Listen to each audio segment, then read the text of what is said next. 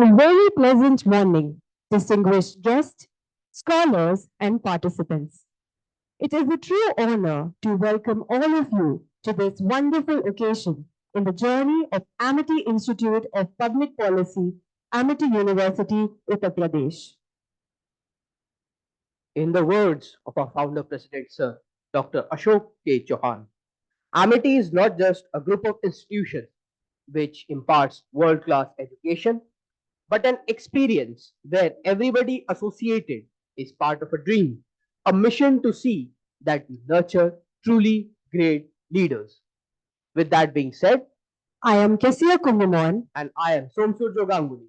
We extend a heartfelt welcome to each one of you as we gather for the third edition of the International Conference on Public Policy, ICOP 2025, organized by Amity Institute of Public Policy, Amity University, Uttar Pradesh. Today, we gather under the theme of rethinking public services, advancing policy, delivery, and impact. As we commence this intellectual odyssey, it is a privilege to have such distinguished members joining us for this academic discourse. To formally begin the session, may I request Dr. Yogendra Singh, Head of Amity Institute of Public Policy, to formally welcome the gathering.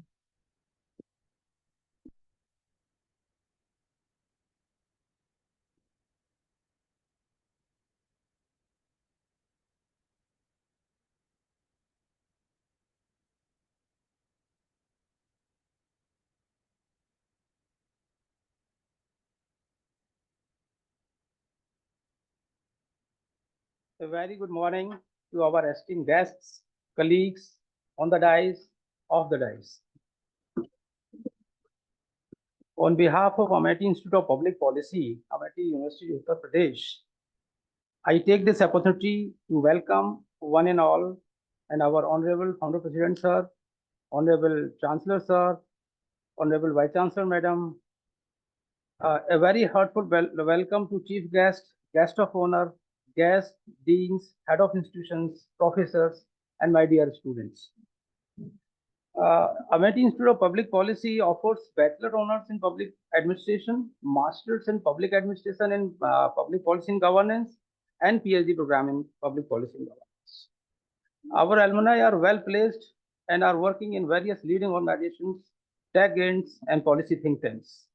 In a short span of time, AIPP has been engaged in delivering all-round education to its students, which blends classroom learning with extracurricular and academic activities.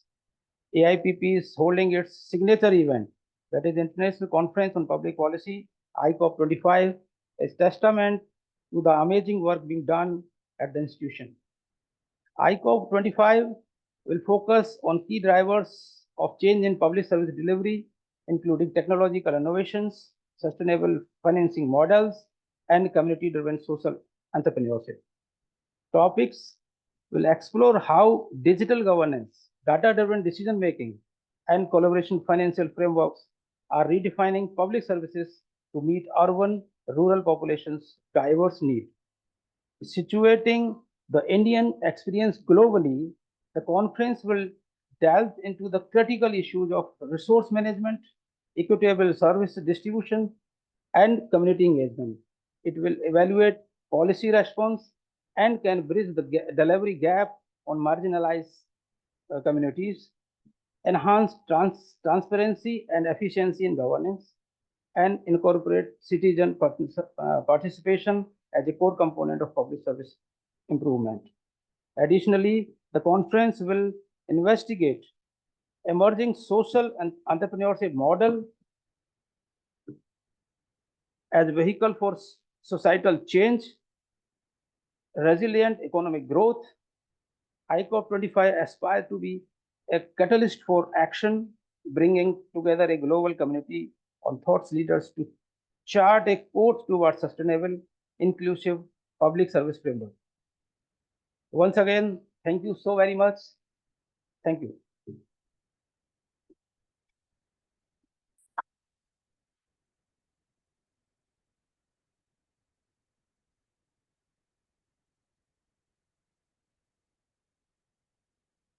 Thank you so much, Dr. Singh. Ladies and gentlemen, it is with great pleasure that we invite our guest of honor today, Professor Dr. Rumki Basu, a luminary in the field of public policy, to share her valuable insights and perspectives with us. Dr. Rumki Basu is the head of Center for Public Policy and Governance, Institute of Social Sciences. Along with 36 years of teaching experience in political science in Delhi University and Jamia Millia Islamia, she has also been bestowed with the Indian Council of Social Sciences Research Teacher Fellowship Award. She received the Bharat Jyoti Award in 2013 by the India International Friendship Society and is a recipient of the Mary Hamilton Award in 2021 for the major contributions that she has made to the field of international public administration by the American Society for Public Administration. She has also received the Mohit Bhattacharya Lifetime Achievement Award in the field of public administration in the year 2025. Over the years, she has published several books and articles on the issue of public policy and governance, international organizations, and political economy of development in India. Please join me in welcoming Dr. Rumki Basu.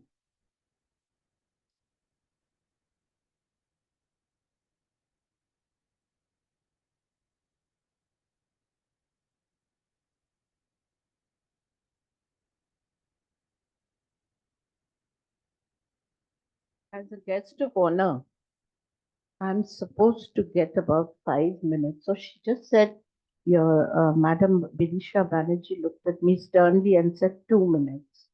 I think that's not fair. I'm supposed to be speaking till your Vice Chancellor comes. So I take this opportunity to say a little more than what was perhaps mandated for me. Let me introduce the subject thus. Most of you are students here, that the point in question today, the point of debate today, is about the provisioning of public goods to citizens through public bureaucracy, which has been an old practice in public administration and one of the key themes for deliberation in the discipline's discourses in the past 4 decades. Administrative theory tells us that governments produce public goods through collective binding decisions to which all citizens are expected to contribute as taxpayers and from which all citizens are beneficiaries without exclusion.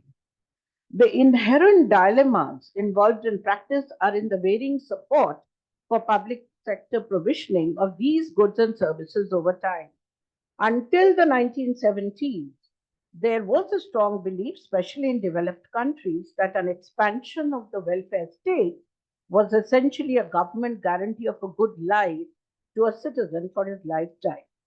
The public provisioning is required to offset inequality, a fact of life in all societies, to ensure the equal access to public goods of the socially excluded and the marginalized. During the 1980s, it was believed that public goods had to be transformed into semi-public goods that required individual contributions, or preferably into private goods that removed them from public sector provisioning. Privatization emerged in healthcare, public transport and sanitation, the maintenance of the commons, recreational facilities, education, and even traditional police tasks as traffic control. The anti-public sector political agendas of Prime Minister Margaret Thatcher and President Ronald Reagan during the 1990s, the budget deficits all over the world in several economies that many governments face, Osborne and Gabler's reinventing government in 1992 served as catalytic in the worldwide acceptance of the principles of what came to be known as new public management. What was being attacked in new public management, which is still an ongoing discourse, is that in every state, public goods need to be delivered by the public sector alone through monopolistic public bureaucracies as sole service providers. This notion is being attacked. Therefore, the search for effective and efficient alternative modes of service delivery continues to be one of the key concerns in public administration, ranging from full privatization to public-private partnerships, contracting out, co-production, transforming collective goods into semi-collective goods, and so on. Furthermore, the role of government in these arrangements has become a crucial question. Should it be monopolistic, facilitating, regulating, steering, rowing, or serving citizens as clients, as customers, or as user groups? This is what we are going to debate today. The basic, I would say, the point of discussion, and which has been going on for 4 decades now. Let me move on to what other alternative discourses were going on at the same time, because I do believe that in the North developed group of countries, they are all equilibrating politico-administrative regimes that follow certain standard rational patterns catering to legality, objectivity, value neutrality, and universalism in their dealings with citizens. In a parallel development, during the NPM period itself, developing countries were bridging in development through proactive state intervention in key sectors of the economy, human development, and state-sponsored, what is today called disruptive innovations. More of that later. Through indigenous technology, governing development therefore became an ongoing concern in all countries. In all these efforts, the point that you should note is the state-market divides had to be clearly demarcated by political mandates, especially in countries of the South. There were other questions too. How can citizens be empowered in a democracy? An old eternal question starting from the Greek city-states of city democracies long back. And this is an eternal ongoing question.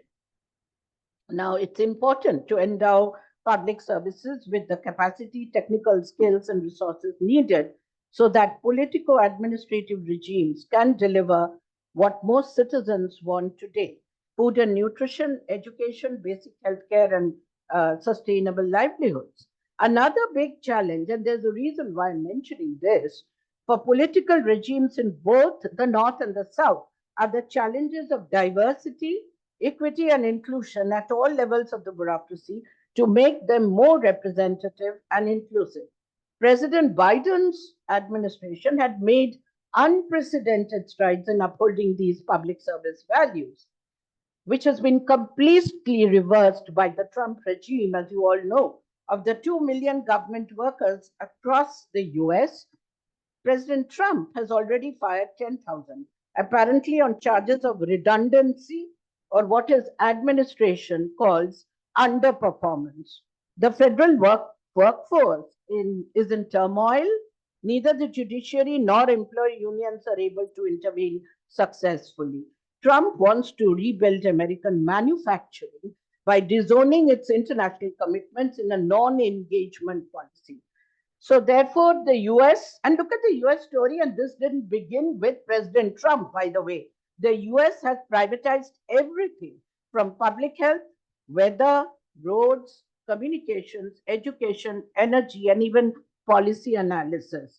So our corporations, the new US governance, and you know the role of Elon Musk in President Trump's administration. So this is a question that bothers me. Are corporations the new US governance? Of course, there have been other developments globally, like digitalization of public services. And this is what brings me to the Indian story, that India's digital public infrastructure is an example to the rest of the world as to what the benefits of digitalization can bring in terms of citizen centricity and inclusivity of administration. Others can emulate the India story. So today, India and China are important icons of development, growth, and service delivery. But let me tell you what Francis Fukuyama, the eminent American political scientist, had said some time back, that China's labor exploitative and unfriendly ecological model is not exportable as a sustainable model to the rest of the world. However, the point to note for countries like India is that China has implemented almost all SDGs, and India is only halfway through. India needs to send a message to all developing countries today that democracies need not always be soft. They can transit to a hard one by delivering slow but steady good governance. The beauty of democracy is that its policy process is based on a self corrective process of incrementalism. Only by delivering on SDGs at a faster pace, correcting the inequities in citizen access to public goods and services in the 28 states of India, and improving public service delivery at the grassroots level through the nearly 3 lakh gram panchayats in India, without doing that, we cannot really rethink or reinvent public service delivery systems in India. Thank you so much.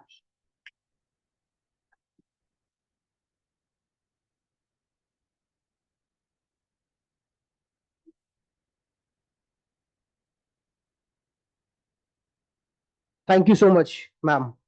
Your profound insights and valuable contributions to the field of public policy have been truly enlightening. Your wisdom and dedication serve as an inspiration to us all, and we are immensely grateful for the knowledge you have shared today.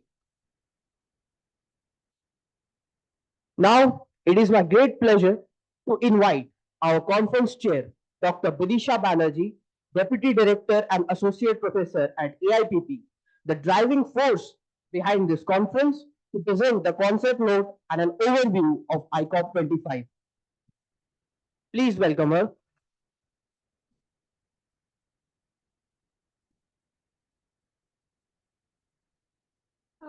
Dr. Rumki Basu, we have a lot to hear from you. So I just wanted, as people come, they can collect the wisdom that you will give.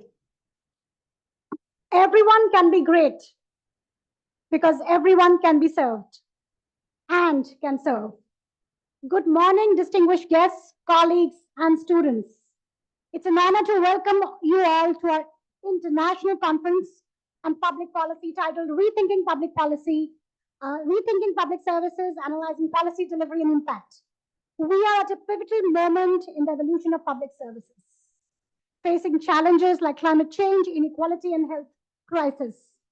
Public services are central to the well-being of societies, but when they fail, the consequences are dire. Mistrust, inequality, and stagnation. Mahatma Gandhi said, the best way to find yourself is to lose yourself in the service of others. True public policy begins with understanding and serving others. The delivery of public services is undergoing a digital revolution, which was also highlighted by Professor Rumki Basu. E-governance platforms make it easier for citizens to access services, improving efficiency and transparency. However, technology must be inclusive, bridging the digital divide to ensure equitable access. In the words of the wise Albert Einstein, the measure of intelligence is the ability to change. We must embrace innovation to public services, to public service delivery, while ensuring no one is left behind. The impact of public services cannot be measured merely by outputs, something which we emphasize a lot in our classes in the Department of Public Policy.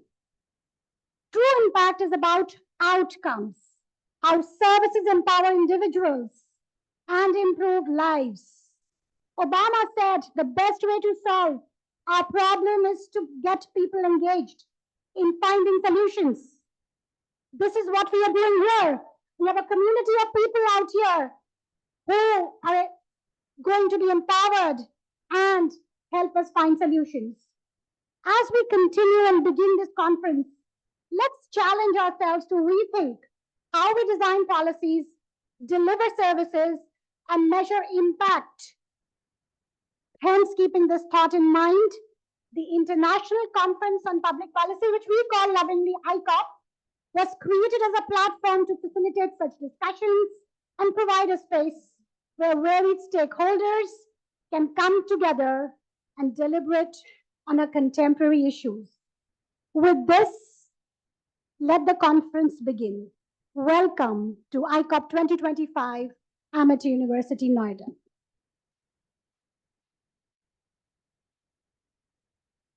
Thank you so much, ma'am, for your enlightening words of wisdom. Ladies and gentlemen, today we have been honored with the presence of a remarkable personality, a visionary leader, and an inspiration for many.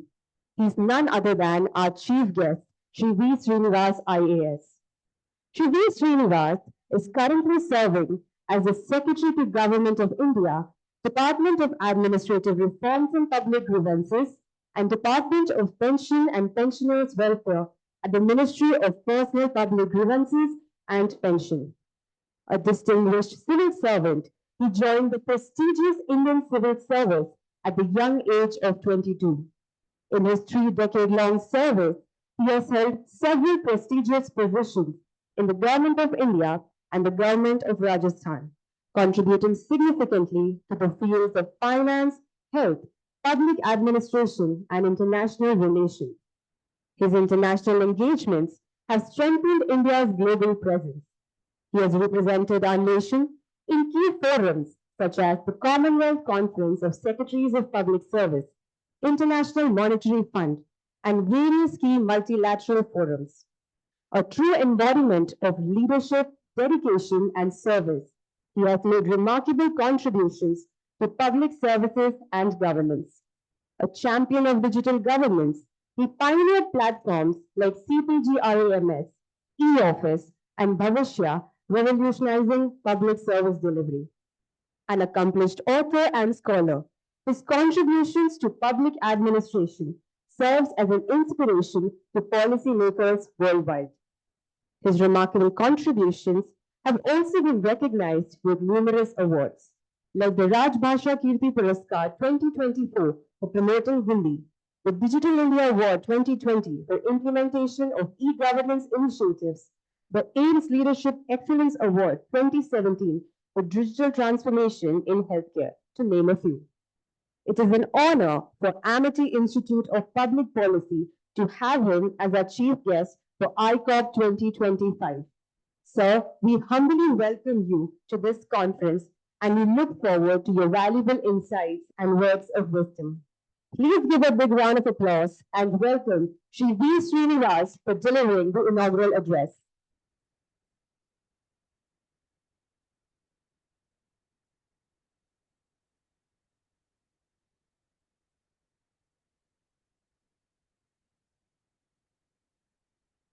Very good morning to all. A very good morning to all. Dr. Bidisha Banerjee, the convener of this event, Professor Rumki, my good friend, Dr. Yogendra Singh, distinguished colleagues. It's my great privilege to address the delegates of the Third International Conference on Public Policy, the ICOP'25, the Amity Institute of Public Policy. The theme of the conference, Rethinking Public Services, Advancing Public Policy, Delivery and Impact, is timely and relevant. I'm grateful to Dr. Bidisha Banerjee for inviting me for this event today. In fact, when we discussed my participation a few days ago, I said that the subject of rethinking public service delivery is a very key subject. In fact, even in the International Institute of Administrative Sciences DRPG conference that we had from February 10th to 14th, in which more than 750 international delegates participated. The Amity Institute of Public Policy, through its various programs, the master's programs, the graduate programs, has tried to impart a deeper understanding into the making, implementation, and assessment of public policy, both in developing countries as also in the developed world, and has examined several global policy regimes. As a student of public administration for over 37 years now, I must admit that this subject has promoted individual growth and also tremendous institutional growth, and it has growing relevance and significant future. A nation first, a citizen first approach can enable rethinking of public services, advance policy, delivery, and impact. The centrality of the citizen in the governance journey is of paramount importance. For my inaugural address, I'll be speaking to you on administrative reforms and government efficiency. And let me start with a quote from Honorable Prime Minister Modi, which says that in this decade of Amrit Kal, we will give priority to next generation reforms. We will ensure that all facilities like service delivery should reach citizens at the last mile. It should reach the last person seamlessly, without hesitation or difficulty. For the overall development of the country, unnecessary interference by the government and government processes in the lives of citizens has to be ended. This is a quote that has been from the Independence Day address of the Honorable Prime Minister from the ramparts of Red Fort on 15th August 2021. And that lays down the policy in which India's administrative reforms and improving service delivery policies are to be formulated. The foundational principles for administrative reforms and government efficiency, as outlined by Professor Rumki in her address, include rule of law, public service ethics, integrity, probity, impartiality, citizen-centered services, skilled responsive workforce, an assault on big government. There are other areas like performance evaluation, e-governance, social security and service-centered government, emergency management, urban management, human rights, cultural diversity, and also social cohesion. Let me quote Professor Andrew Massey from his Bribant lecture, which I heard on February 12th. Of all the above traits, the redressal of public grievances is the most profound and most ancient in terms of written law and the foundations of good governance. It structures the relationship between politics, the administrative state, and the citizens. It is the frequently discussed and core of good governance and central to social reform.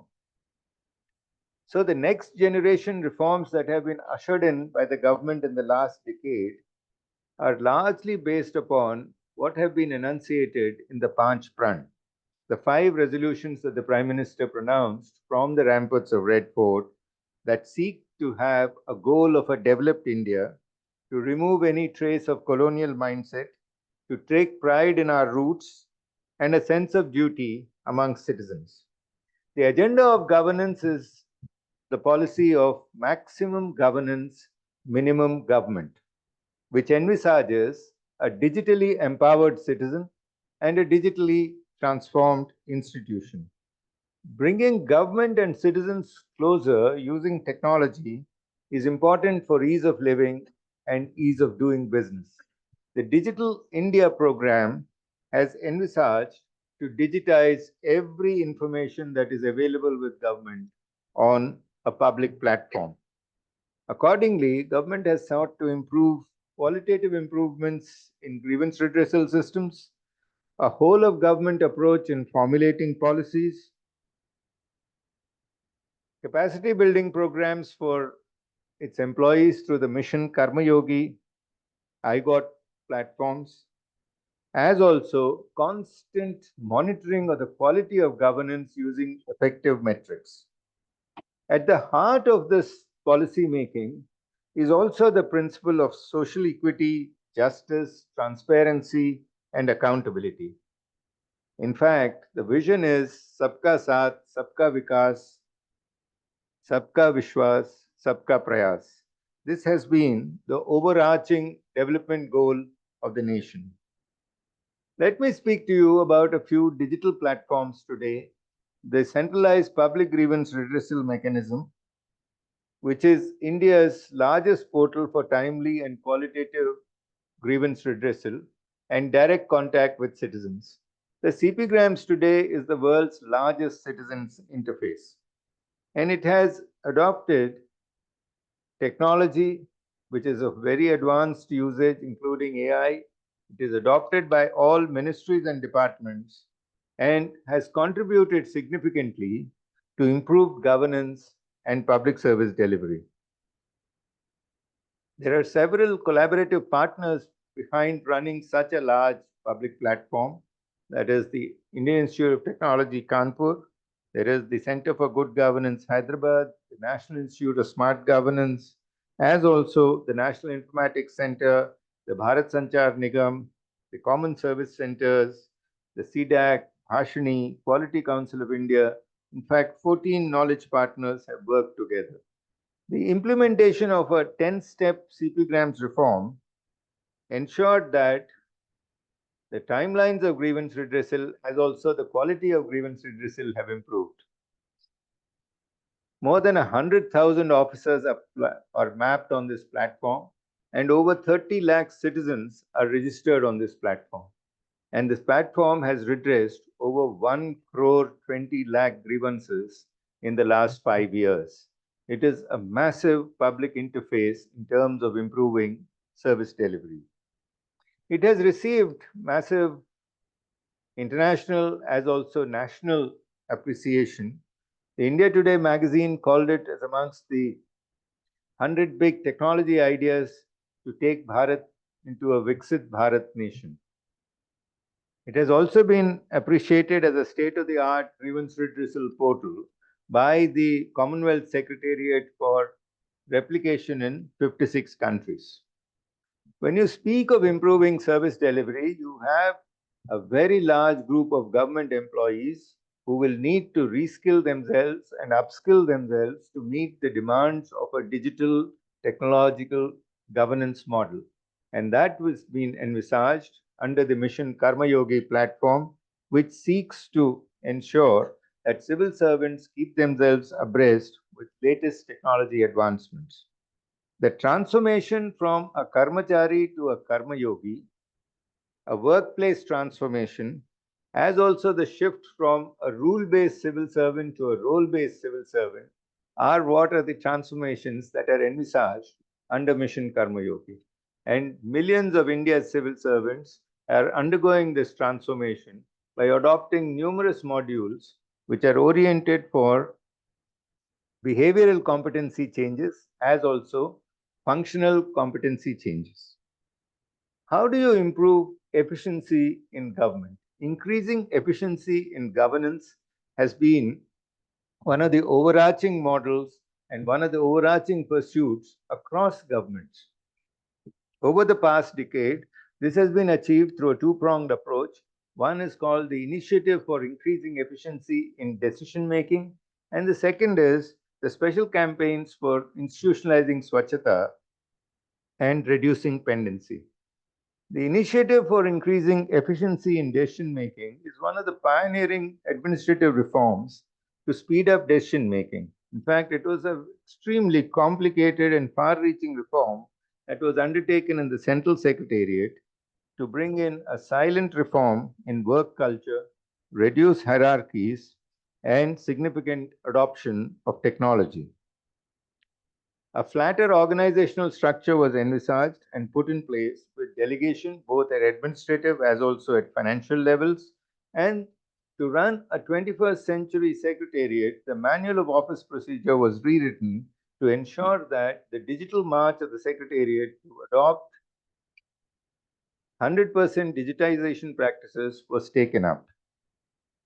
The channels of submission were brought down from 8 levels in 2020 to 4 levels in 2024.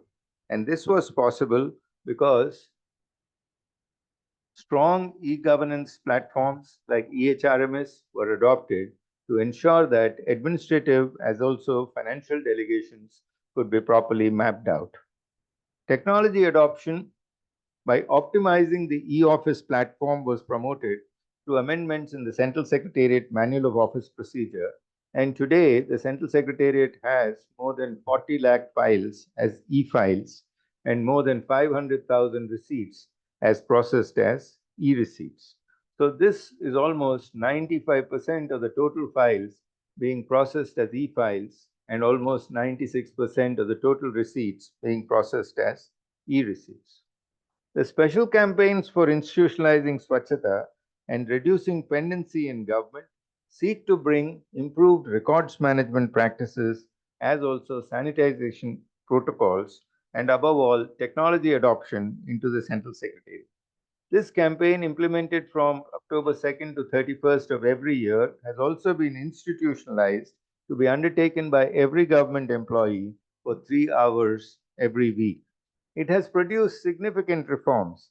More than 11 lakh office spaces the campaign for Swachhata has been undertaken. 131 lakh physical files have been weeded out. 650 lakh square feet of office space has been freed up, and 2,364 crores of revenue has been earned through scrap disposal. It adopted a whole of government approach and brought significant reduction in pendency, as also consistent monitoring enabled increased efficiency levels in government. One of the foundational principles of governance has been what is not monitored is simply not done.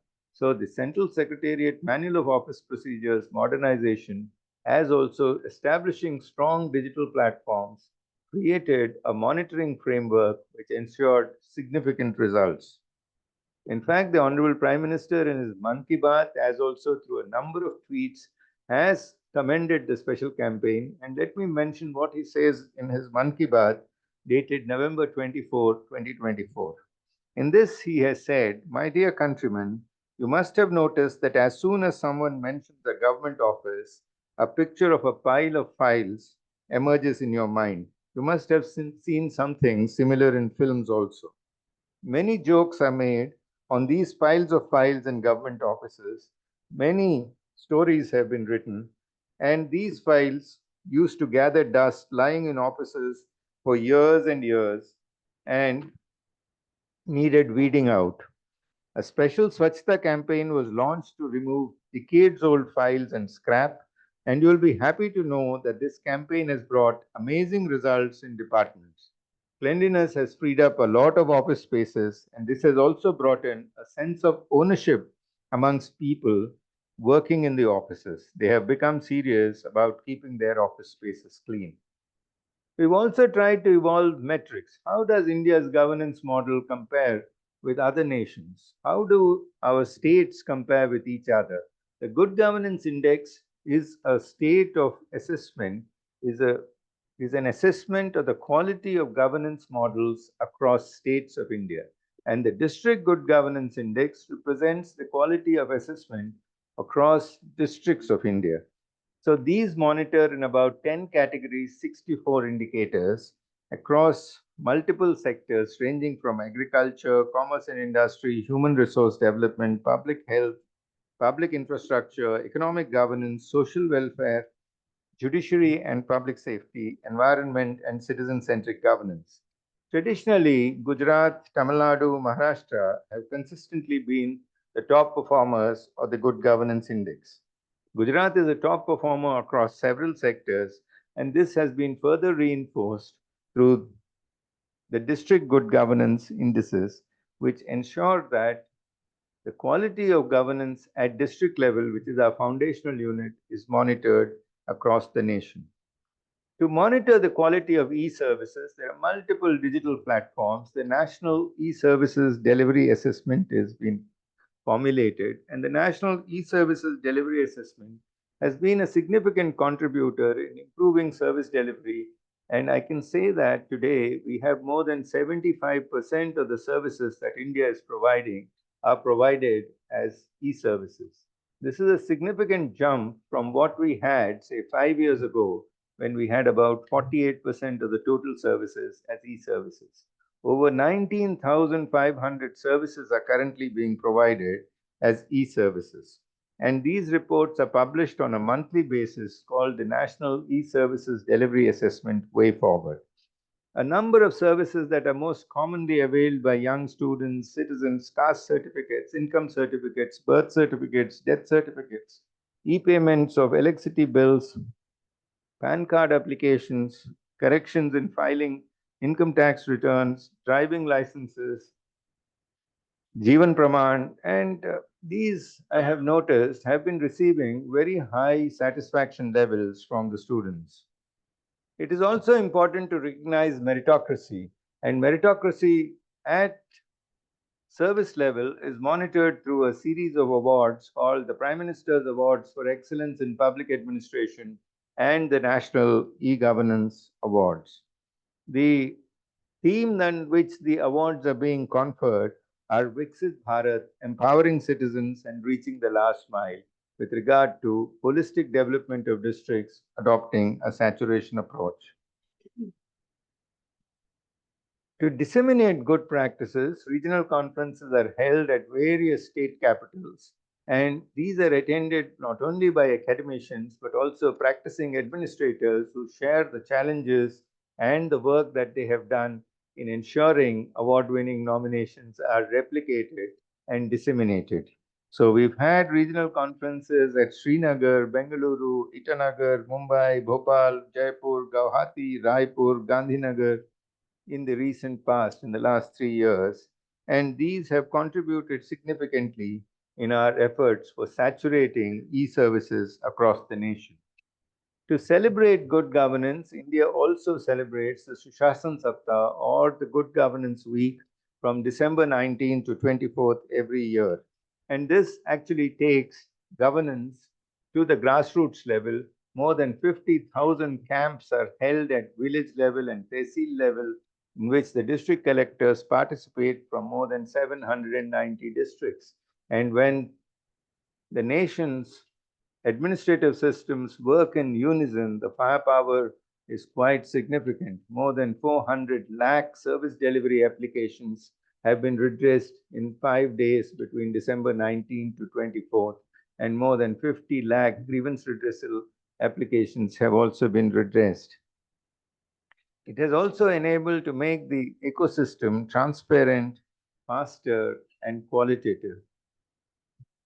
Let me also brief you on how senior citizens, particularly pensioners, the ease of living, as also digital empowerment is being pursued.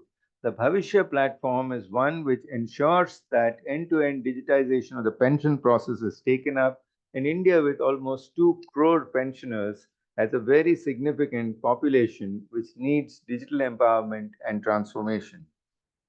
Another important reform has been the adoption of the Pension Adalat, wherein which the pensioner comes and appears before government to redress issues that pertain to his pension payments.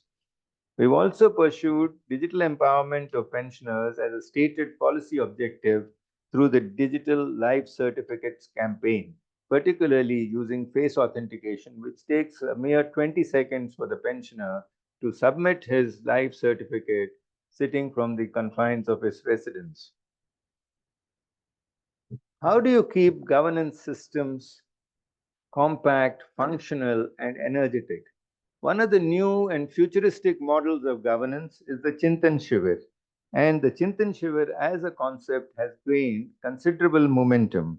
In fact, we had our Chintan Shivir last year, in which the Honorable Prime Minister participated for almost 45 minutes. And the Chintan Shivir brings together all levels of employees to share their success stories and their contributions to ensuring institutional success.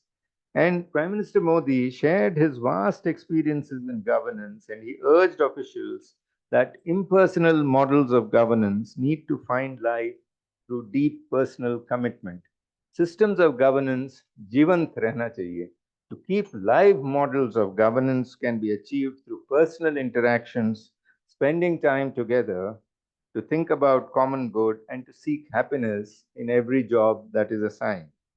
I've also had the opportunity to work with a number of states in implementing administrative reforms and improving government efficiency, particularly with focus on improved service delivery.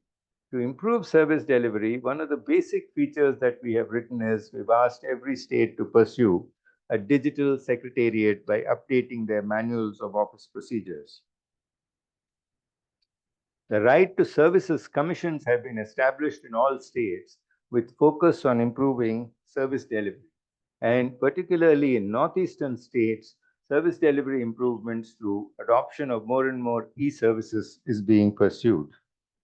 So let me conclude by saying that I have presented the vast gamut of work that has been undertaken over the past decade by government in transforming India's service delivery platforms and the efforts for improving grievance redressal. The 182-meter Statue of Unity at Kevadia of Sardar Vallabhai Patel provides inspiration for the nation's relentless commitment to excellence during the Amritkal period. To conclude, let me once again quote Honorable Prime Minister from his visit to the United States Congress in 2023. In the last century, when India won its freedom, it inspired many other countries to free themselves from colonial rule. In this century, when India sets benchmarks in growth, it will inspire many other countries to do the same. So with these remarks, let me wish Dr. Bidisha Banerjee and each of the delegates a very successful ICOPP'25. Thank you very much.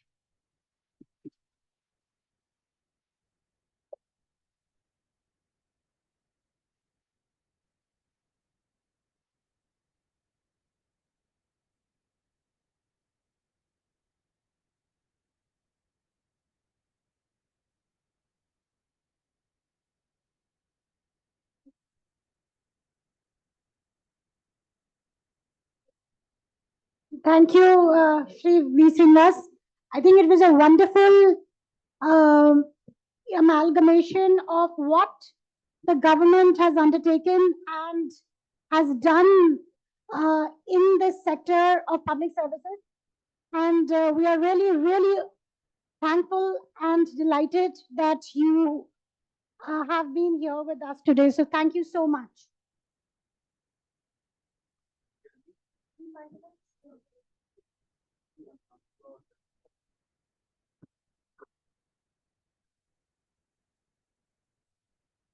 Thank you so much, sir. Your words have been nothing short of extraordinary, a beacon of wisdom, igniting minds and inspiring futures. Your unparalleled insights and visionary leadership have left an indelible mark on all of us, especially the young scholars who aspire to follow in your esteemed footsteps.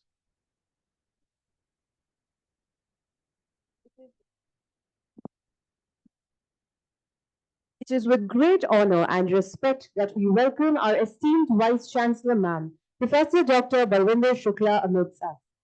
Professor Dr. Balwinder Shukla has over 3 decades of rich experience in industry, academia, research, and administration. She has been one of the key team members spearheading the exponential growth of the Amity Group's engagement in higher education. Under her astute leadership, AUUP has been ranked among the top 3% universities globally by QS in THE, the world's leading university ranking organization, and achieved various prestigious accreditations. Dr. Shukla is a strategist, an institution builder, an inspirational leader, and quality networker. She's a social change maker and driven by innate passion, determination, perseverance, and enormous compassion. Dr. Shukla is also the recipient of numerous prestigious awards and honors for her extraordinary contribution in education, research, social engagements, and entrepreneurship development.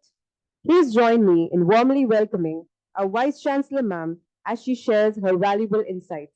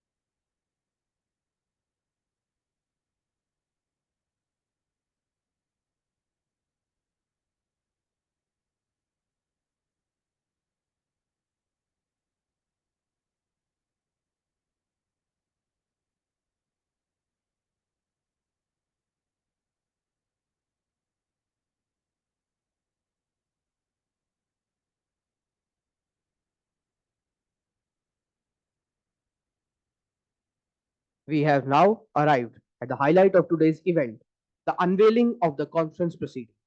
This marks a significant intellectual contribution to the field of public policy. May I request our distinguished chief guest, Shri V. Srinivas, our guest of honor, Professor Dr. Rumki Basu, conference chair, Dr. Bidisha Banerjee, and Dr. Yogendra Singh, to join the dignitaries for the book launch. Keeping in line with amateur universities' strong commitment to sustainability, the booklets have been wrapped in the newspaper. What a proud moment indeed for Amity Institute of Public Policy. Let us celebrate this moment with a warm round of applause to commemorate this landmark achievement.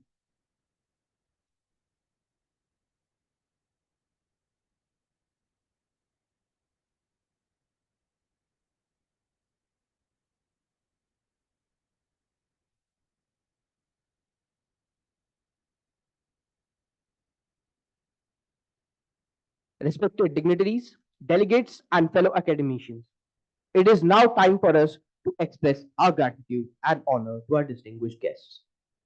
As a mark of felicitation, we present the Uttorio, a handcrafted cotton stole that symbolizes India's ethnic diversity, sustainability, and spirit of service. As a sign of our mutual commitment to environmental sustainability, we are presenting a sapling to our guests. Along with that, we would also like to present our guests with a memento to solidify this solemn occasion.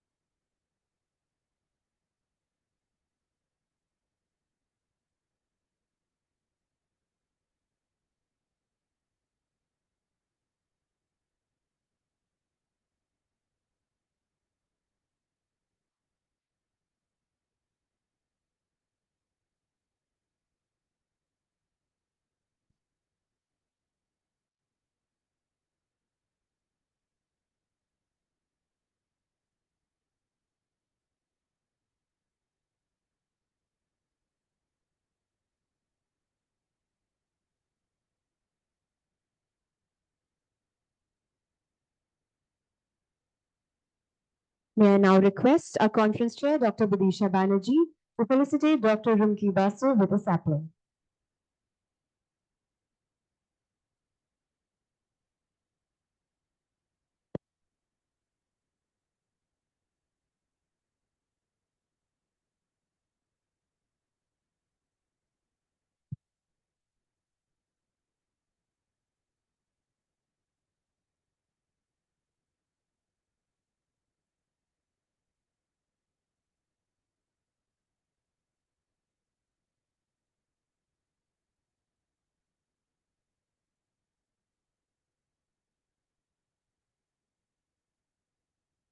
May I now request our chief guest and guest of honor to please felicitate our faculty members. Thank you.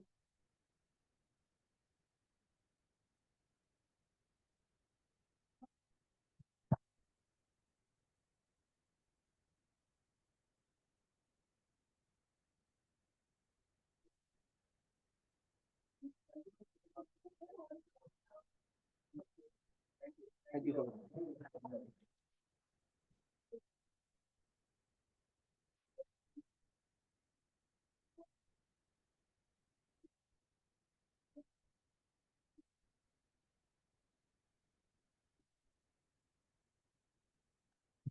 I would request a guest of honor, Dr. Rumki Basu, to felicitate our faculty members. I would request our HOI Sir, Dr. Yogendra Singh, to please step forward.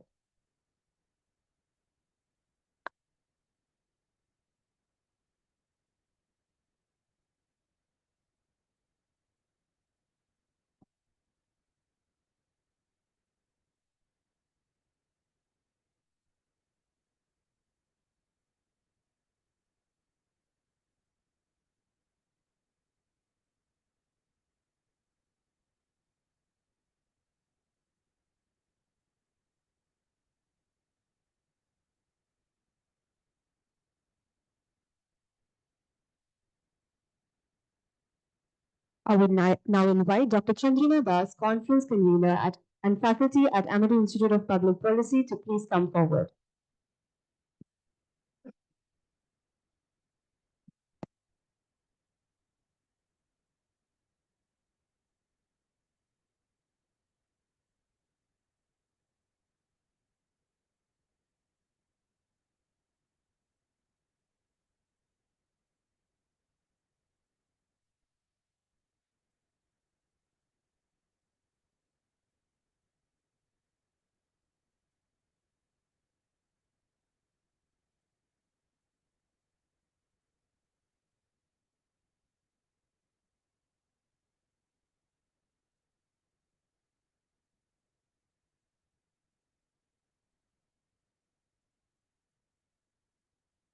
Thank you so much, Dr. Rinki Basu, for doing the honors. I would request you all to please take the stage. While thanking the Almighty for his countless blessings, we're here to spell out words of thanks. We now invite Dr. Chandrina Das, Conference Convener and faculty at AIPP, to deliver the closing remarks for this session. Let us give her a warm round of applause.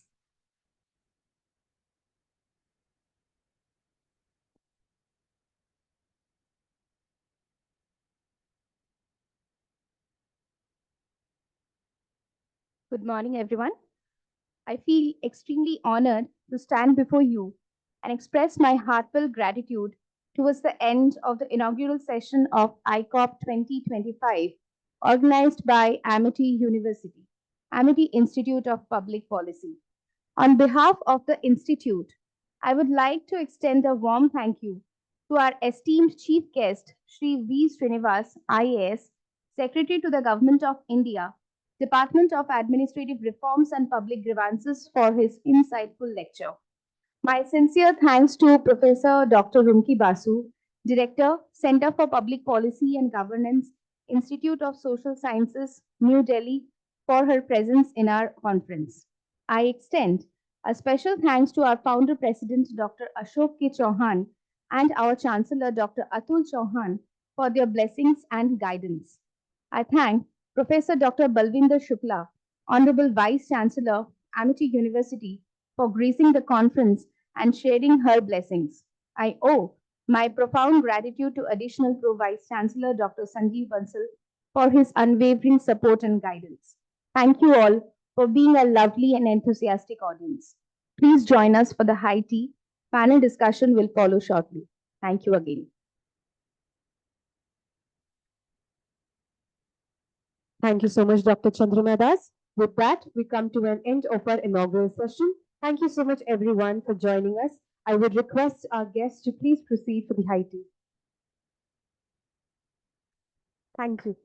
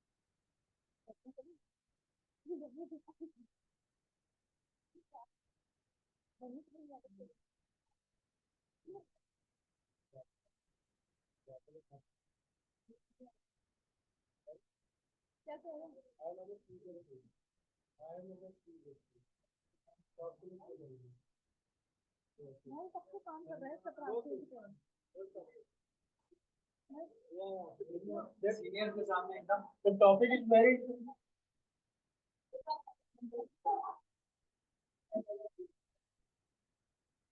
I have also put all these questions.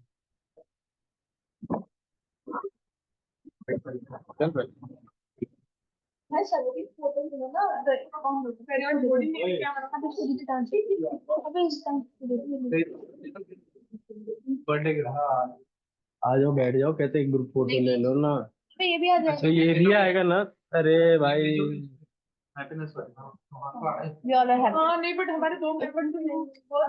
एक camera दे दो उनको भाई एक photo ले लेना हमारी आयुष कहाँ गया? हाँ ओए छोटो आओ आओ छोड़ दो कटिंग लगा कम कम एक प्लस दो कटिंग वाला लगा कम set here probably don't waste my time अबे ले लो अच्छी आई है इधर है ना क्या तो भाई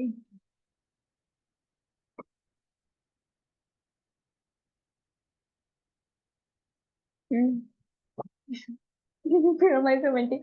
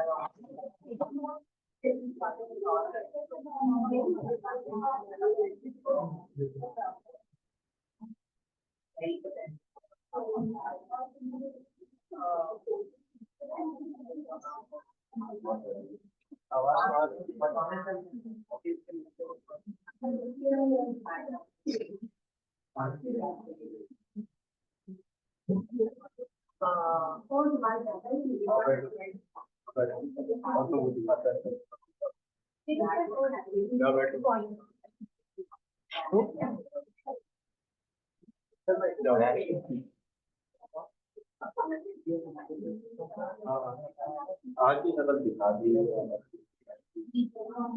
नहीं मैडम इसमें बैठो नहीं यहाँ एक दो एक मिनट बैठो सुनो अरे जला तो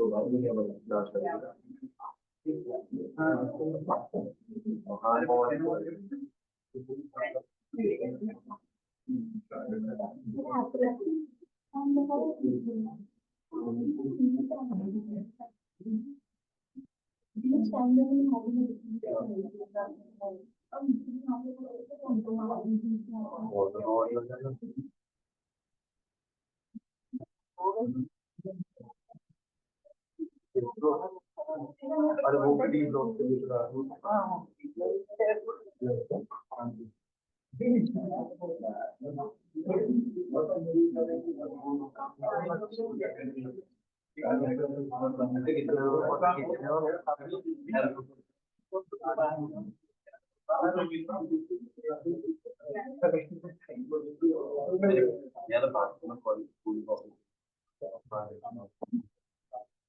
अच्छी बात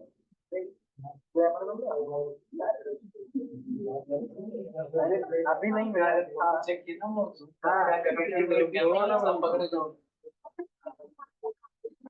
दिख रहा है कहाँ का जूम हो रहा है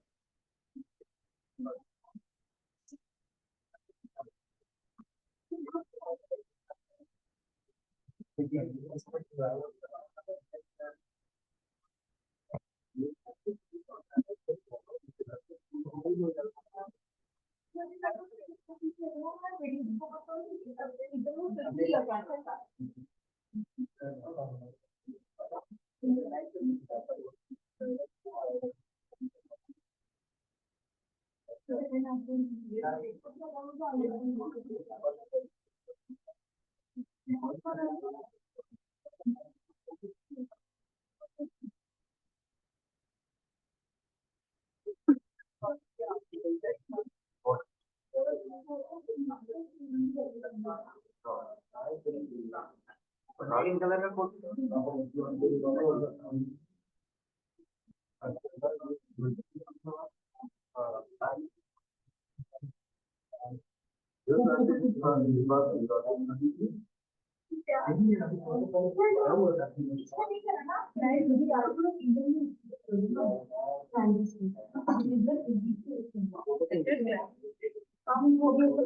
पुराने पुराने साल के ऑड नहीं लगेगा पुराने साल के सैंडल लगाने में ऑड नहीं ठीक है क्या मैं पट्टा पढ़ाऊंगा 3-4 ही है हमारे पास तो इन्हें डिस्ट्रीब्यूट अच्छी है तो हम ready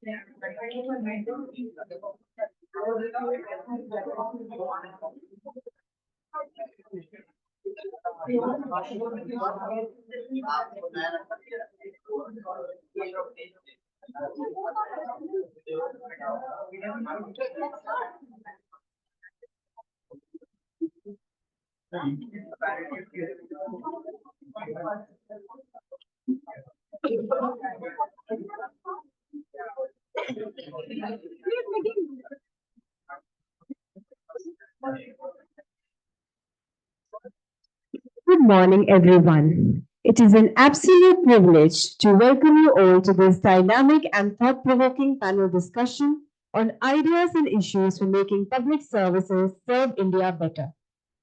In an era where governance, technology, and sustainability converge, the need to rethink and refine public services has never been more critical.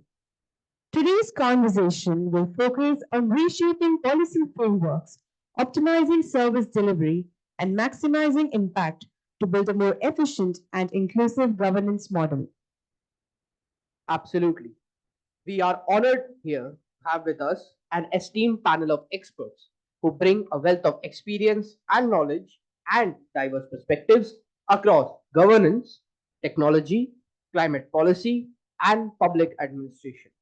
Let's extend a very warm welcome to our distinguished panelist, Dr. Mitra, Director at PwC, who will be moderating this insightful session.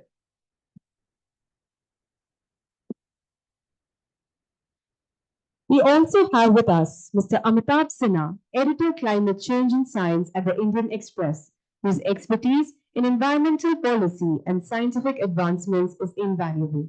We request Mr. Sinha to please step forward.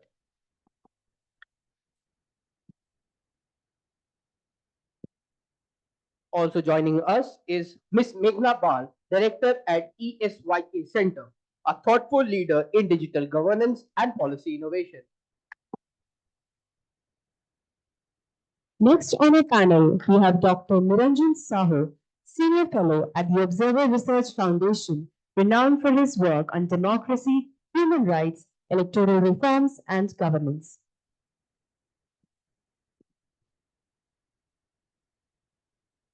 Also joining us is Mr. Chandan Dixit, Director at PwC, a specialist in clean energy, electricity market liberalization, and emerging energy technologies.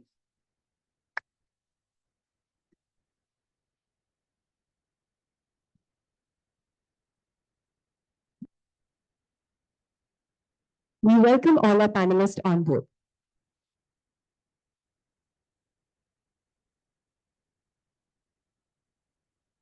From evolving policy frameworks to digital transformation, climate resilience to emerging technologies, today's discussion promises to offer profound insight into the future of public service system. Our panelists will share their perspectives on how to drive efficiency, equity, and effectiveness in governance through innovative solutions and strategic reforms. So, without further ado, let's begin this exciting conversation. I would now request the moderator for this session, Dr. Indranil Mitra, to take over the discussion. Thank you, sir. Good morning, everybody. Thank you, Amity University. Thank you, Professor Banerjee, for inviting me. This is my second time here. I think we'll need some more people to come forward. If you're sitting back, you can come forward and we'll begin immediately. So, the theme of our panel is rethinking public service, advancing policy delivery and impact, and we will discuss in this panel the ideas and issues for making public service serve India better. I think the complete platform was set by Mr. Srinivas when he gave his keynote, and he spoke about the amazing technological advances that have been brought into the government service delivery for its citizen. Basically, I think Viksit Bharat on hyperdrive for now. And we have a great panel here who will speak from their experiences, and I'm sure you'll be enlightened by them. So without further ado, I will go to our first panelist, Mr. Sinha, who's the editor for climate change and sciences in the Indian Express, with his focus area being climate change. Welcome, Mr. Sinha. The first question, I think, for everybody, I am from Darjeeling, so this time we had fan on even during almost peak winters, and Calcutta, where I come from for work, I stay there. We did not see a winter. So for a layman, that's climate change for me.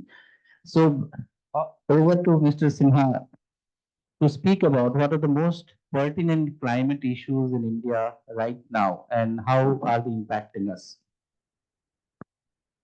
Thank you. Namaskar, everyone. So I'm sure by now each one of you have a fair understanding of the climate problem. It's been there for a pretty long time. In your lifetime, probably it started as you were growing up and you have seen the discussions on climate. You have also probably come across the kind of things that are being done in response to climate change. So the issue probably is already very familiar to you. What is happening in the last 1 year or so, I think, or more recently, since the administration change in the United States, but there is a backdrop to it. Even before the administration change in the US, a lot of what was being or what had been decided as the course of action by consensus in the last 3 decades, that the climate negotiations have been in place since the mid-90s. That is not just being questioned now, but probably on the way, to being completely dismantled We are still not there, but probably, you can see the first signs of the international climate change architecture being completely dismantled. First steps are being taken. So that is very visible. Now, what is it being replaced with in terms of response measures? That is not very clear as of now. What exactly, if the current course of action, what the consensus was to do away with the fossil fuels and move to a cleaner energy sort of a regime, that did not yield much dividends, and there was some sort of discontentment. Both, I mean, the way the climate architecture is structured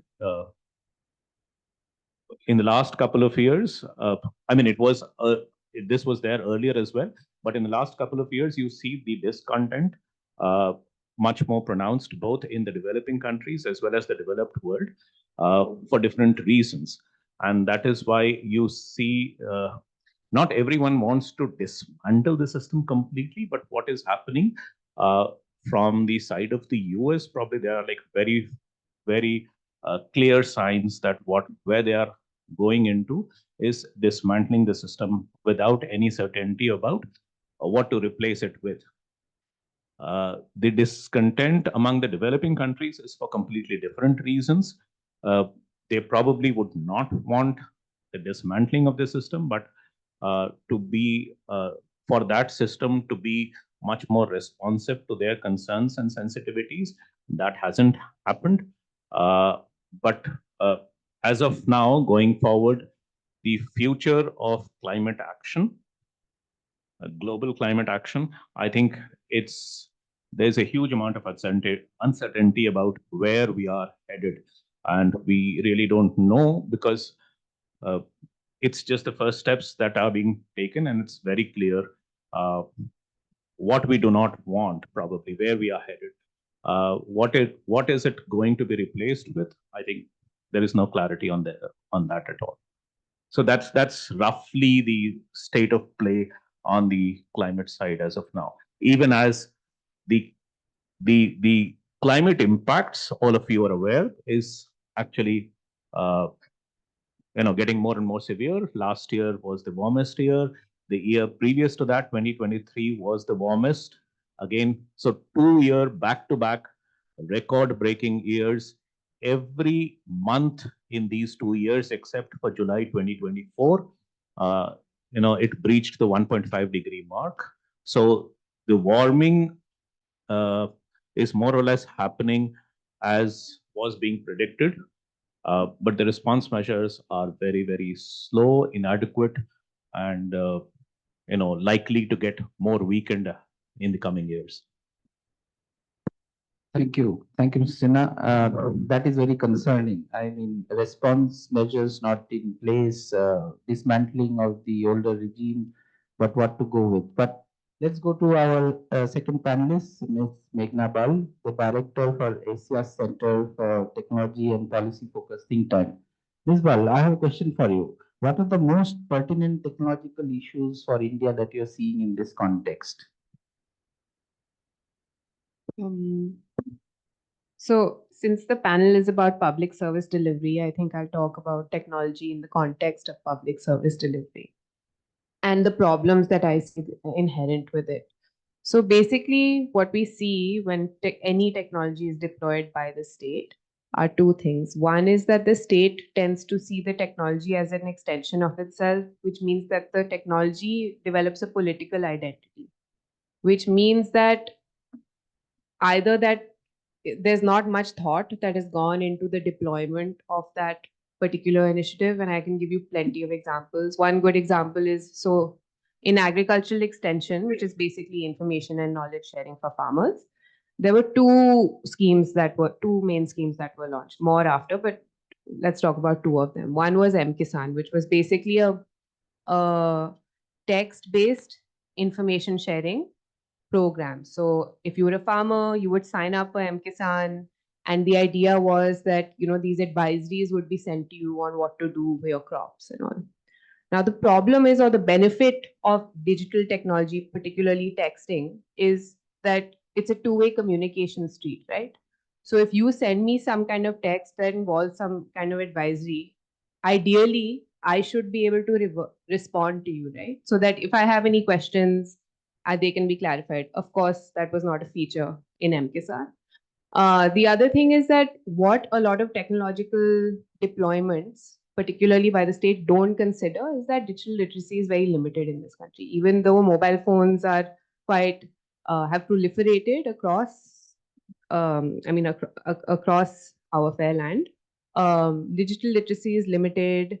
Ability to type in, basically what is a foreign handset or a foreign language is limited. There are all these like exclusionary aspects to technology, but often when you hear about technology in most contexts, people keep talking about how inclusive it is, how it reduces barriers, etc. There are inclusionary aspects to it, but when you're talking about it in the context of development, it is inherently exclusionary. These things are also almost never considered, because inevitably, when some kind of technological innovation or technological program is being released, it's being released to signal, to do some kind of virtue signaling for a political leader, right? Essentially, it's there to indicate to you that your leader is so progressive, they champion technology, wow, what a maverick they are, etc. But that's again not the case, right? What is the use of having some kind of technological intervention if it doesn't work? And MKisan was a non-starter, almost dead on arrival.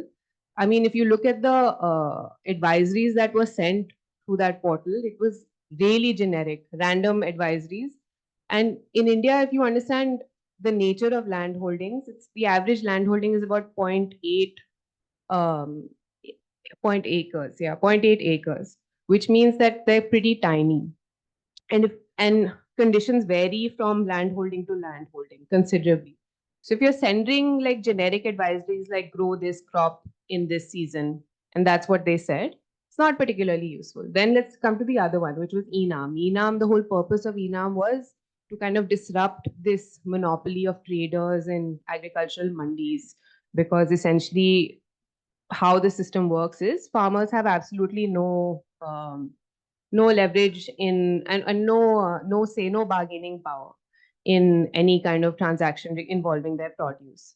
There's a network of traders who are intermediaries, and the price that the farmer gets for their produce is like 1/3 or 1/4 of the price that you as the end consumer pay, because there are all these intermediaries in the middle. So the idea for Enam was to, hey, we'll disrupt this system. We'll put in like live real-time prices at all the mandis, which are basically the agricultural markets. And, we'll append this system. Of course, that did not happen because the mandis are controlled by traders. And typically, there's many stories, but what a report found, what researchers have found is that in many mandis, the computers had not been unpacked. In other mandis, they just indicated that when there was too much rush because the system was so slow or there was limited connectivity, they would just not use the system. They'd upload old data. And these have knock-on effects, right? So now there are a lot of startups who are trying to use this data, particularly AI startups, who are trying to use this data to develop their own solutions. But none of it is reliable. So there are these like interesting knock-on effects that happen. My point is that we can keep talking about the digital divide ad nauseum. But I think what we need to think about is design. And unfortunately, design is not really considered as an important aspect of any kind of rollout of public service delivery. I would say even Aadhaar for that matter. A primary consideration with Aadhaar was that a lot of people who are from not well-to-do backgrounds or from rural backgrounds, their biometrics are hard to gather because their fingers may be worn out, so their fingerprints may be worn out. Similarly, they may have problems in their iris system, spending a lot of time in the sun, they may have cataracts, etc. And initially, when Aadhaar was rolled out and it was used for public service delivery, it was used as a medium of extortion, right? People at ration shops would say, "Oh, it's not working. I'll deny you what is entitled to you unless you pay me something. And so it was used as a means of exploitation. And I think that these things need to be considered more clearly. The ground realities of what is happening in our country or what could happen needs to be considered more clearly before these things are deployed. And unfortunately, that doesn't happen. Last thing is that what I've seen is that often, particularly when there's a new technology, that technology is just released for the sake of releasing it without again considering what the ground reality is. So I'll give you an example to which I was witness. There was an initiative to release some kind of blockchain land titling thing in Chandigarh. And the problem that had been raised was that in Chandigarh, a lot of property is transferred illegally through general power of attorneys. That's illegal. I think there's a court case that now has like admitted some possibility of it, but anyway, it is illegal. And so basically what the solution was or thought the solution devised for overcoming this problem was not how can the technology solve this problem, but because it can't, it is that let's just avoid doing it whole scale. Let's just do it for a certain part of, part of the city where title is completely new, so that we don't have to deal with it. So essentially what the actual problem on the ground is, this general power of attorney, but you are just wanting to embed a technology just for the sake of embedding it, not because it's solving any problem on the ground.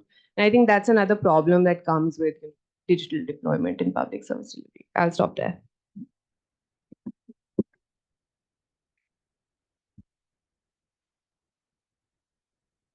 I think very clearly enunciated that last mile delivery, as we call it.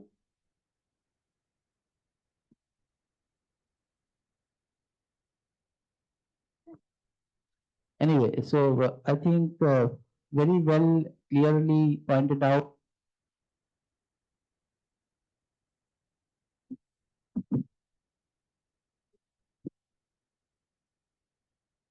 This is the challenge that she was speaking about. So I think from there, I will go to Dr. Niranjan Sahu, who is a senior fellow at the ORF, the Observer Research Foundation. And with the last mile challenges of technology deployment, if I can call it, for public services across a vast and very different languages being spoken, different geological situations where similar kind of services are deployed but not being used. Other example of Aadhaar and the Mandi was, I think, very interesting. I'll go to Dr. Sahu and ask him that how are these technology issues and the emerging and the present pertinent issues in public services can be tied, and how can we take a leap forward from there? Thank you, Indranil, and thanks, Bidisha, for inviting me, and very pertinent issue to talk about public services, state of public services. I would rather call politics of public service delivery. Being a political scientist, I would slightly take a broader view of this issue. Technology, which Meghna very well brought out, especially the last miles connectivity, which is a persistent issue, not only about the tech domains, in terms of providing services, other thing, but also in terms of, even you look at hard infrastructure, there also you have similar issues of last mile connectivity, which those who travel in the metros, you can always experience. You get down at some point, and then there you have to figure out Uber or Ola to get into another area. So that's kind of something that hobbles our entire governance system. So I'll basically bring 3-4 issues. One is India in the last, I think I would say 20-25 years, has taken quite a giant stride in terms of service delivery. It is not the same, kind of, that you used to see in the Bollywood movies in the 70s and 80s, that people even die actually wanting to admit it, into a hospital, or, or even accessing education or things. So I think there has been a tremendous improvement in terms of physical infrastructure. If you look at number of schools been built, number of bridges, you look at the kind of railroad expansion, the ports, it has happened in a decent pace. And if you look at road connectivity, especially starting with Mr. Bajpayee's, the mega project of connecting every village. And what this government the current government has done is phenomenal. Actually, I think the progress is phenomenal. You can see, because I come from a rural area and I've seen during my school days how difficult it used to be to go to your school. Actually, in rainy season it's just muddy. 2-3 kilometers you have to really struggle to reach. That's now history. Actually, you even go to the remotest tribal area. Those hamlets, you have road connectivity. So there is a huge improvement in terms of public service delivery when it comes to physical infrastructure thing. Where I think India has actually really failed even today is the social infrastructure, your healthcare, your sanitations, your educations, ensembles. You just take out few, maybe handful of states. Rest are actually, you won't find noteworthy kind of examples of government schools being run, in a manner that it should be. Healthcare, dismal actually. So I said, and sanitation, water, those things are actually still very negligent. Although there have been, at least there have been progress in certain areas. So I think these are. So I think this is a kind of paradox that we have actually done very well in terms of physical infrastructure thing, but in social infrastructure where we have actually failed. And this is basically, you can easily see that this is visible in terms of our consistently low ranking in human development indicators. You just look at any human development indicators.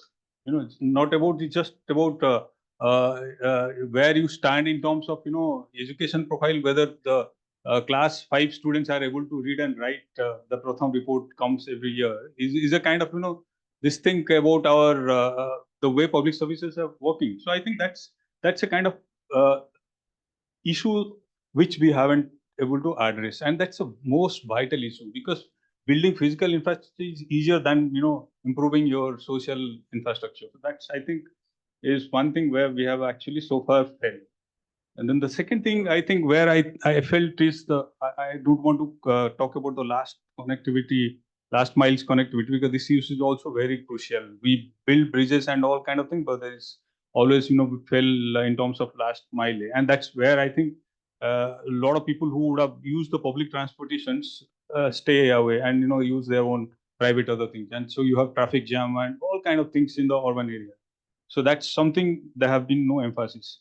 The third thing I think where I think we haven't actually significantly done much in the last few decades is state capacity. We haven't actually built the state capacity. A lot of people talk about that, we have a overbearing bureaucracy. It's a huge mammoth bureaucracy. People talk that, 1.7 crore actually bureaucracy at the central level, and then states have a different say. But if you look at that's not really overbearing bureaucracy. It's actually bureaucracy is overbearing in only few areas, like in terms of regulations, the rules enforcement. There actually you have the bureaucracies. But if you look at the bureaucracy where they should be there to enforce, implement, execute programs, especially at the local level, is very, very low, thinly presented. I'll just give a figure. You look at, for instance, India's bureaucracy. Look at the 17 billion bureaucracy at the federal level. You just compare with the United States, it's 5 times more. And look at our population, 1.4 billion populations, their population. So you just look at, it's not overbearing. We are actually personnel and all that heavily understaffed, and they are basically staffed more at the upper level. Lower level, where we actually need more official personnel, trained personnel, that is actually missing. And especially if you just compare that figure with the local level of government, because that is where your 70 to 80% of service delivery happens. There, they are heavily understaffed. In fact, we have just 15% of personnel are allocated for the local level delivery of the things. Whereas in China, it is almost like, 70% of their personals are at the local level. In US, it's almost like 65% of their personnel at the local level. And that's where you can see the quality of service delivery, why it actually significantly different. Scenarios are very different actually. So I think we need to, as urban planner, as public policy sort of expert, we have to really look at how to expand the state capacity and how to really energize, bring your personnel where they really matter, not park them at the top, where actually they really create roadblocks and uh, uh, mm, prevent the files, and that ultimately leads to a lot of corruption and all that, because regulatory power is all about making money. That's where the state actually comes and it shows the power to you, because if you apply for a certificate or the thing, and then it takes months actually. Even with the digital revolution, all that we have, a clerk simply can actually block your entire this thing for months. So you have to really give speed money to get that day. So I think this is something we haven't addressed. And then the fourth aspect, which also the quality of personnel, the human resource we have is also very, very poor quality. If you just leave out probably 10 to 15% of our personnel are actually, most of them neither have the training nor have the kind of education or skills they need for those jobs, because our exam system remains almost like 19th century kind of mode. Your UPSC and all that, I don't want to name those institutions, they function almost like 19th century, catering to the 19th century state needs. So you have people are basically selected through exam process who have very generic kind of knowledge of the thing, and then you are put to drive certain things which requires very specialized knowledge, and especially in today's reality, when you are talking about digital space, AI and all that, most of our actually personnel at the central as well as state level do not have the skills to drive those sort of functions. So that's where I think we have not invested. So it's actually heavily under invested area. And then the final thing is on this count, I just want to bring, there is a politics also here, especially because the politicians, end of the day, because we are a democracy, and like most democracies, politicians do not have actually incentive appetite to bring a kind of any kind of structural transformation or reforms, like education or healthcare, which would require long-term investment and long-term sort of involvement, and the results also will come pretty late actually. So they would basically, if you look at last 15-20 years, the easiest way is to have some welfare scheme. Now the latest in the town is freebies. You saw in the Delhi elections, it is competitive. I wrote a piece actually, in fact, about the competitive freebies. So it's just rolling out on that. It's not that freebies are totally bad. There are freebies which are actually helpful, because if you're catering to a lot of poor sections of the population, they need it to help them, some income and some sort of cash transfer and all that, it helps. But then where is the money for education, health, those sort of things that you need really bring tangible benefits and wholesome, kind of what Karthik Muralidharan has written. It's like, total factor transformation won't come unless you invest actually on those sort of social goods. So that is where I think our politics is also caught up with, this freebies and welfare model, this patronage politics. It's not moving out actually. And that's why the politicians, their focus is not really on those key sectors which will bring actually some, tangible benefit for the citizens. I'll stop. Thank you, Dr. Sahu. That was eye-opening for me. But from the infrastructure part of it, I really agree. Last week I was at IIT Mandi, and getting down at Chandigarh and then taking the road to Mandi was something of a revelation. If you can build roads like that in hills and mountains and tunnels like that, sometimes they collapse, but that's okay. But that's amazing. But with this, I mean, there's a gap that was identified by Ms. Bal and Dr. Sahu, and also Mr. Sinha. I'll go to my colleague, who's also from PwC, Chandan Dikshit, who works in markets, decarbonization, renewables, and emerging technologies, and ask him, Chandan, as an industry, where can we see opportunities here? How can we plug these gaps, and what are the thoughts that you have in this area? I'll have a follow-on question to everybody. We should all wait for the amount of revenue that was generated by the Mahakumbh, which ended yesterday. I think Dr. Sahu was mentioning how money is made by the state. So, but that's a different story. But Dikshit, over to you. Thank you, Dr. Mitra, and thanks to Amity University and Dr. Vidisha for inviting me to this panel. It's a pleasure to interact with you and my co-panelists here who have a wealth of knowledge and experience in this field.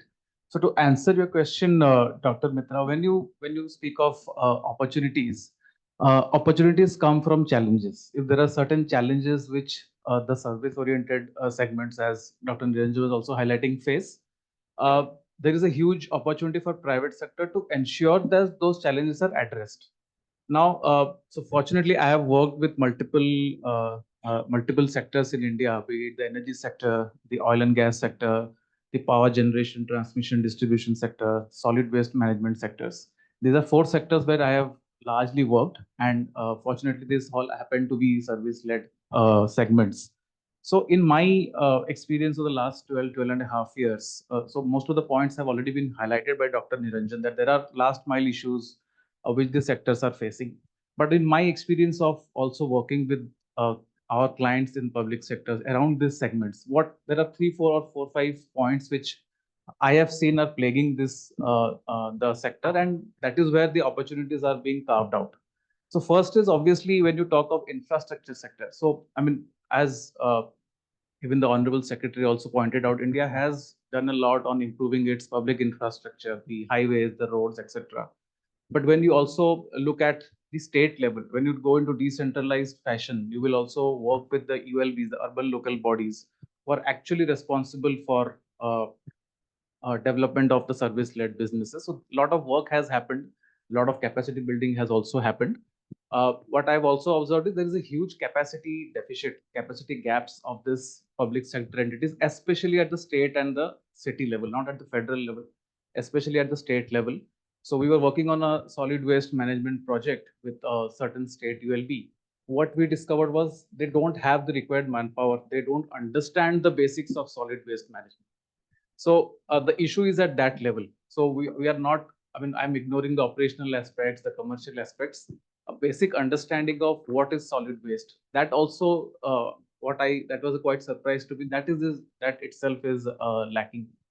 Now, that's the knowledge-based gap, which definitely not only private sector, but think tanks, policymakers, R&D institutes can typically facilitate to address that gap. Second issue, which I've also noticed that this I have noticed in the solid waste management as well as the last mile delivery in the electricity infrastructure also. There is definitely a propensity to involve private players in service delivery, be it power distribution through the franchisee route or through private players who sort of do the solid waste management, who go from house to house and collect the garbages, etc. But when it's about documentation, when it's about role responsibility splitting between the public and private, there is very lack of clarity on what each one of them should do. What should the ULB do? What should the private player do? What I've also observed is in some of those contractual documents, some of the operational documents which govern the transactions between a public and private sector, there is no penalty mechanism on the private sector. So, say for example, there is a private player who is given the responsibility to collect garbages from place to place. That's a last mile delivery. But there is no penalty if that player does not do its duty properly. This is a very small example. So that is why there was a question that why only we see very few PPP projects in the urban sector. This is one of the important reasons because first of all, there is a lack of clarity on who should do what. There is no clear distinction of roles and responsibilities between what the ULB should be doing and what the private player should be doing. There is no penalty mechanism. Now, there could be a lot of reasons for that. It could be lack of intent or it could be lack of capacity to understand how to penalize for non-performance. But that is very crucial if, and India is a service oriented market. A huge portion of our GDP comes from services. So if we have to improve services, we have to have some kind of definitely penalty to private players who do not perform those services. So that's I can spell it out loud and clear. That has to be there. Inadequate regulatory frameworks or visibility framework. So I will just quote a small example of the work which I did with my previous firm, Deloitte, in Jharkhand and Rajasthan. So it was again on a last mile or improving the service delivery of distribution companies. So one of the issues which distribution companies face is they don't have the visibility of the last mile network. So if there is an outage, who should fix that? Where is that? Where has that outage happened? Who will go to rectify that? What is the exact point at which the outage has happened? So a lack of visibility is what is plaguing public sector entities to effectively discharge their performance. So what we did when I was with my previous firm, so we digitalized their entire network. So at present, very few states have their last mile delivery networks, be it electricity or infrastructure, digitalized. So with that, what happened, but they were able to view the entire service network at a low tension or a low voltage or a last mile level. So that effectively enabled them to pinpoint that if in future some problem happens, a service has to be given at a particular point in the network, identifying that point and sending the right teams as early as possible is what was enabled through that digital platform. So what I'm saying is there is a lack of visibility, there is a lack of appropriate visibility on how my service network is set up, what are the pain points, and if I have to solve that, there is a need for digitalization to ensure that I have the full visibility at a central level. On the financial side, there is also an issue which we have also seen in all these service-oriented segments. So typically in this long gestation urban infrastructure projects, so tariffs are typically fixed, be it a road project or a highway project. So in some cases, that also hampers the financial viability of this project. So that is why we will have people or private players shying away from those projects because again, India is a cost-conscious market. We all know that. So you cannot be levying huge tariffs on the public. But at the same time, you need to ensure that the private player is also incentivized enough so that there are innovative models of ensuring that private players earn revenue without having impact on the public at large. So these are some challenges which, in my opinion, are there. And from these challenges only, I said, I mean, there are some solutions which can definitely be carved out. And last but not the least, there was a survey, just to highlight, there was a survey done by World Economic Forum in few countries, especially in public sector entities on how to improve their service delivery. 60-70% of those public respondents who were surveyed said that there is a lack of AI, ML, and digitalization tools to for them to improve their service performance. So with that, what I would like to highlight is there is a huge scope for any player, not only the private player, but even R&D players, think tanks, policy makers, etc., to improve the service delivery through digitalization and adoption of AI ML solutions. Thank you, Mr. Dixit. Dr. Banerjee, how are you doing on time?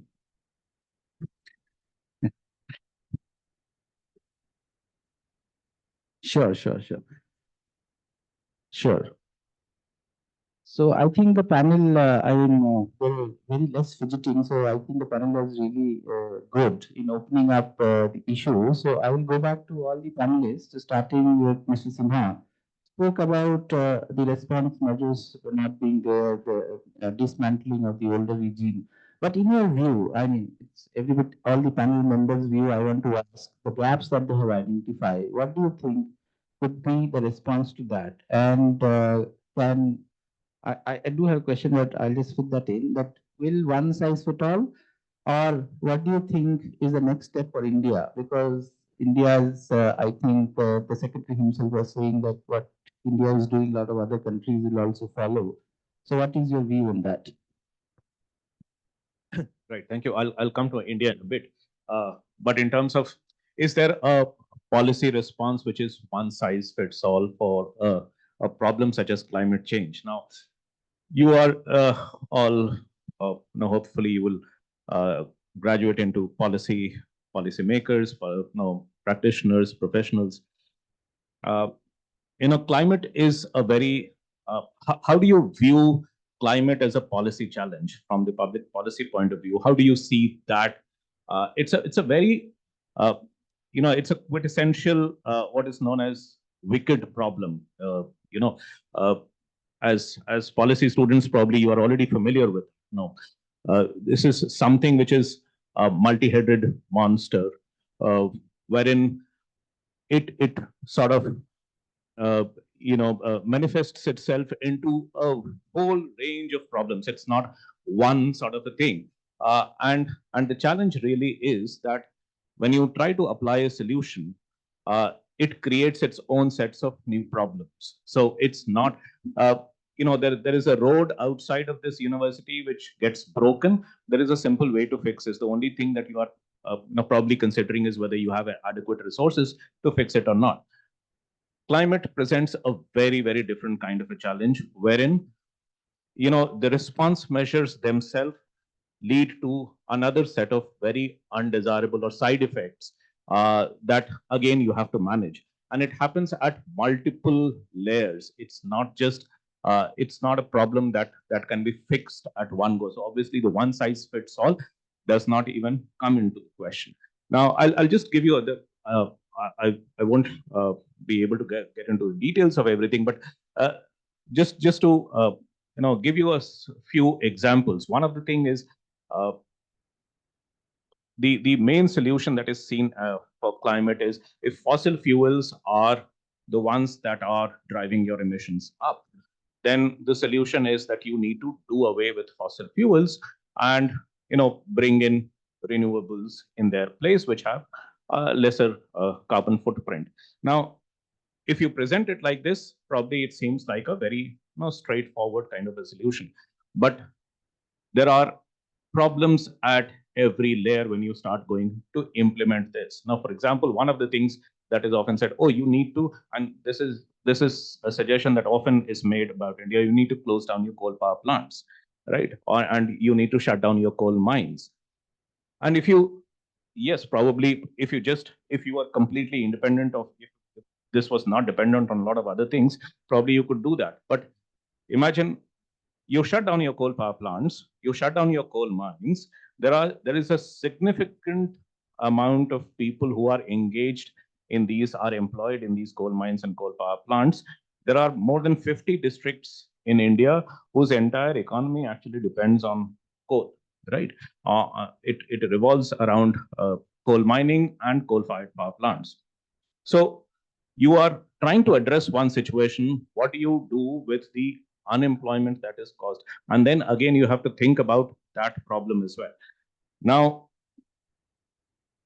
it is because of these reasons wherein in the climate negotiations itself, there is a huge amount of discussion on things like response measures. There's actually a separate discussion on response measures, which says, how do you minimize the side effects? How do you deal with, and the responses have to be such that, the side effects are minimized.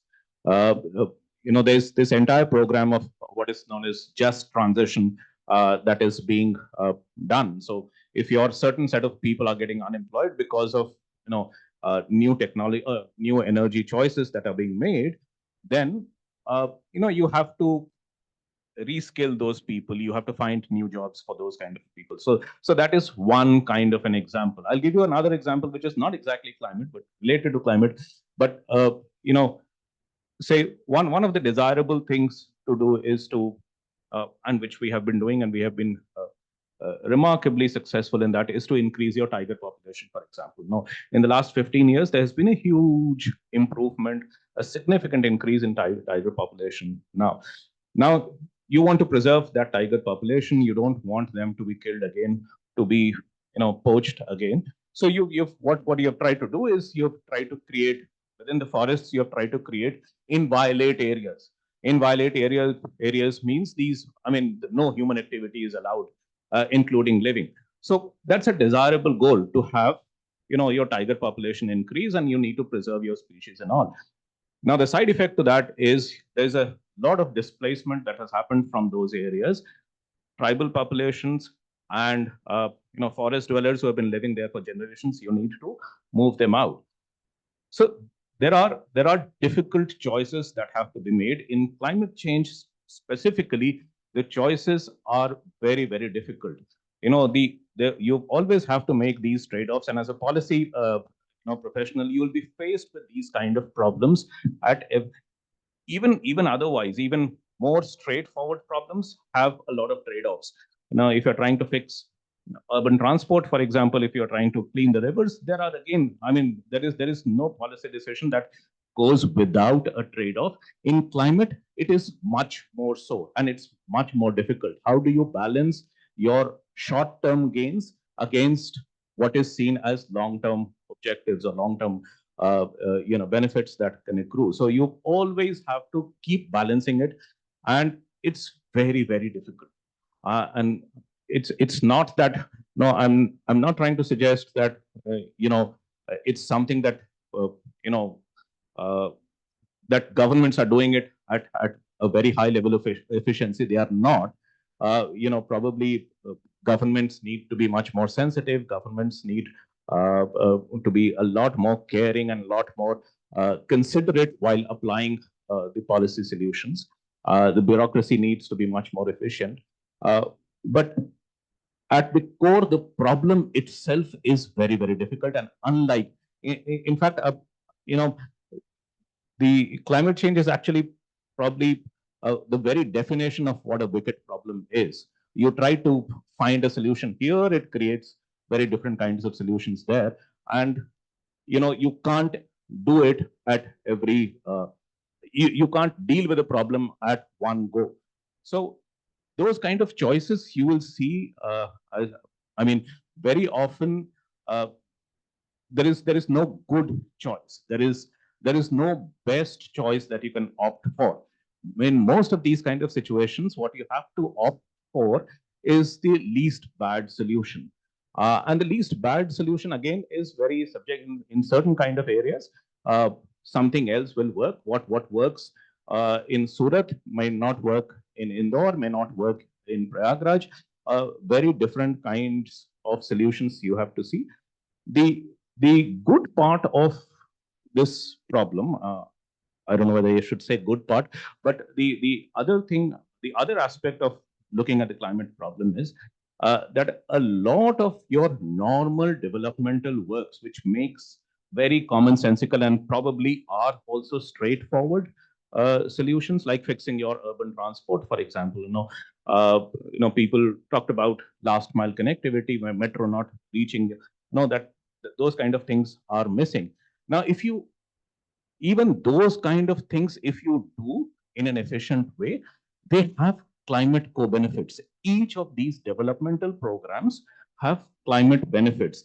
Now, those climate benefits might not add up to what is required at the global level. That's a different matter.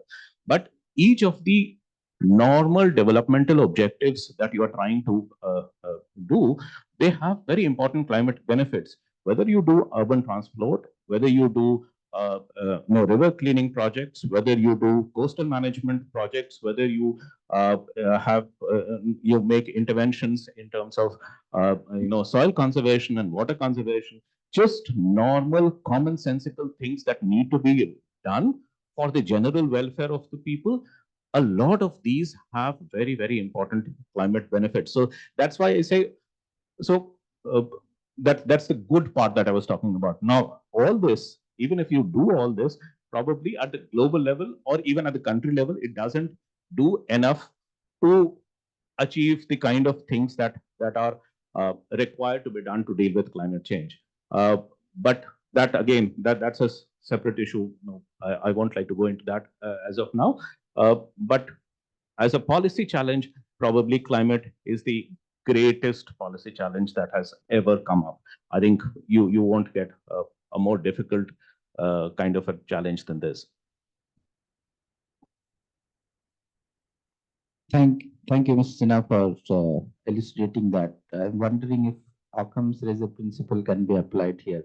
But next to Meghna, you very clearly illustrated the divide that is there, both digitally and also from delivery perspective. So what do you think should be a going forward step? What are your views on what things can be done technologically to bridge that gap? Even a bit may help a lot of people. Yeah, I don't think the solution lies in technology. I think it lies in good design. And design, like I said, earlier is just something that is not considered when, we're thinking about public policy or where rollout of any kind of public service delivery initiative. Um, when we talk about the digital divide, I just want to like translate what that means in real terms, because the digital divide essentially is something, or bridging it typically translates into, better connectivity, which of course everyone would stand to benefit from, or people would stand to benefit from. But the entities that stand to benefit from that the most are telecom companies. And so I think it's important, I mean, particularly for students here who are students of public policy, to learn how many of these terms or a lot of this lexicon is euphemistic for what is a motivated or vested interest. But going back to the point about design, I think that when any technology is being thought of being considered for deployment to solve for a development problem, the first question that has to be asked is, what is the problem that we're trying to solve for, and does this technology solve for it? What are the limitations of deploying this technology, and what are the guardrails that we need to kind of erect to ensure that there is no misuse, that it doesn't backfire, etc., etc. I'll give an example. Now, of course, there's a lot of consideration about using AI across the board, including an extension, right? So it's a good thought. But what is the problem that it's trying to solve? It's trying to solve for essentially limitations in knowledge of farmers on the ground. But will you have a system that is trained well enough to be able to give pinpointed advice to each farmer that it interacts with, or will it be extremely generic? From my point of view, what I've seen with any kind of AI system is that its knowledge is quite limited, particularly when it comes to India, because a lot of data about our country is just not available. Certainly not digitized, certainly not input in these systems. And if you speak to AI startups, they have the same problem, particularly when it comes to public data sets. So I think that in itself is one limitation. Then the other limitation, even though they're saying that they'll make it available in many languages, is again the capability to be able to interact in these languages, right? The availability of handsets, the availability of accessible handsets, both from a cost perspective as well as from a linguistic perspective. Even if you do have digital keyboards and stuff like that, again, quite complex. Don't know how many farmers will be able to leverage it. And lastly, I mean, we have to think about the biggest problem that comes with any kind of digital intervention, is that it serves as an excuse for the state to take a step back from a situation where it has to be present. So again, I just want to talk about agricultural extension because I feel like, it's a theme and I'll continue with it. But the most successful kind of extension interventions have been those where the state has come on the ground and has handheld farmers through the process. The moment technology comes in, you see a kind of receding of the state. And as that technology has advanced, the state has receded further and further. And there is like a technological kind of, there's a longitudinal kind of trend in that context in India, where you had broadcasting first, where you had Krishi Darshan, which has now basically been turned into an entertainment channel. And then you have, and then of course, you had M-Kisan, you had digital technology come in, even those didn't work. And now you have AI, and it just gives the state to move further and further away from the ground, when they need to be moving closer and closer, particularly in light of things like climate change that is going to make the lives of farmers so much harder, right? So I think like good design, thinking about what the limitations are, thinking about what the actual problem is, and whether this solves for the problem or whether it makes the problem harder. Because development problems are extremely intractable, as Mr. Sinha highlighted in the context of climate change. Extremely intractable, very complex. Technology is not going to solve for everything. It can never be a panacea. Yes, it can alleviate some considerations, but we have to ask whether there are trade-offs there. And I think that is something that would solve for it.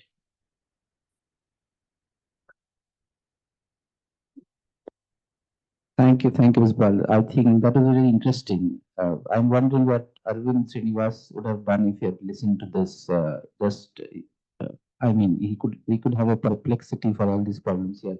But I will go to Dr. Sahu now, and out of all the things that he pointed out in his first round, I'd like to pick up only one. We don't have time for a lot of things, but how do you think, Dr. Sahu, that skill development or upliftment of the lower level, as you pointed out, which can tie to making us think that the state is receding as technology proceeds? How can we bring all that together when you speak that the state is not near the problems?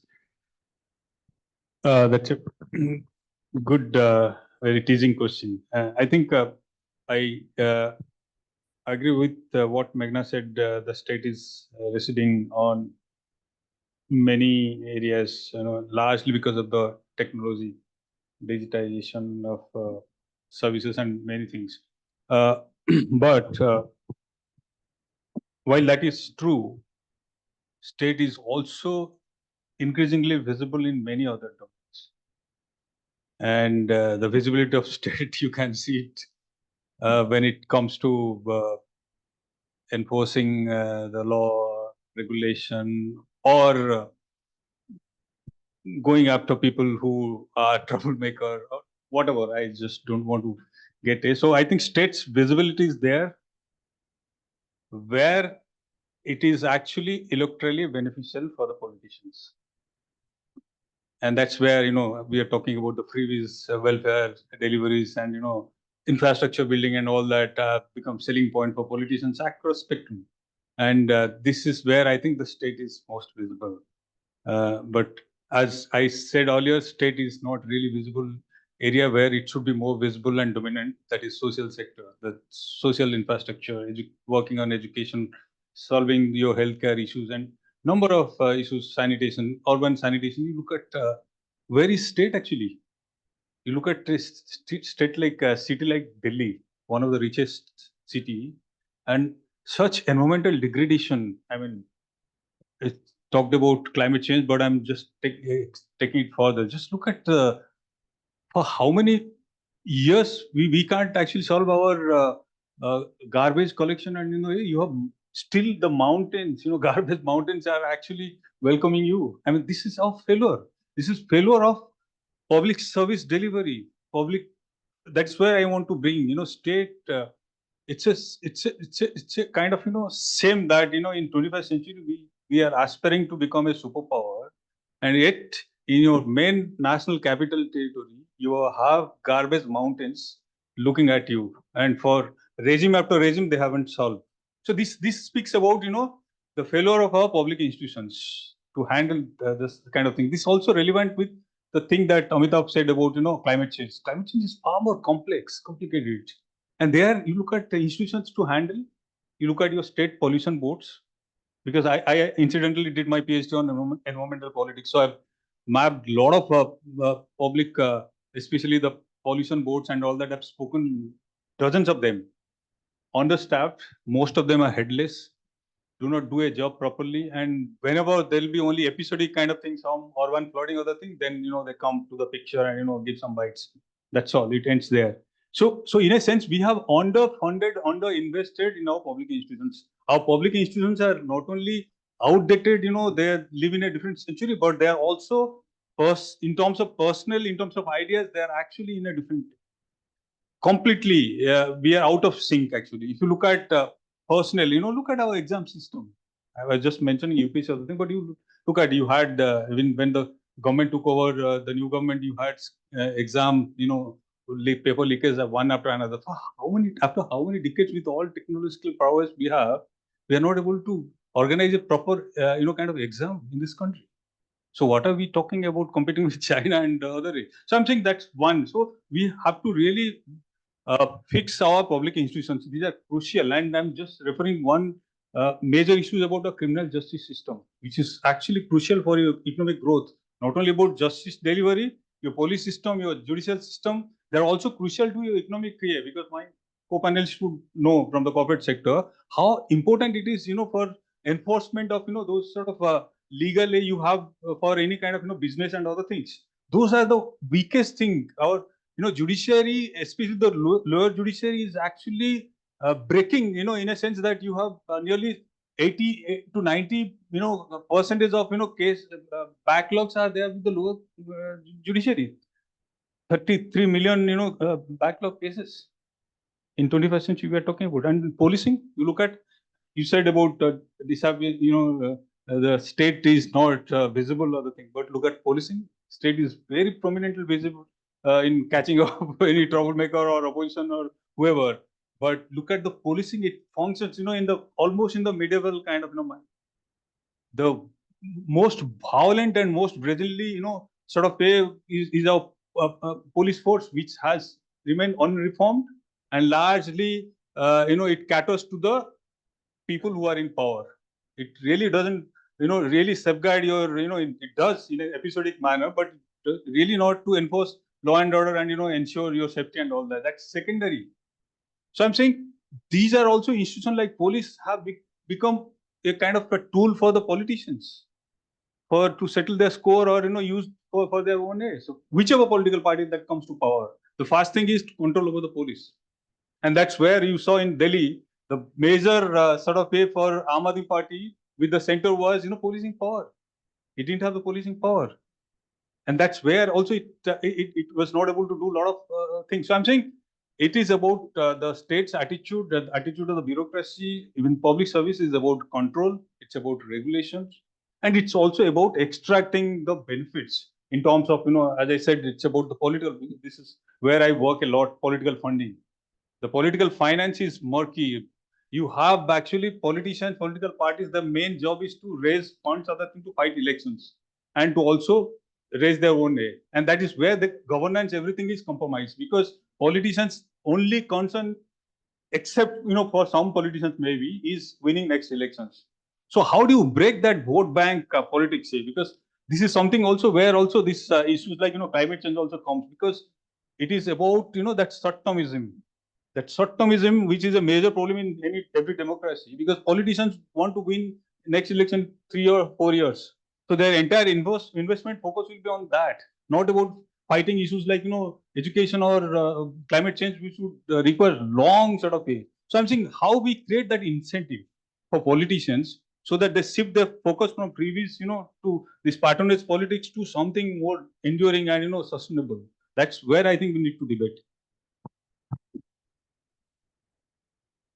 Just as a response, I think, and sorry I didn't touch upon this earlier, but given that all of you are here, I think one way to solve for this is to galvanize, is for citizens like us to galvanize and to make demands of our local representatives, particularly when we see trash piling up outside our houses. I'll give an example in Niranjan, actually, when you, when Chandan spoke about the urban local bodies and, the lack of service delivery, it reminded me we had bought land near Corbett, in fact, right on the reserve forest. And we saw that essentially what the villagers were doing, that there was no trash cans there. So what the villagers were doing and they still are, they are throwing trash in the forest. They are just throwing trash in the forest. So we did some digging and we basically found out that the service provider that had got the contract for trash collection from our area had not been to that village in a year and had disappeared. No one in government knew where he was.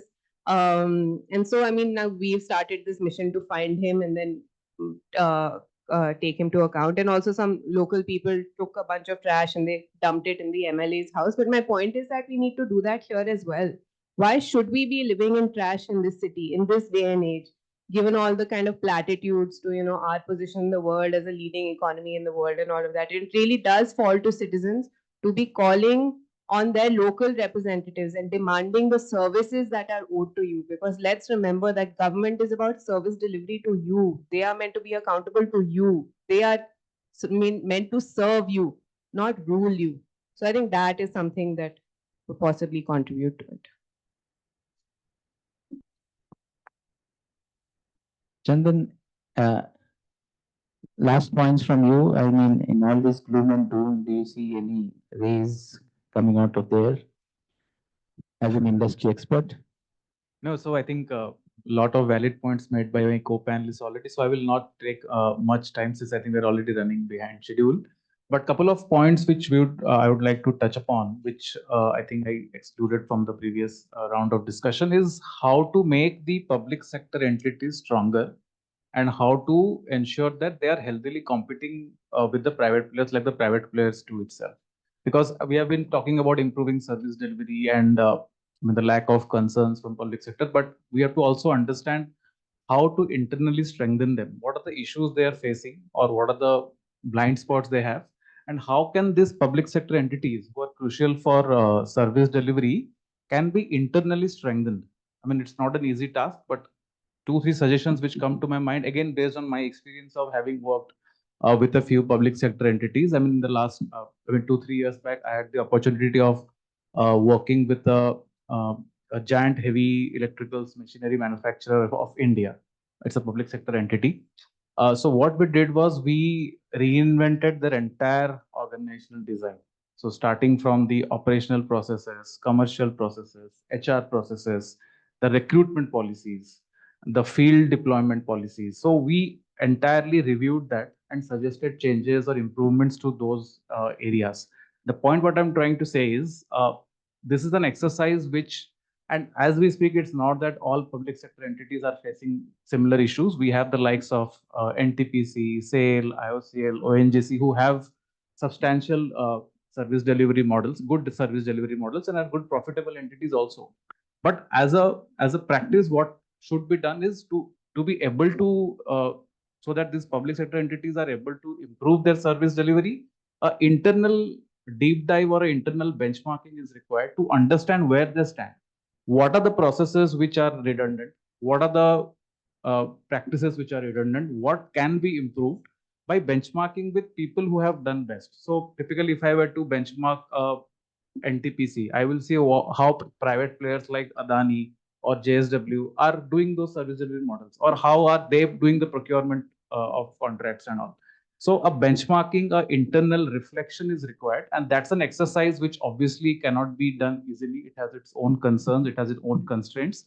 But without that starting point, I don't feel a entirely service delivery model can be changed, because that's the grassroots, that's the initiation of redesigning your entire internal benchmarking. And as we speak, multiple players are doing, but this should be a practice. This should be focused for entities or public sector bodies who are failing to deliver models. So they have to be internally relooked as to what is making them redundant, what is making them inefficient, and what are the processes or the practices or even the resources which needs to be done away with, and how they can be made more agile. The second suggestion, or again, second observation, which I would also like to share with you, is how to make them internally competitive. For this service sector players to be competitive with private players, they have to be internally competitive first. Then only they can be externally competitive.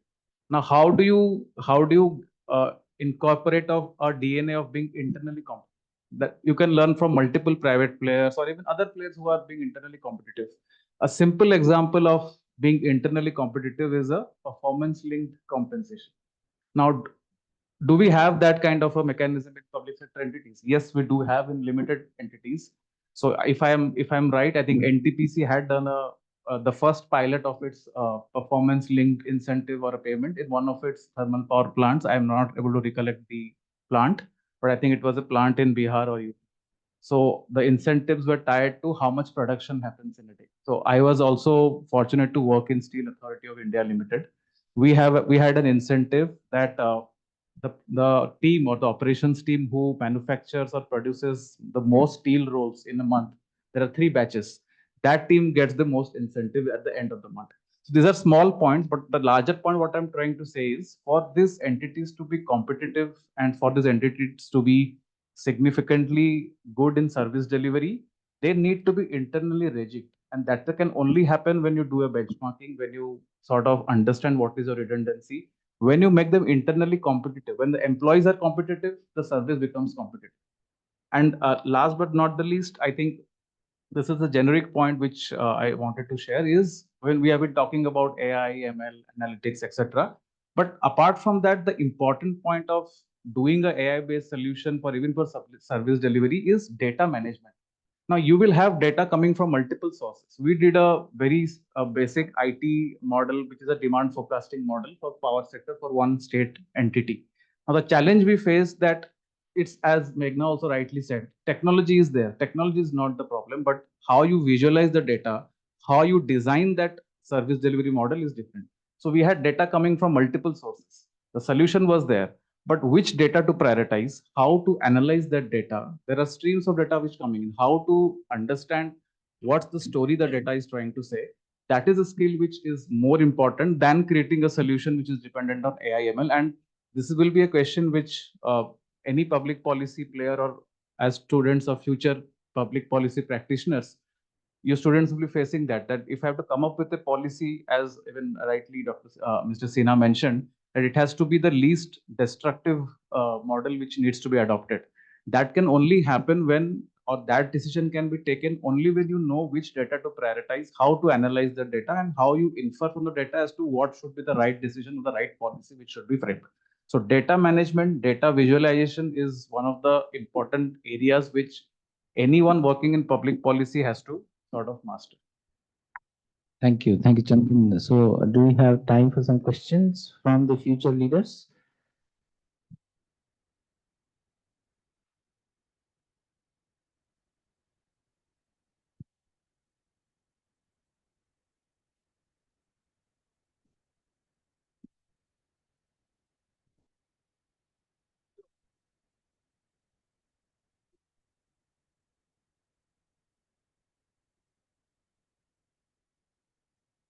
Hello, sir. I'm Rachna Narayan, and I'm a research scholar from Delhi University. And first of all, the panel discussion was great. It was not just a panel discussion, it was something we have to introspect ourselves, all the topics. What I wanted to ask that as states and government, we know that we have failed in the whole idea of climate change and the solutions. But at the same time, we have corporates and MNCs who are also adding to these climate change issues. And now we have come up with all the policies like ESGs and all the other policies. So, and as I was doing a certification course on ESG, I got to know about that all the big four companies and other companies have been managing the data for the all the MNCs in the world. So I want to know the ground reality, like how much far have we reached in respect to all the corporate and MNCs, and is it really that corporate and MNCs have been doing great work for climate change and the issues? Thank you. I could see the industry experts, so I thought it's the best question to ask.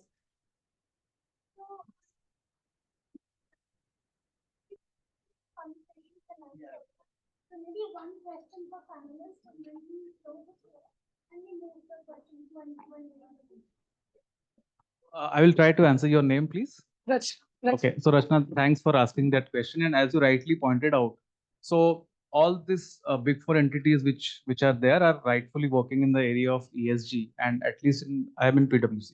So we work with all the clients in any sector you pick up in understanding their scope 1. I'm sure you must be knowing what is scope 1, scope 2, scope 3 emissions. So it's not only the reporting work which is done, because obviously a BRSR reporting is something which is a statutory requirement, which does not add much value to your actual ESG abatements or not.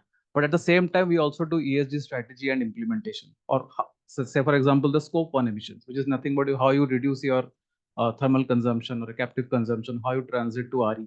So I myself have worked in helping clients understand from where they should procure RE power, from what's the cost of renewable procurement against a captive procurement. So recently we are working with a player in actually implementing a RTC solution. RTC is nothing but a round the clock solution where you compensate your thermal or captive consumption and transfer it to a renewable plus storage kind of a generation. So doing a technical assessment, doing a financial assessment, who should be the vendors, who should be supplying the storage or the panels.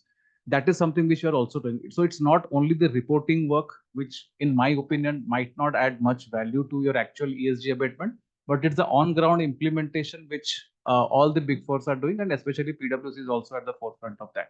Having said that, while this is the work which we do for our clients, but internally also, I can speak for PwC. PwC is also ESG conscious.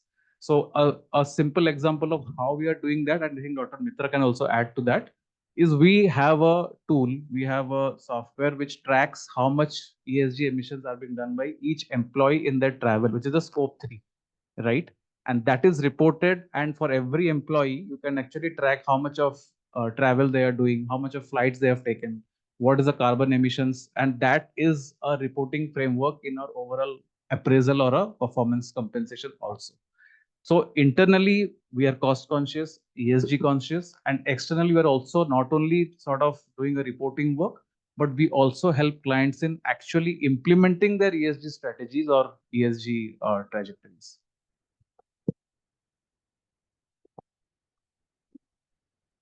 Good afternoon, esteemed panelists. My question specifically to Mr. Sinha. So right now we talked a lot about holding our governments and local bodies accountable for the services that they are providing.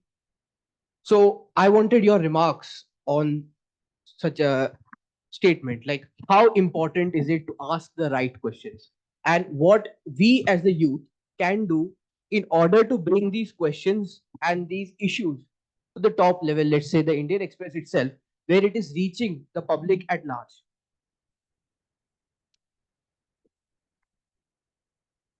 How can you do it at the personal level, at the individual level? Now, so one is, of course, you vote for the party that you think are the right thing, and not just at the state level, at the local level. So voter participation in elections is obviously very important.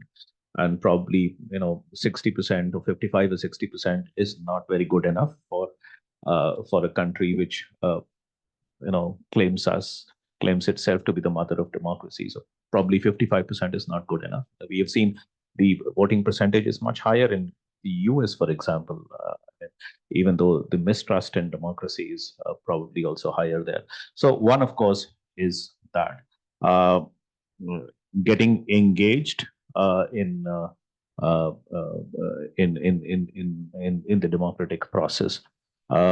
At other levels, I don't know. For an individual, I mean, it has to be a collective. Now, for solving any public policy problems, you can only do so much as an individual. But once you organize yourself as a collective at the RWA level, then at the local ward level, then at the assembly level and the parliament level, then obviously there has to be a certain minimum sort of a threshold that happens. But once you start doing that, and then only the collective builds. The collective is not going to come and co-opt you. You have to start probably doing it. I mean, you have to start making the collective that way. So that probably, and in a sort of in a democratic setup, probably that is the only way out, isn't it? There is no other way.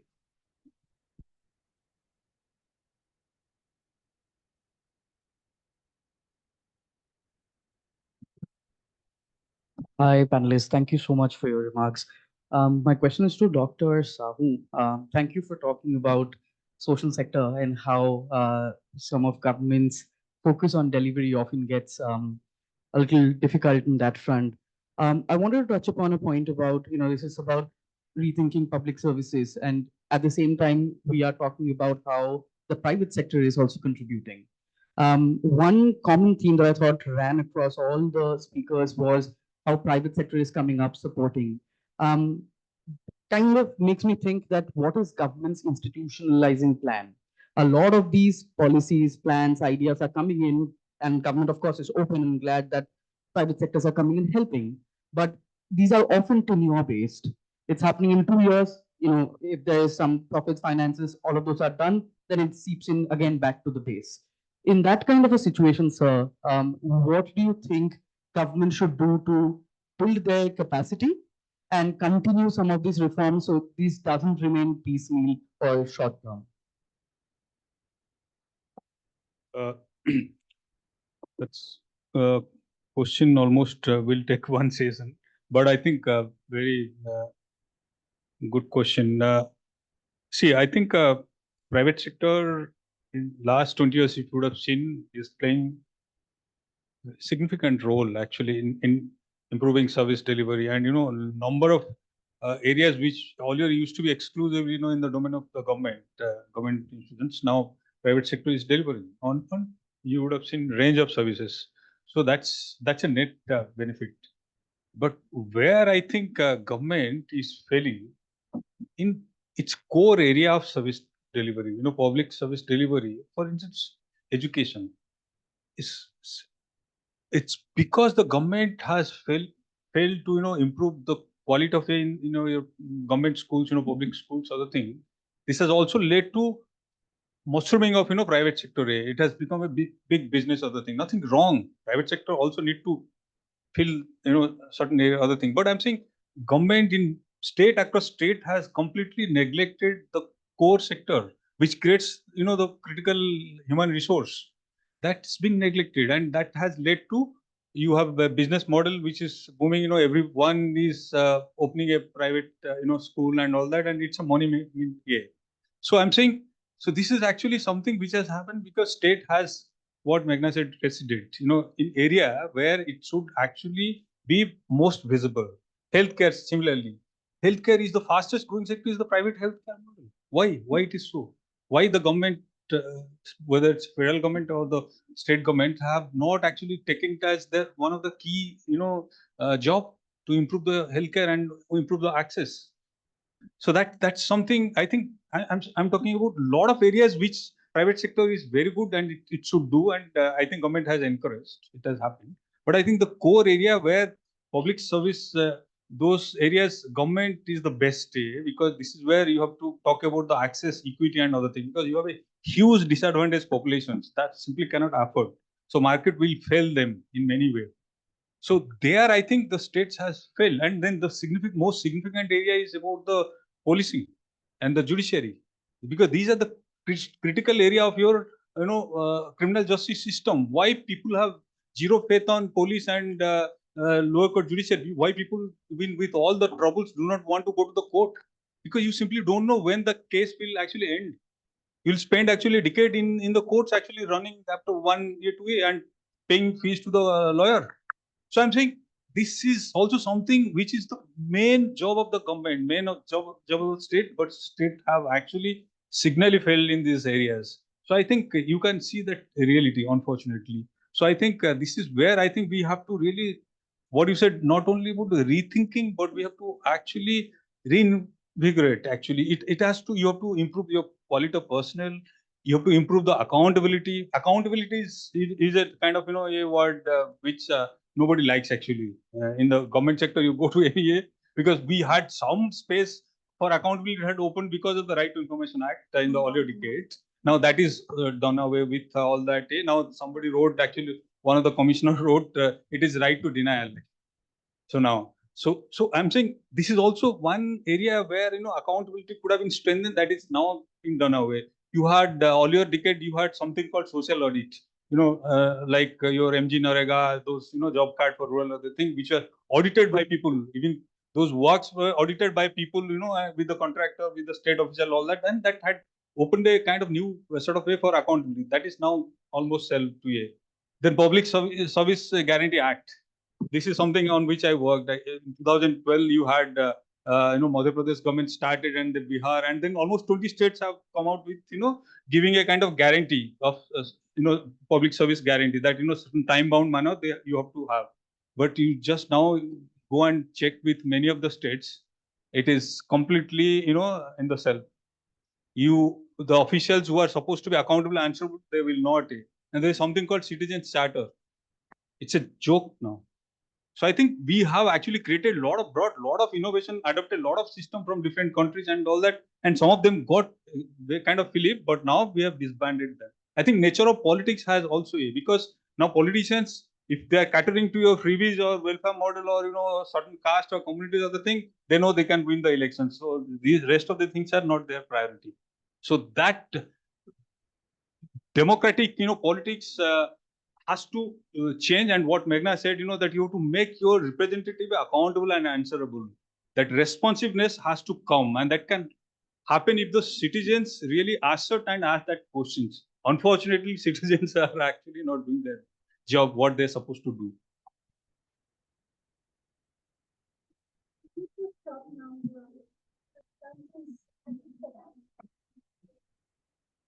Sure. I think this could go on and on, but I'll end with Elizabeth Dole's quote that the best public policy is made when you're listening to people who are going to be impacted. So, as future leaders, I think you will take all this into cognizance as the leaders spoke here and inculcate them. And when you graduate out, maybe we will see you in some panel discussion talking about the impact that you brought. Thank you so much, Dr. Banerjee, Dr. Basu, for having us all here at Amity. Thank you. Have a great day ahead. Thank you. Thank you so much to all our distinguished panelists. I would now request our guest of honor, Dr. Rumki Basu, and our conference chair, Dr. Vidisha Banerjee, to felicitate our esteemed panelists. And our HOI, Dr. Yogendra Singh, to please come forward.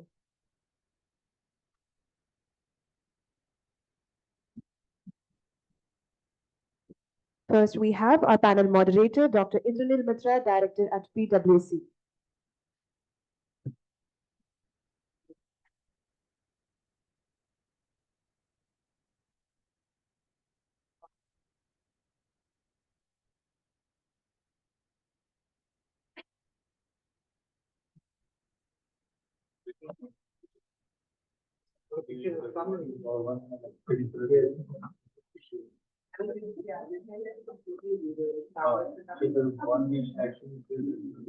As a mark of felicitation, we present the Otorio, a handcrafted cotton stole that symbolizes India's ethnic diversity, sustainability, and the spirit of service.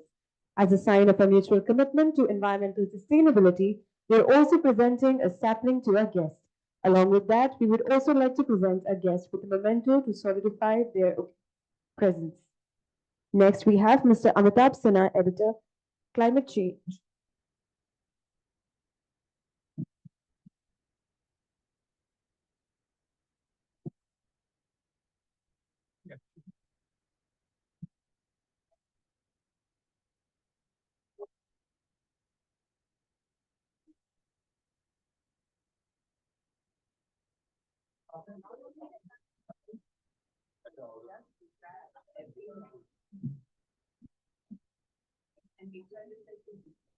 Thank you so much, sir, for your presence. Next, we have Ms. Meghna Bal, Director at ESYA Center.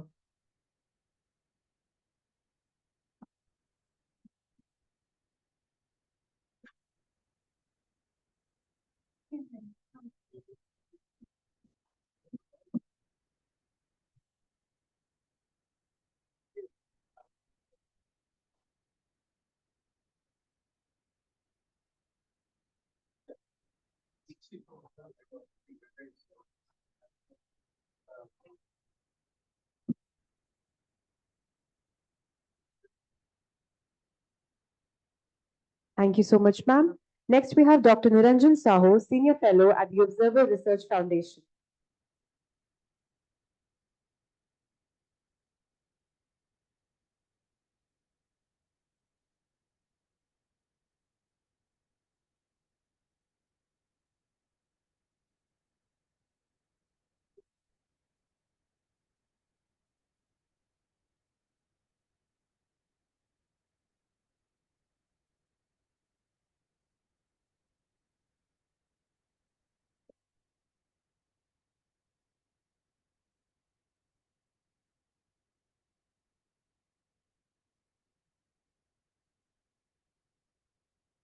Thank you so much, sir.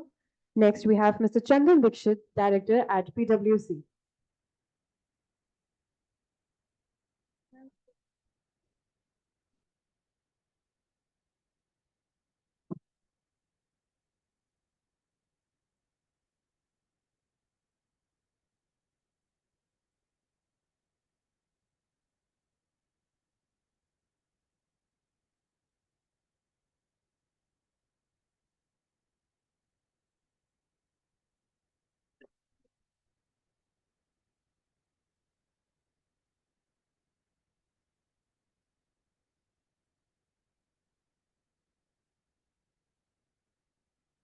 Thank you so much, Rumki ma'am, for doing the honors.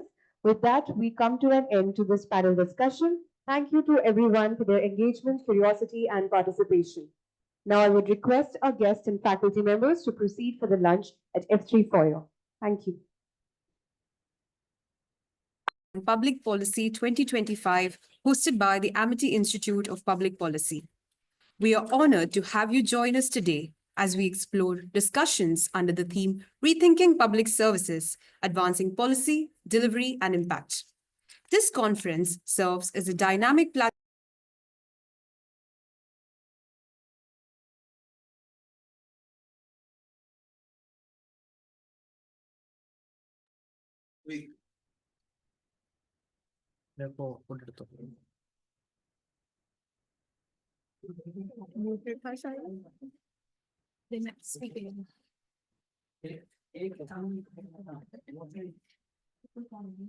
Ladies and gentlemen, distinguished guests, and esteemed participants, welcome to the International Conference on Public Policy 2025, hosted by the Amity Institute of Public Policy. We are honored to have you join us today as we explore discussions under the theme Rethinking Public Services, Advancing Policy Delivery and Impact. This conference serves as a dynamic platform to exchange insights, challenge existing paradigms, and contribute to evolving discourse on public policy. Today's track promises to be an engaging session filled with thought-provoking presentations and meaningful discussions. We are privileged to have two distinguished individuals guiding us through today's discussion. Please join me in welcoming our esteemed track chair, Dr. Ananath Ganguly. Dr.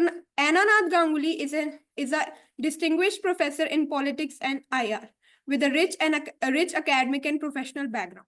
She holds a doctorate in South Asian Studies from Jawaharlal Nehru University and has served as a research associate consultant at the Indian Institute of Corporate Affairs, Ministry of Corporate Affairs. With expertise spanning research, editing, development, journalism, creative arts, teaching, and media, she brings a multidisciplinary approach to her work. To introduce our second chair for the conference, I would request our visiting faculty and PhD scholar, Ms. Vibhu Bajpai, to please step forward. Thank you, Kesia. A very warm welcome and good afternoon to our esteemed track chairs. We have Dr. Ananath Ganguly ma'am with us here, and joining us online, we have Professor Christian Cornett, who needs no introduction, but as the formality says, Professor Christian Cornett is a professor of policing and security, director of the International Center for Policing and Security, and leader of the Research and Innovation Group, Criminology, Policing and Security at the University of South Wales. He is also a professor of international security at Dublin City University, Ireland. And in addition, he is also Jean Monnet Chair, Director of the Jean Monnet Center of Excellence and Director of the Jean Monnet Network on EU counterterrorism. We do have a lot to thank. Thank you, sir, for joining us, for doing the honor, the privilege for being here for us. If I go on briefing, it will be a really, really long time. So to cut short, on behalf of Amity Institute of Public Policy, Amity University, I welcome you and I also thank you for being here. And before we start with our track presentations, the wonderful people who've joined us online and offline, I would request you to please give your opening remarks for the session. Thank you. Thank you so much. It's a great pleasure and a great honor to be there with you today. Thank you very much for having me, and thank you very much for this wonderful introduction. It's a great pleasure and a great honor to be here with you today. Let me start with my opening remarks. Distinguished colleagues, esteemed speakers, and members of academia, it's a great pleasure to welcome you all to this session on financing public service delivery systems within the framework of the United Nations Sustainable Development Goals. As we approach the 2030 deadline, the question of how nations can sustainably finance essential public services remains a critical concern. Public health, education, law enforcement, and infrastructure are not only fundamental pillars of society, but also key determinants of long-term economic and social stability. For the United Kingdom, this challenge is particularly pressing. As one of the world's leading economies, the UK has a responsibility to ensure that its public service delivery is both financially sustainable and aligned with the SDGs. However, the country faces unique challenges: economic shifts following Brexit, the lingering financial impact of the COVID-19 pandemic, and the pressures of maintaining fiscal stability while ensuring equitable public service provision. These factors have profound implications for healthcare, for education, law enforcement, and infrastructure, key pillars that underpin both national resilience and international commitments to sustainable development. In the UK, these services rely primarily on taxation, government expenditure, and private sector contributions. However, balancing economic efficiency with social equity remains a core challenge. The interplay between economic constraints and policy choices influences the extent to which these services can contribute to the SDG agenda. Public service financing in the UK is shaped by fiscal federalism, which determines the allocation of resources between central and devolved governments, directly affecting regional service delivery. Public choice theory highlights how political competition and voter preferences influence budget distribution, particularly in health, education, and security sectors. Institutional theory, in turn, underscores the necessity of transparent governance in ensuring efficient and equitable funding allocations. The SDGs, particularly SDG 16, Peace, Justice, and Strong Institutions, and SDG 17, Partnerships for the Goals, provide a framework for addressing these governance and financing challenges. They emphasize the need for inclusive financing models that balance economic constraints with the imperative of equitable public service delivery. Now, what are the challenges in financing public services in the UK in the context of these SDGs? Despite the UK's commitment to the SDGs, several systemic and economic challenges persist.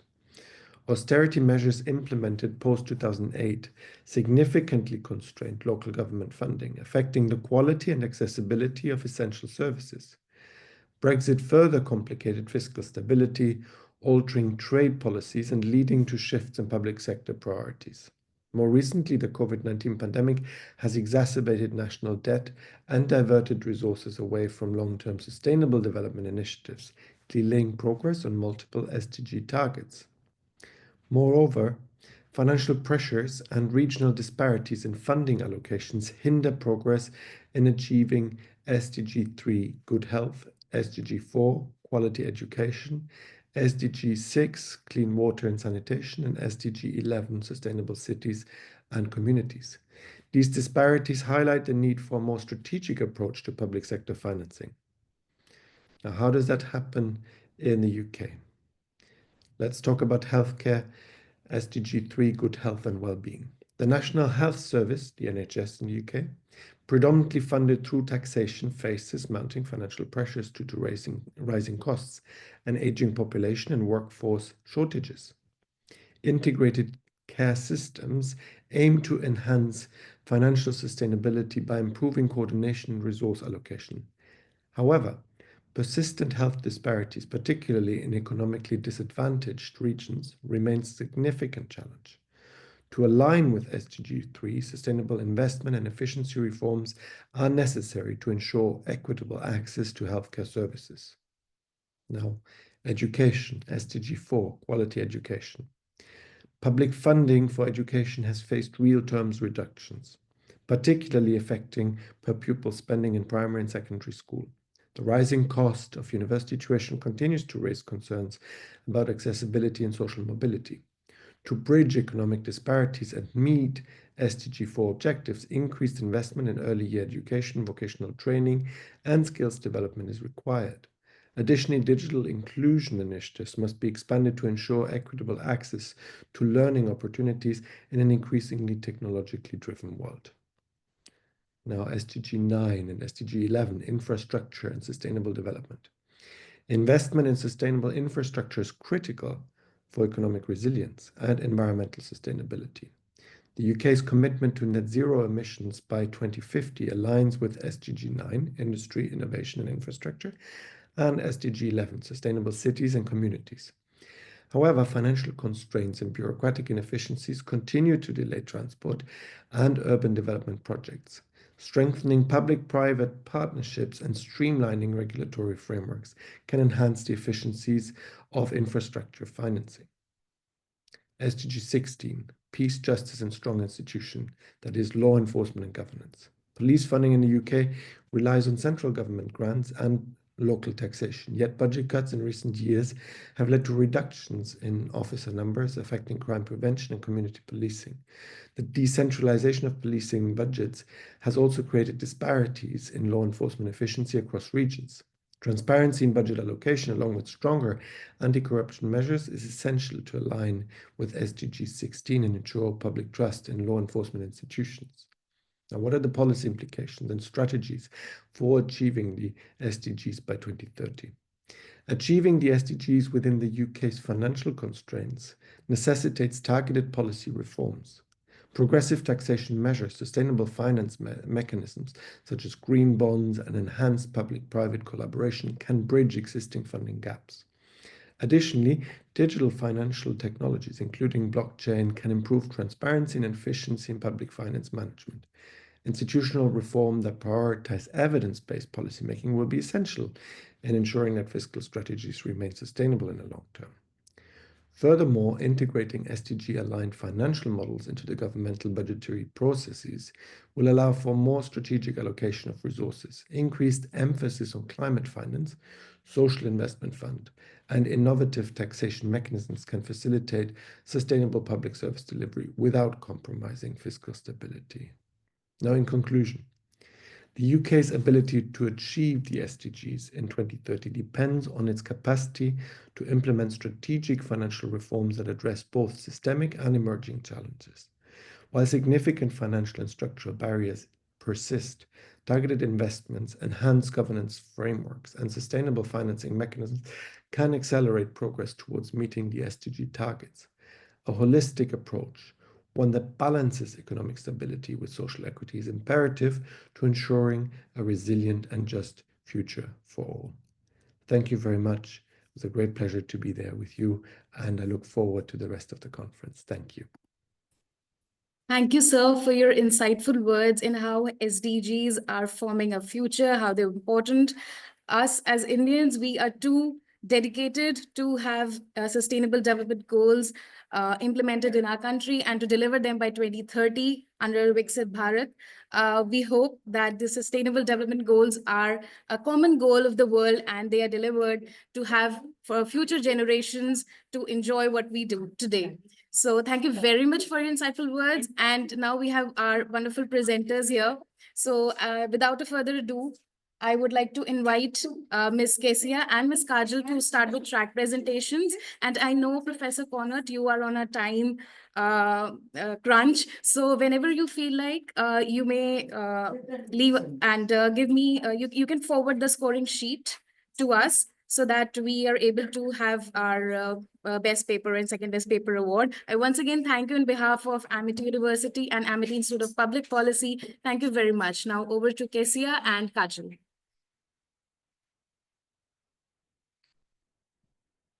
So to ensure a structured and smooth session, please take notes of the following presentation guidelines. Each presenter is required to use the Amity conference presentation template consisting of 10 to 15 slides. Each presenter will have 6 minutes to deliver their presentation and 1 minute for question and answer round. The chairs can ask one question per presenter. Both the questions and response must be within the allotted time. No presentation should exceed 7 minutes. Exceeding the time limit will result in negative marking. A buzzer will go off at 5 minutes as first warning and again at 7 minutes to conclude the presentation. Without further ado, let us begin. Our first presenter is Gurvinder Kaur, who will be presenting on sustainable financing models and water service and quality management. Key insights from Jal Jeevan Mission.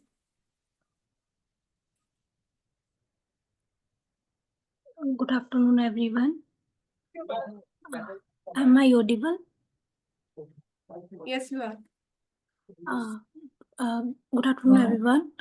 Today is my presentation on sustainable financing models, and water service and quality management.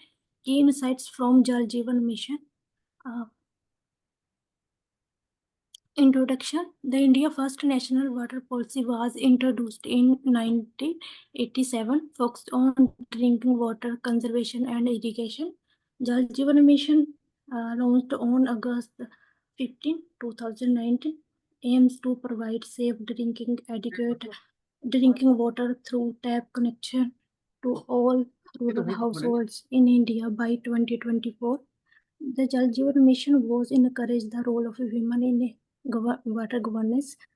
The broad objectives of Jal Jeevan Mission is providing functional household tap connection to every rural households and priority functional household tap connection to provision in quality affected area and ensuring tap connection in school, Anganwadi, Gram Panchayat and other rural communities. The ensuring sustainability of water supply system, empowering and developing human resource in the water sector, and Jal Jeevan Mission raising awareness about the significance of safe drinking water.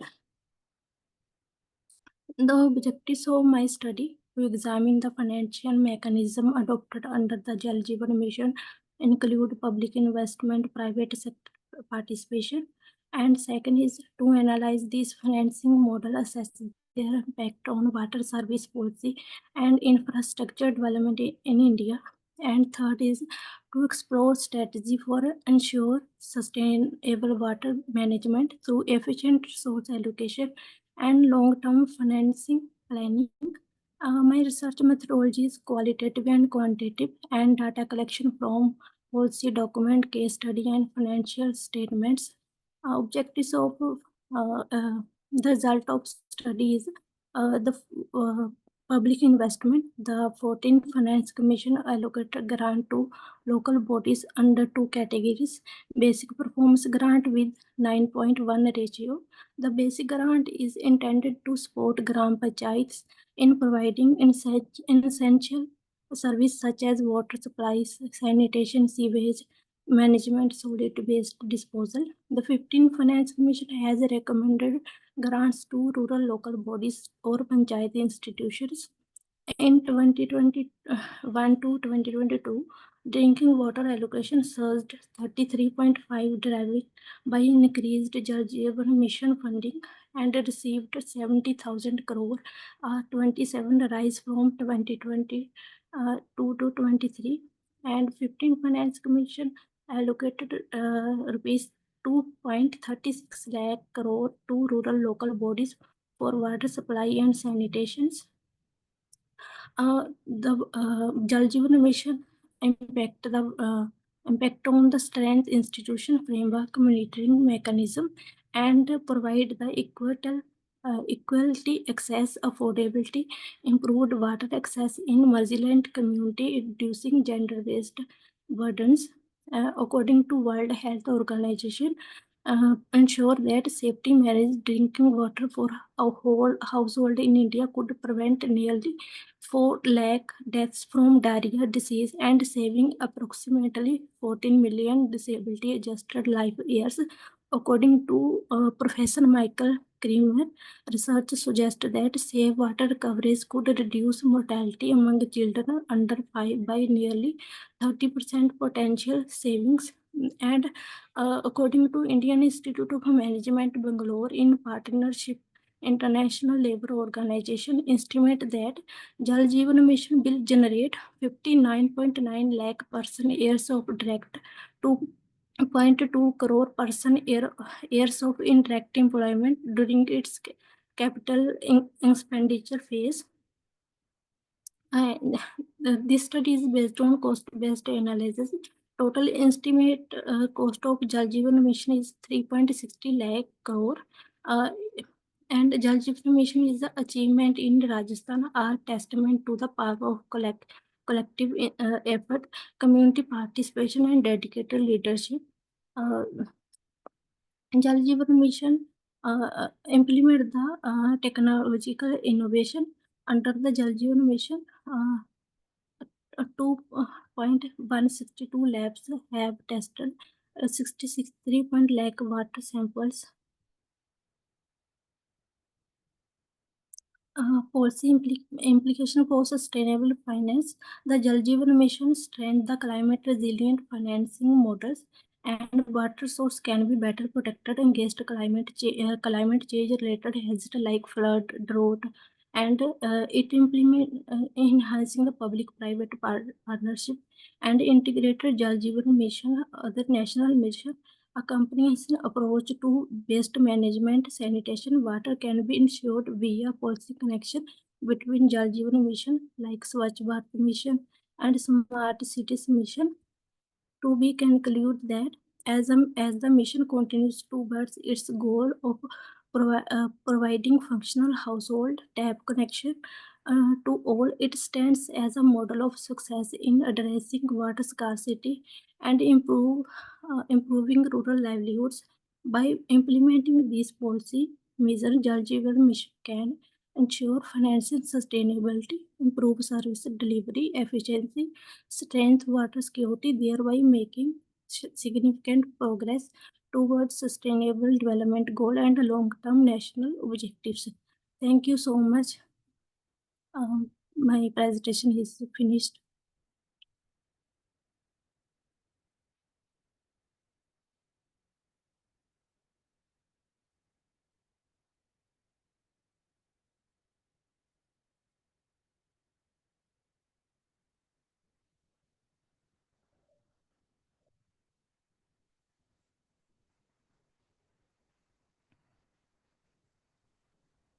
Kumita, can you hear us? Are we audible to you? Yes, ma'am. Okay. I have two questions.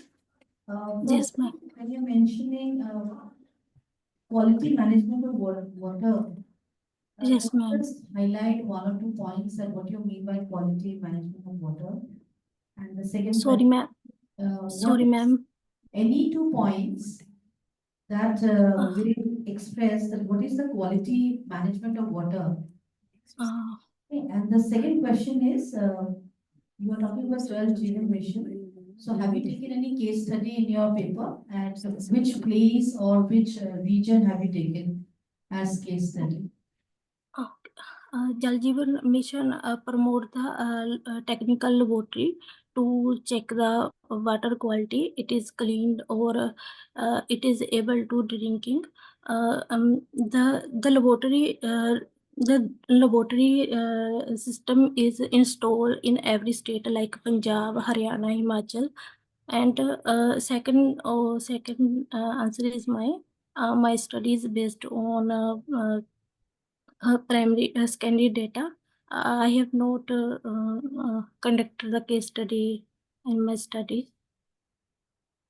Okay.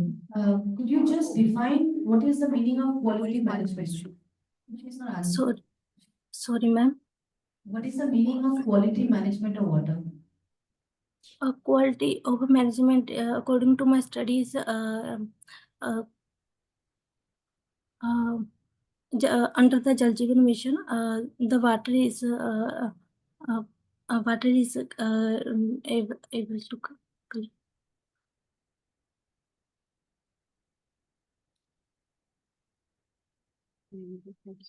Thank you so much, Gurvinder. Time is up. Next presenter. So now the next presenter is presenter number 4, Jigyasa Chaturvedi, on transforming lives, the role of international aid in advancing sanitation and healthcare in developing nations. Should I present my PPT? Sorry? Should I present my PPT on the Yes. screen? Yeah. And switch on the camera as well. Okay, 1 second. If I'll present my PPT, I won't be able to turn on my camera. Is that fine? Fine. Okay, 1 second.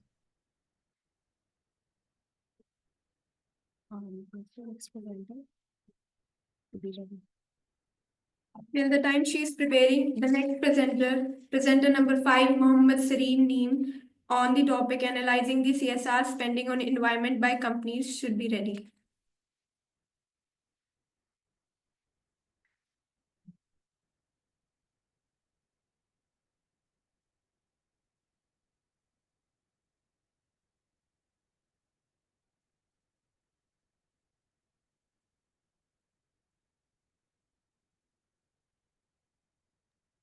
Is my screen visible?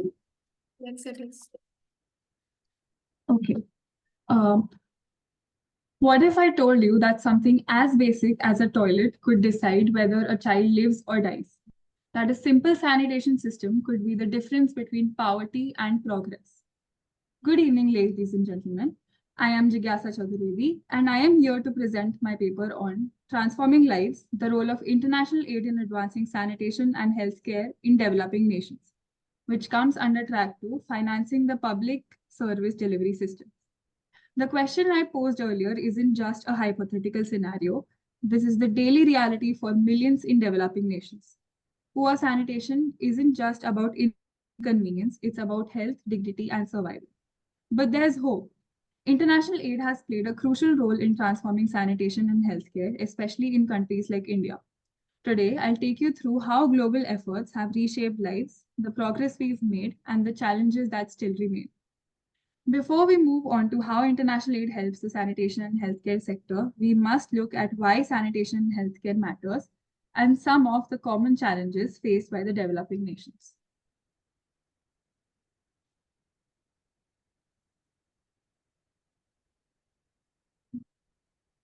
So, looking at why sanitation matters, when we look at the first point, public health and disease prevention, diseases are prevented when people live in clean areas with proper access to waste disposal facilities and hygienic water.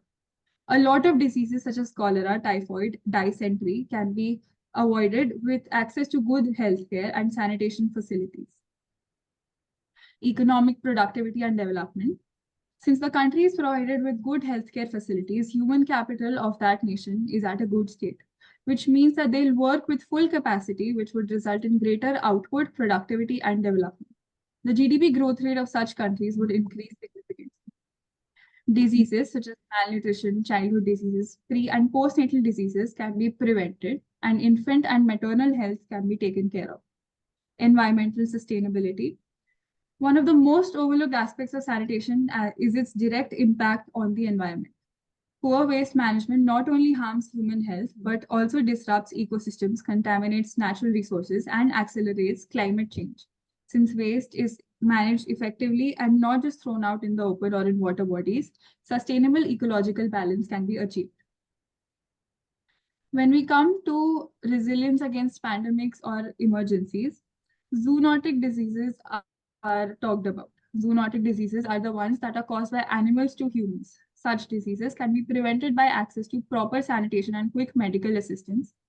Strong healthcare infrastructure assures early detection, containment, and treatment by preventing localized infections from escalating into global pandemics. Now, coming on to the challenges that are faced by developing nations when it comes to sanitation and healthcare. A compilation of many reports of the World Bank, WHO, etc., by the United Nations have shown that a lot of countries still face sanitation issues, like Sub-Saharan Africa, El Salvador, Sudan, and many other countries. When we come to the WASH strategy that is introduced by the World Health Organization, WASH indicates water, sanitation, and hygiene. Over 2 billion people worldwide lack access to clean drinking water at home. Approximately 1.5 billion individuals do not have access to basic sanitation facilities such as toilets. And around 2 billion people lack basic hygiene services, including facilities for hand washing with soap and water, according to a WHO report. Such negligence could result in problems like a burden of several diseases such as diarrheal diseases, respiratory infections, etc. And besides that, environmental problems like water contamination will also become an issue.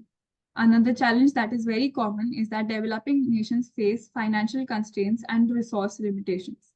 During the pandemic, we've seen how people have died due to lack of finances to support their medical needs, how countries were running short of medical supplies, and how hospitals were left understaffed. Such problems pose a major challenge in such countries. This graph is also given by the World Health Organization, which shows how much of the population of a particular country faces problems related to the sanitation issues. we can see that the countries that are marked in blue, which is mostly North American countries except for Mexico, some countries in Europe, and some country and Australia, and only one country in Africa have less than 5% of their population which face from sanitation issues. And I think that is a major issue.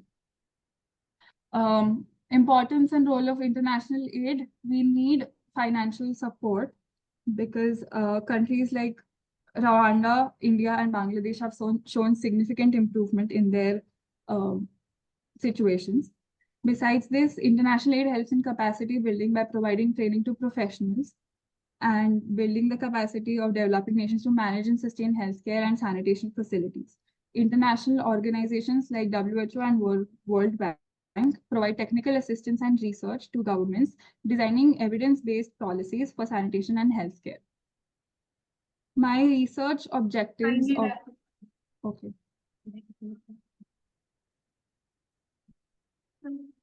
Now you're open for questions. Jigyasa, can you hear us? Jigyasa?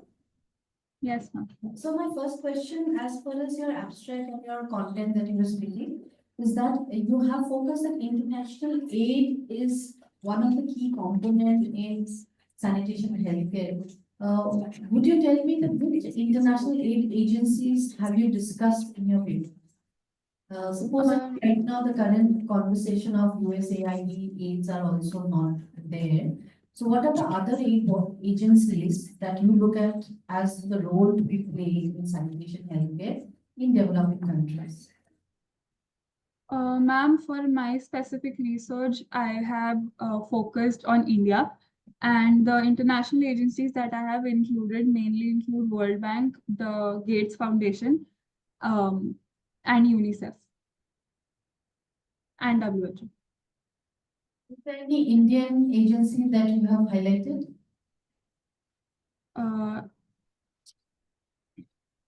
Well, World Bank and Gates are international funding. So is there any Indian agency that you've also seen forward in your research, or is it that you have not included? Because that would be something that you can work on then. I have, while I was working on the project, I mainly looked at the Ministry of Jal Shakti and Human Resource Development. And besides that, besides government bodies, many NGOs and CSR bodies have also helped for the research, for spreading information. Thank you, Jigyasa. Now the next presenter is presenter number 5, Mohammad Sareem Neen, on the topic analyzing the CSR spending on environment by companies.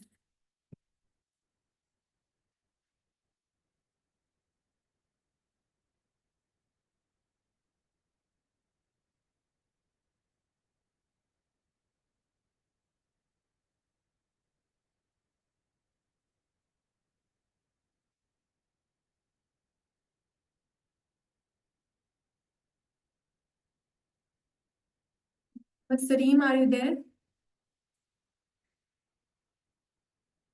Okay.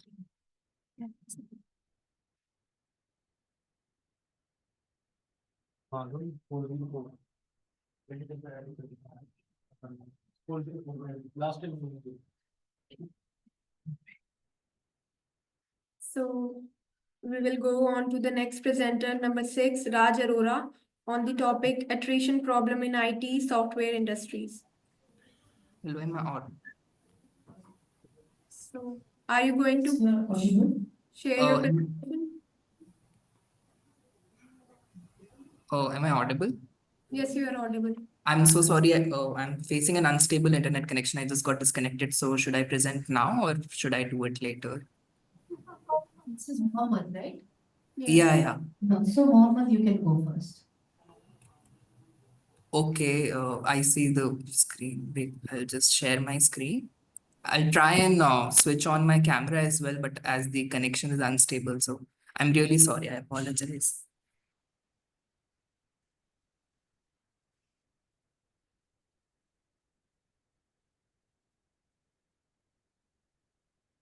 Is my screen visible?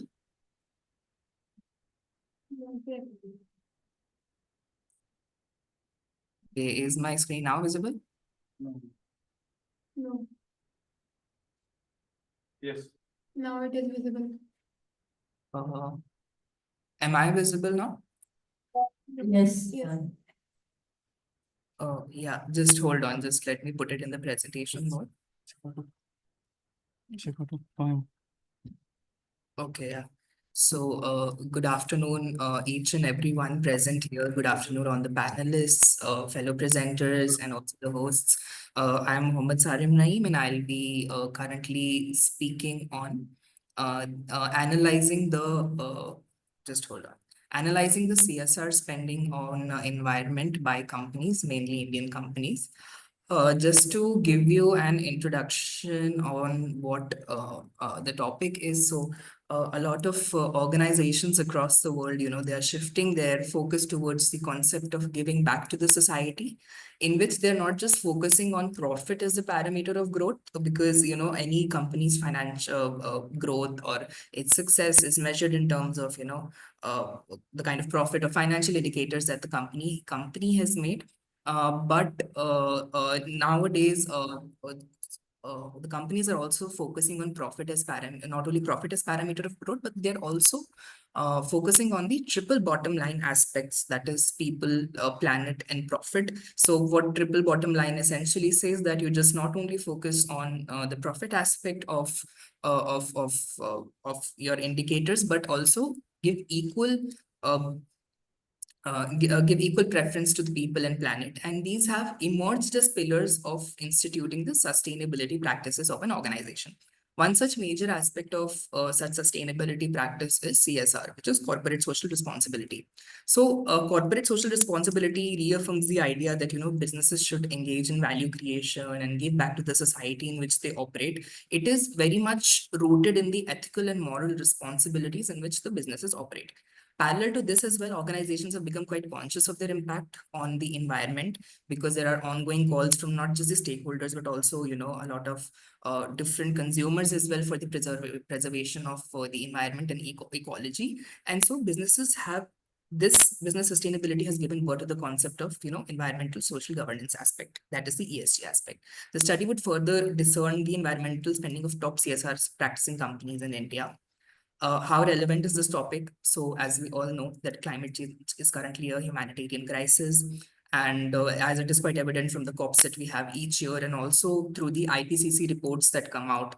And Companies Act 2013 has mandated that, companies should engage in value creation and make CSR as a part of their, strategy and program. As companies have major impact on the surrounding environment and their subsequent contributions to climate change, so it would be very interesting to know how much the companies contribute monetarily towards mitigating the same, and whether the CSR spendings are less or are more in the area of environmental sustainability as compared to the other areas in which they contribute, like health, education, etc. So the research objectives would be to analyze the CSR spending of top 3 Indian companies on environmental sustainability topics. And further, 2 financial years have been taken, the pre-pandemic financial year and the post-pandemic financial year.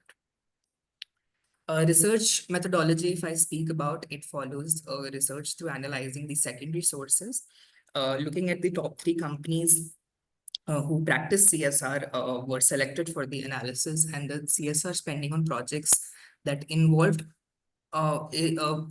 specifically environmental sustainability were analyzed. And 2 financial years, pre-pandemic 2019 to 20 was taken, and the post-pandemic 2021 to 2022 was taken as samples. Just to see the results of the study. So if you can see over here, the first table is the pandemic financial year in 2019 to 20, and the second table is post-pandemic financial year 21 to 22. So Reliance, as you can see, the total CSR spending was 908.71 crores, but only 0.041% was the percentage spending on the environmental sustainability. Same when you come to TCS, as you can see, the percentage spending were 0.047 and 0.997 respectively. Coming to the next table, you can see the fact is that the companies, if you see, have increased their spending on the environmental sustainability. Two companies, one is a different case where they haven't. So, but percentage spending for Reliance and HDFC has increased. For TCS, it has remained zero. So these were the results of the study. So just to say the results from the primary analysis, as already mentioned, it seems have very less money on environmental sustainability projects, and as compared to the other areas in which they spend their 1 minute to go. Okay. After the pandemic, few companies increased their spending in order to invest more in sustainability, though for a few others, the case remained the opposite. Discussion can further focus around strengthening the policy towards the company spending more and contributing more towards environmental sustainability and climate change, as industries also are a major contributor towards environmental degradation. Implications of climate change, and they again remain a very pushing issue, and industries that exert more impacts on environment have been spending less on environmental projects. This can lead to reduced progress towards achieving environmental and climate targets. Further recommendation on strengthening laws and policies, and also why environmental sustainability remains a very underinvested sector for most companies. With this, I end my presentation. Thank you so much. I'm open to questions from the panel. You can start. You can show your face. Can you hear us? Not visible. My camera is Can you hear us? Yeah, I can hear you. Okay, I first have to tell that you presented well, but my little suggestion would be that the data that you have been showing in your slides on the companies can come in your abstract. You know, more than the theory part in the abstract, what you should do when you're highlighting the abstract is put which companies you have made a study of, which is not reflected right now. Yes. Okay, thank you. Second thing is that since we talk of ESG, which is environment, social, and governance aspect, do you think there's a contradiction when it comes to environment and CSR, where social and environment conflicts with each other? Are there sometimes in CSR projects when they take up that there are some social customs or something or social aspects that may go in contradiction to environment aspect that affects a CSR project to be launched or the assessment to be done? No, ma'am. It can be a case in some projects, but from what I have read and from what I have seen, in ESG and CSR can well go hand in hand if practiced, consciously, correctly. Before implementing a particular project, you look at its particular what kind of an effect it has, not just on its social aspects, but environmental aspects as well. So this is what I feel. And are there any other questions? Other than the companies, one more thing. Did you focus on any project in the paper? No, I haven't taken any particular case study, but yes, I can take that as a recommendation. So if you're going to publish, kindly incorporate a proper detailed case study, which you have already mentioned of companies like HDFC, Reliance, and PCI. Ma'am, can you be a bit audible? You can broaden your paper to include a case study in detail. Okay, ma'am. Thank you. Suggestion well taken. Can I stop? I'll just stop. You can stop your PPT, and as well as you may mute your audio. I'm sorry, I wasn't able to. You can mute your audio now when your PPT is finished. You can stop screen sharing. Yeah, just hold on. Thank you. So the next presenter is presenter number 6, Raj Arora, attrition problems in IT software industry. Yeah. So are you going to share your presentation? Yeah, I'm going to share. I hope I'm audible. Yes, you are. Is this my screen visible? Yes. Okay. So, hi, good afternoon, everyone. Thank you so much for giving me an opportunity to discuss about this problem. So, to start with the presentation, I'll say what we are going to cover in this presentation: introduction, research objective, research of the result of the study, discussion of the study, and implication of the study, and then recommendation. When it comes to an introduction, attrition problem in IT industry, so everyone knows that in after having this industrial policy 1991 in country like India, LPG, liberalization, privatization, and globalization, the globalization has given the young generation an opportunity to employ themselves in an organization of their choice, but it has also resolved the issue of unemployment to some extent in developing country like India. However, it has created another room of the problem, which is called as an attrition problem. The most crucial and the valuable resource of any industry, specifically in the software industry or service industry, is the human resource. So attrition is the term used to describe the decline in the workflow cause of retirement, resignation, or death. If it is natural, then it is fine. If it is as a result of resignation, stress, death, illness, attrition is a natural, but is unavoidable also. But when it comes to an intentionally resignation, then it means that the people are not happy. There are some challenge in the organization or from any other perspective. That is the reason they are leaving the organization. So companies must focus on that areas. And organization most important asset, as I mentioned, for the particularly for the software industry, is the talent pool, which is a most demanding component for the management to maintain the competitive advantage. And the organization need to be focused on motivating and inspiring the talent. Compromising with the employee skill will have a detrimental impact on the business in the long run. And in any software or service industry, most important asset is the talent pool, which is one of the most demanding and component for the management to maintain the competitive advantage. Organization management needs to focus and inspiring on the people.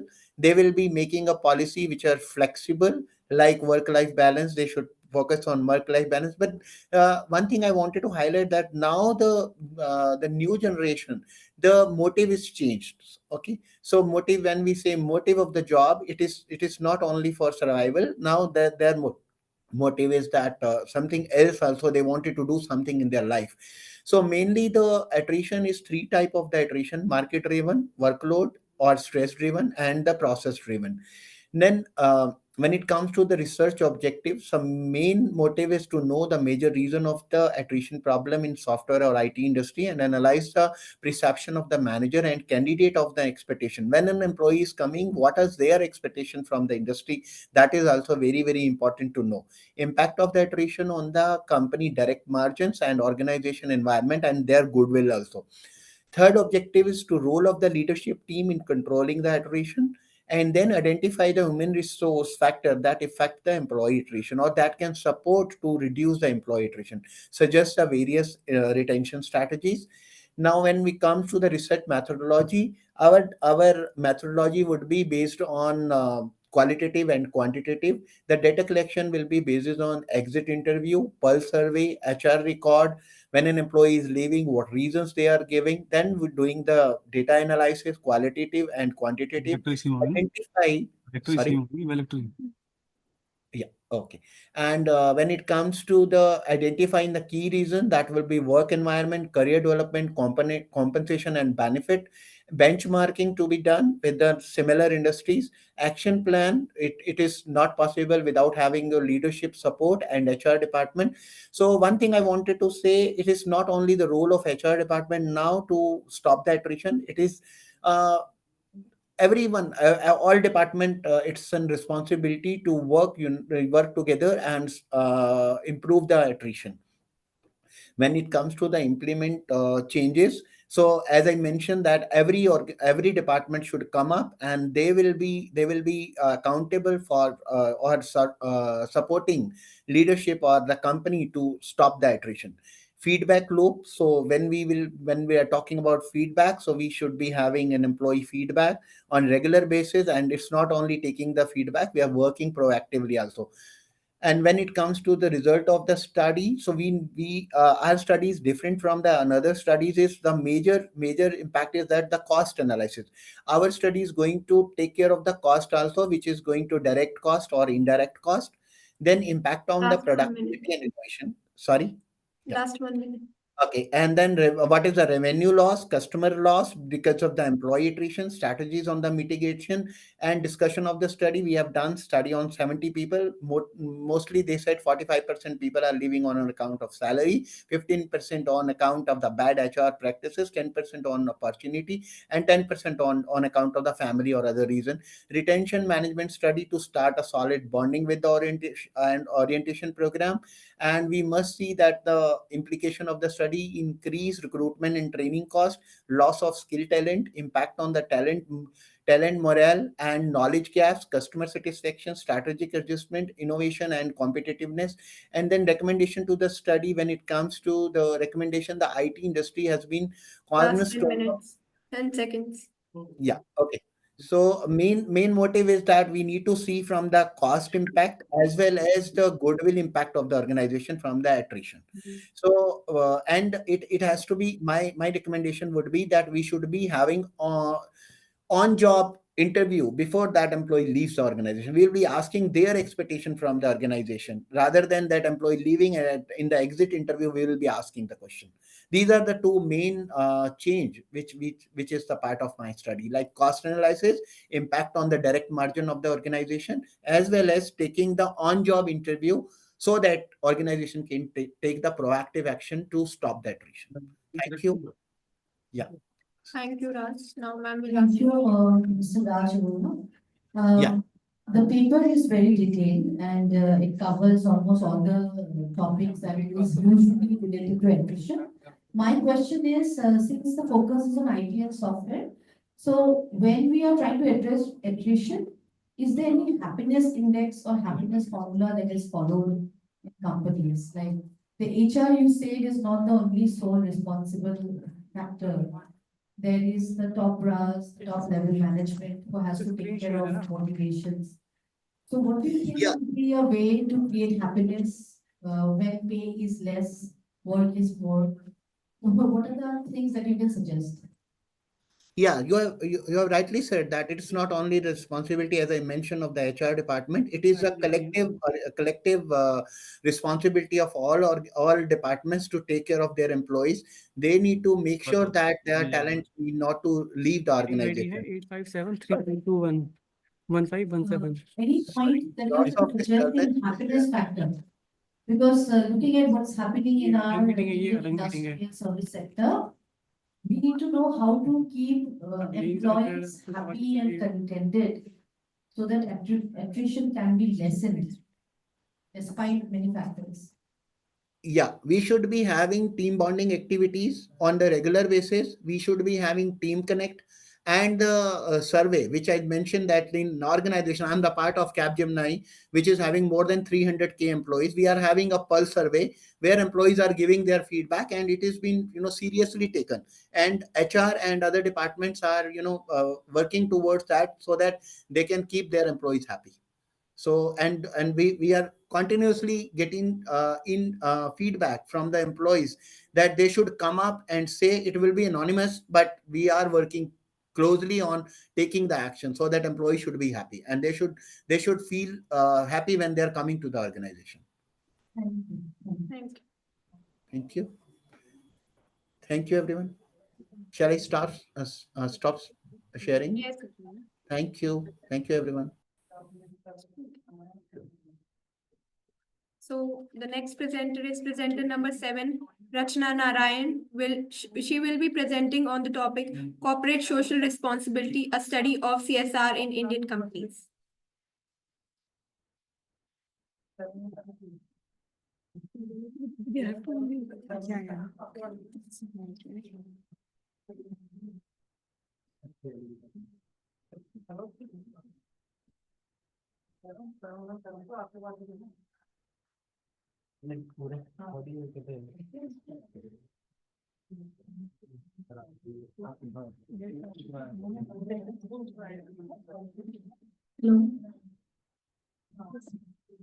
Hello, everyone. I am Rachna Narayan, and I'm going to present on the topic of corporate social responsibility, a study of CSR in Indian companies. So So I have to start by saying that it's easy to dodge our responsibilities, but we cannot dodge the consequences of dodging our responsibilities.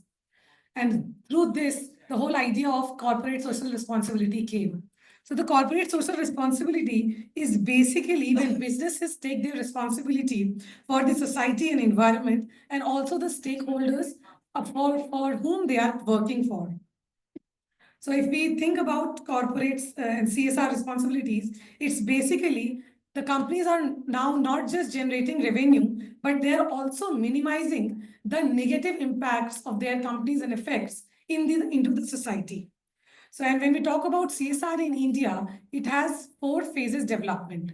So the earliest phase was the ancient time where we talk about the whole idea of philanthropy by Chanakya and other religious philanthropy. And then there was pre-independence era when the big industries like Jamshedji Tata and Ghanshyamji Birla, they started the whole concept of giving to the society.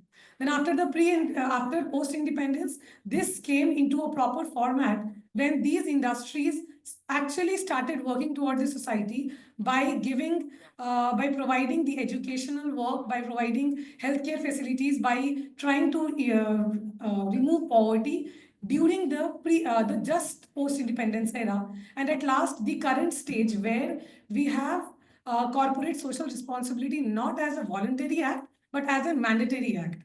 So we have our Companies Act of 2013, which allows many companies, and we have demarcated the companies to spend around 2% of their expenditure for CSR activities.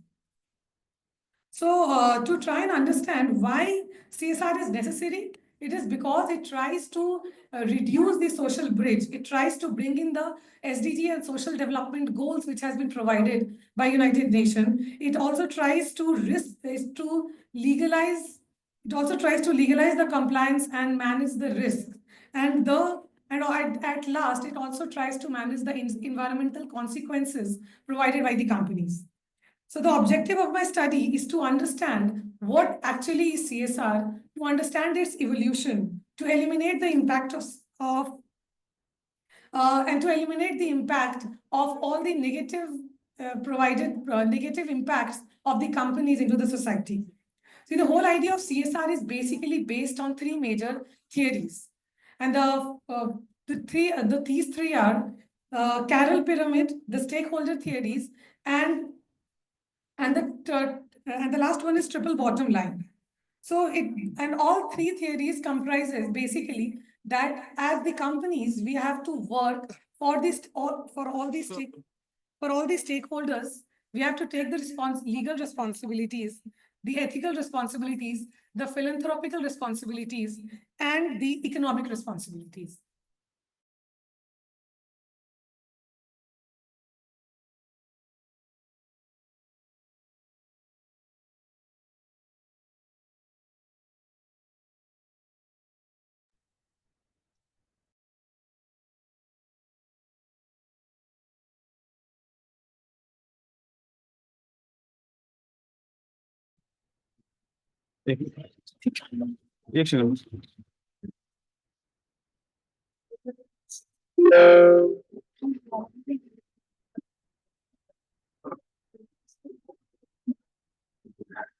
So I've studied, so I've studied a few companies. I've studied their annual reports, and from that I've studied major 3-4 companies, which includes Mahindra and Mahindra, Tata Chemicals, Vedanta, ITC, and Wipro. So from these companies, I have understood that these companies, since they have been working into corporate social responsibility, not just after the 2013 regulations, but also much before that, since 1912, and also since when these companies have started. Also during the phase of COVID-19, these companies have worked beyond their limited resources that is to be prescribed resources on CSR. They have gone beyond and helped in the philanthropy activities. So So from the studies, I've understood that the corporate companies, the companies and the MNCs have been working day and night to provide and to eliminate all the social backwardness we have in our society through their corporate social responsibility. They have been providing activities like education for all. They have been education for all, education for children with disabilities, primary healthcare facilities, community ecology, and many more. And what benefit these companies have from these corporate social responsibility is, first of all, uh, they are eliminating the negatives, and apart from that, they are also benefiting as the companies which are more actively investing in CSR. They are also being recognized by the world forums. There are policies like green loans. There are policies like acknowledgement and merger and acquisitions, which are benefited due to these corporate social responsibilities. Thank you so much. Achha. Okay. So since you have studied CSR and the 2013 Act, and you mentioned in your abstract also that's an Indian philosophy.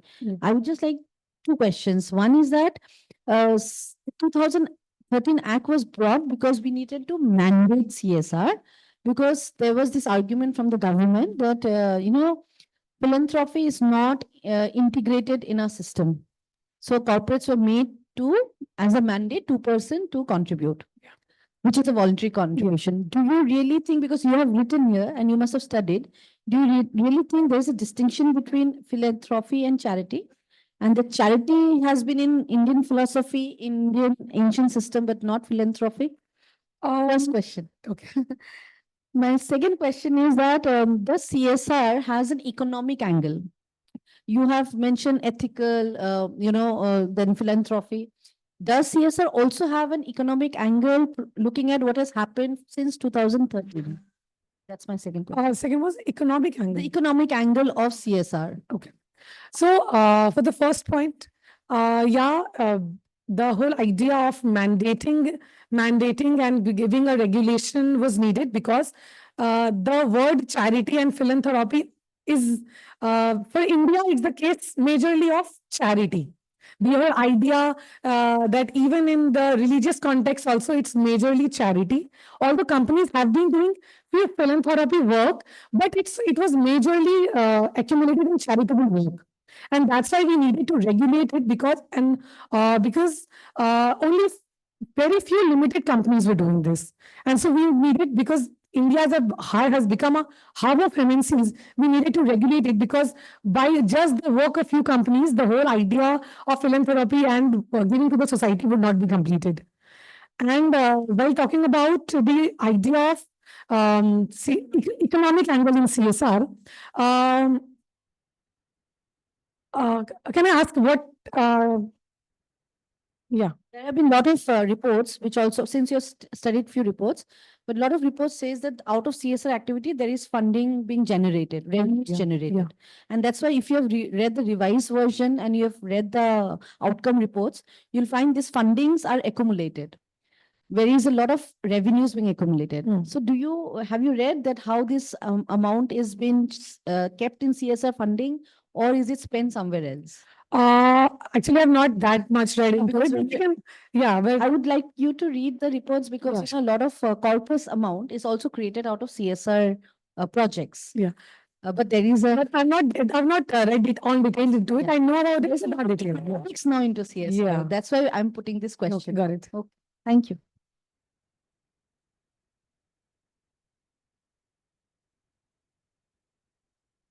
Thank you. Thank you, Rachna. Now the next presenter is presenter number 8, Ratul Chaudhary, on the topic Bridging the Service Gaps in Public Education System, case study from a government NGO partnership for co-development and co-financing of children's literature in Government School of Madhya Pradesh. He's here. Teacher Anurag.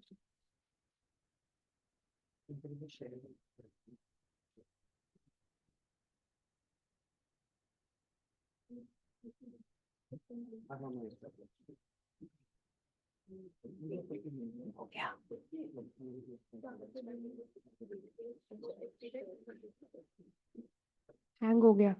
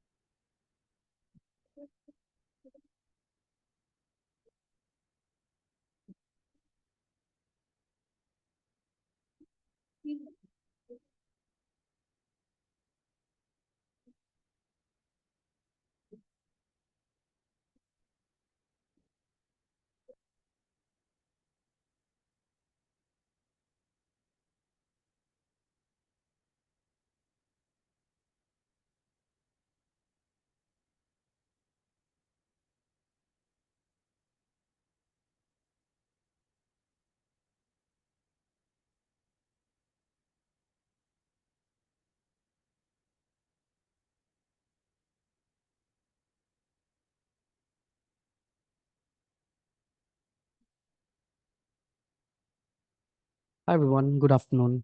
Thank you so much for the opportunity. My name is Ratul. I work with a nonprofit.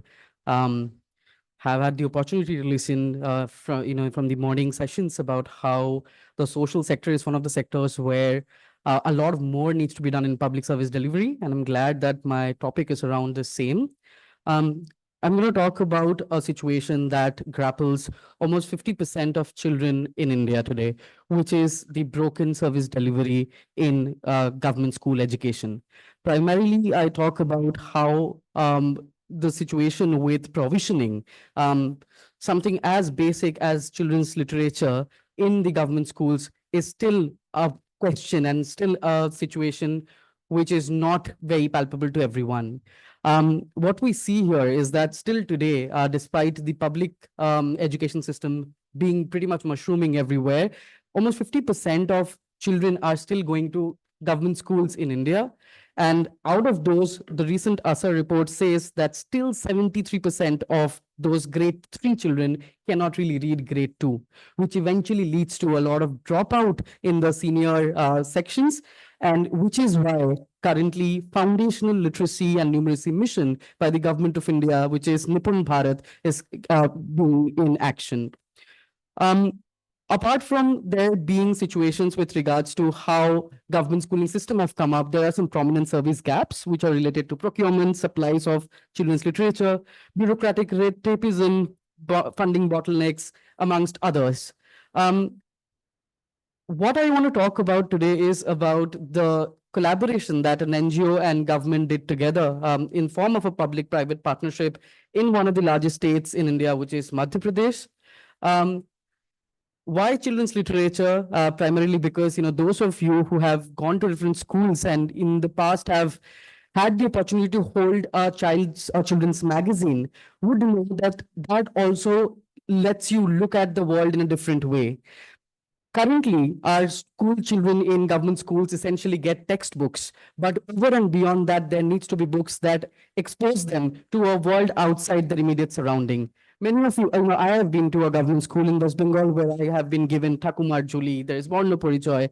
But when I go to these schools and when as a researcher I took up this work, I realized that a lot of these early graders, I'm talking about grades 1, 2, 3, children do not have exposure to such diverse, rich, high quality literature. This is stats from Madhya Pradesh ASA. In this context, the innovation that we tried to do was related to co-development and co-financing of quality children's literature through partnership between an NGO and the government of Madhya Pradesh. The idea about why this was innovative was because it wasn't another mechanism where you provide governments with the whereabouts and the government takes it on or not. The idea here was for the NGO to build systemic capacity, train the support staff right from the state to the school level, and ensure that there is government's focus on continuing this work here onwards. What it also says about the co-financing model is that of a model financing leverage, for every 1 rupee that was spent by the NGO towards developing the capacity of government also spent 9 rupees. This is relevant, as I said, because NEP, Nipun, all of these policies are talking about having positive learning, vibrant classrooms in government schools, and children's literature is one of the essence of it. And we also see that there's a lot of outlays which has happened in children's literature and teaching learning materials. I mean, government, the recent economic survey says that the per child spend has gone up to 25,000, which is 330% sort of jump from the last decade. NCRT and others have also been supporting this. However, there are prominent issues with regards to the content that is going there in this literature, the way these are being used, and finally the procurement, which is where the systemic barriers shine more prominently. In this kind of a situation, the research objectives that we wanted to take up was to understand how does a partnership approach look like. We have enough examples of private-public partnerships in the corporate, in the situations which are more about governments, but in a situation where it is about school, how does that kind of partnership lead to more access of quality children's literature? Also try to understand how does this journey really look like to develop system capacity? And finally, what is this financing model really about? To do this, we took up a qualitative methodology, tried to talk to different officials, almost 10 plus government officials consulted from state to the block level, 20 plus government school teachers, as well as some school visits which were conducted in Singapore and Vidisha districts, and looked up some of the documentation that were ongoing while the work was happening. What we find are essentially three-pronged results. One, because of our partnership like this, as you can see before and after pictures, the classrooms not only had level appropriate, age appropriate materials, but these materials also served as a space in the classroom for children to start reading. You do not always read a library to have a reading culture. That is what it tried to establish. What it also showed you is the journey that the NGO and the government had, which is in regards to starting out by preparing the diet officials who are at the district level, making sure that the diets are inviting all the teachers and giving them an opportunity to first share their own draft. Once those drafts were there, yes, once those were there, finally we went on to understanding what kind of training to be provided, and the cost leverage essentially led to almost a 9x sort of leverage from government, but all of it went to government's resources. Time's up, but I would just want to say as my parting thought that we just wanted to share this from a praxis lens. This is something that we have been seeing, and a lot of governments are taking on to such initiatives. What is required is a genuine space for nonprofits to function, clarity and transparency in the roles and responsibilities, and finally institutionalizing some of that work so that it doesn't get lost after a project tenure. Thank you. Thank you, Ratul. Good presentation. One question is, how is Room to Read incorporated technology and AI into the deliverables? Yes, ma'am. Technology, yes. AI, we're still dabbling with. Technology in the front of, there was an app created at the state level. So while these materials were developed, there was this second part of it, which is to print and distribute these materials to almost 84,000 schools. To track that, what as a PMU, Room to Read supported the government is in developing an app which records from state level to district level to block, how are these materials being transported almost real time. I think that's one solution that this government was kind of get stuck for a long time. Yeah, thank you again for the opportunity.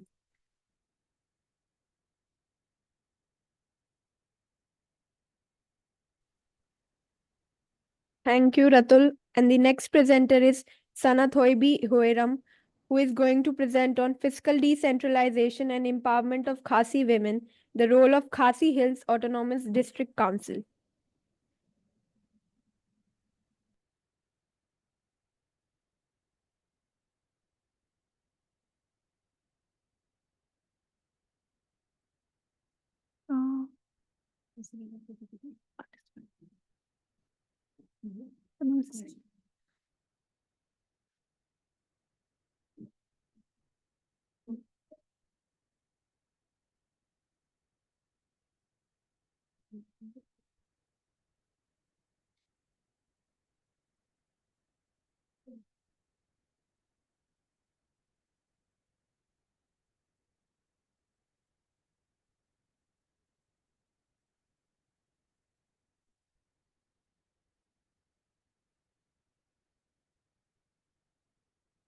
Good afternoon, everyone. My name is Sana, and today I'm going to be presenting on the Khasi Hills Autonomous District and its role in women empowerment from the angle of fiscal decentralization.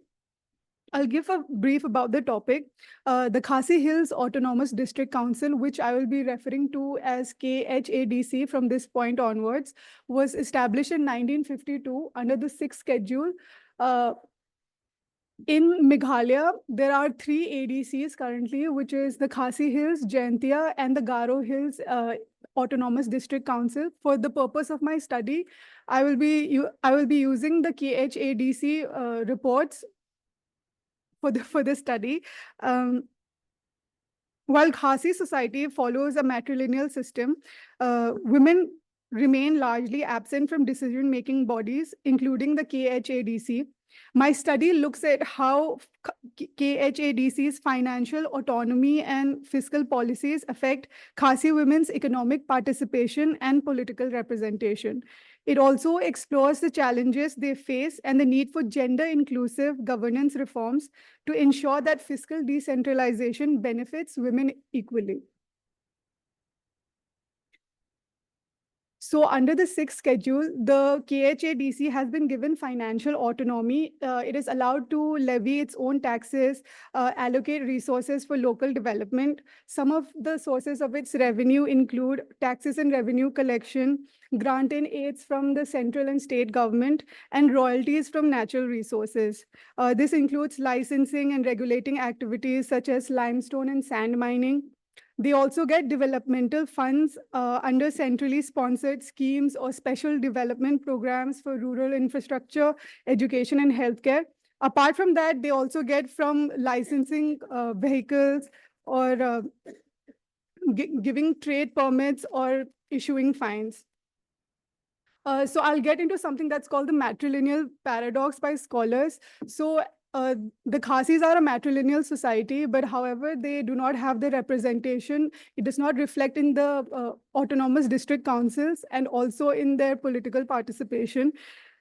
This is the relevance of the of my topic, because I want to use this as the point to set my research objectives. First is to examine the impact of fiscal decentralization on governance and economic development. Second is to access the role of KHADC's financial governance in influencing Khasi women's participation in economic and political spheres.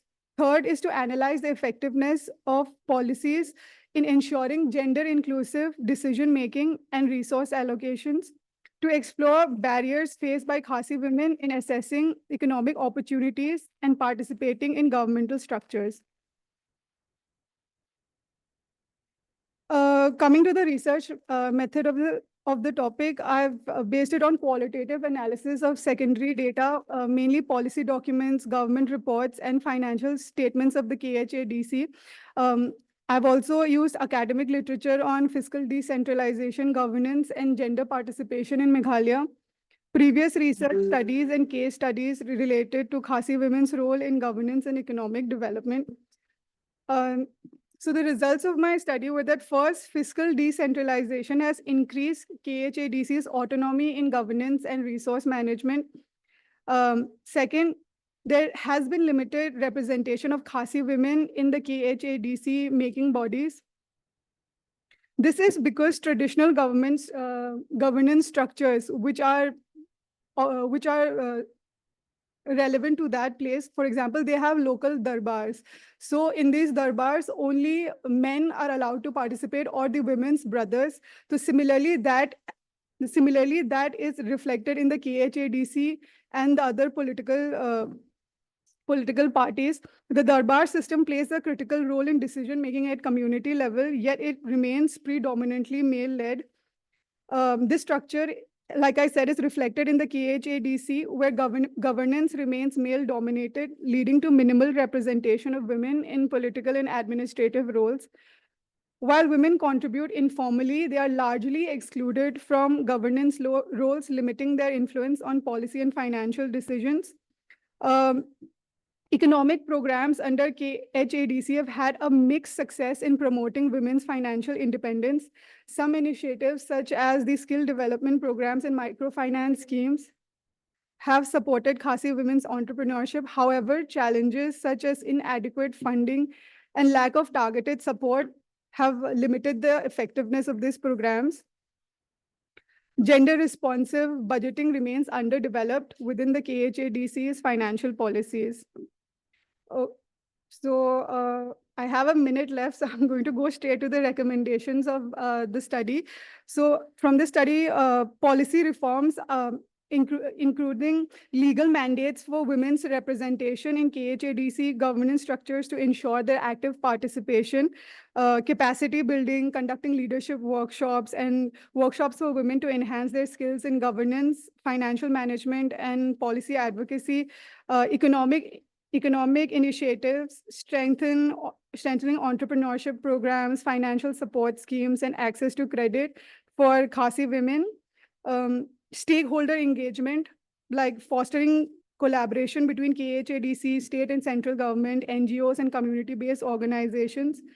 And lastly, transparency and accountability to establish monitoring mechanisms to ensure that fiscal policies are implemented effectively and equitably. Thank you. Thank you, Sanat Hoibi. Can you just highlight one aspect, which is entrepreneurship? Yeah. A lot of Khasi women are involved in a lot of entrepreneurial businesses nowadays. Yes, ma'am. So how is KHADC helping women entrepreneurs among Khasis? Ma'am, under the KHADC, they have advised the Darbars, which is their local governance system. It's not constitutionally mandated, but they have, the term is Seng Longbri. I'm not sure if I'm pronouncing it well, but it's a women organization within the Darbars itself. This has been passed in 2023 under the Ilaka Amendment Act.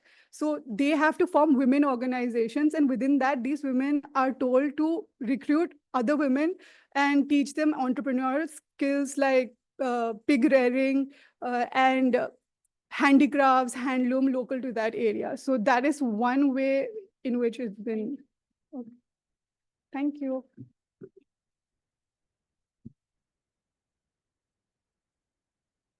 So next presenter is presenter number 10, Dr. Sunny Wadwania, who is going to present on fiscal innovation and empowerment of local government institution, a case of Kerala. Yes, can you please permit me to share my screen? So you have the permission, you may present. Okay, thank you, ma'am.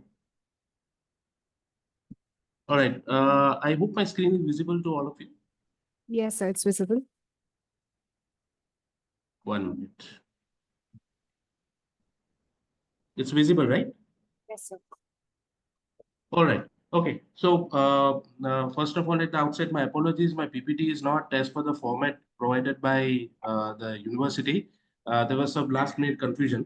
So yeah, so the topic what I'm going to discuss today is fiscal decentralization and local government institutions, where we will be discussing the case study of Kerala. So essentially what we are going to discuss in this topic are three most important things. Number one, to what extent is the transparency, the inclusivity and accountability are practiced in local governance institutions in Kerala, and how these practices of transparency, inclusivity and accountability are contributing to the fiscal decentralization, leading to the empowerment of the third tier of the democracy, right? Then we will be discussing about the benefits of fiscal decentralization and how it enhances the local government institutions' autonomy, efficiency, and the responsiveness. And the reason why we are discussing the Kerala model is because in the state of Kerala, the decentralization and the Panchayati Raj institutions are implemented in letter and spirit, and the Kerala model can become a flag bearer for other states to follow. To start with, there are three important objectives. First objective is to understand the political authority and the policy making, wherein we are going to understand how LGIs create policies and interact with the community. Second is the operation part, how LGIs implement policies and provide services. And the third is the most important, which is the financial management, how LGIs allocate the budget and utilize the financial resources. And in order to understand these three objectives, we are going to use the Oates 1972 decentralization theorem as a theoretical framework.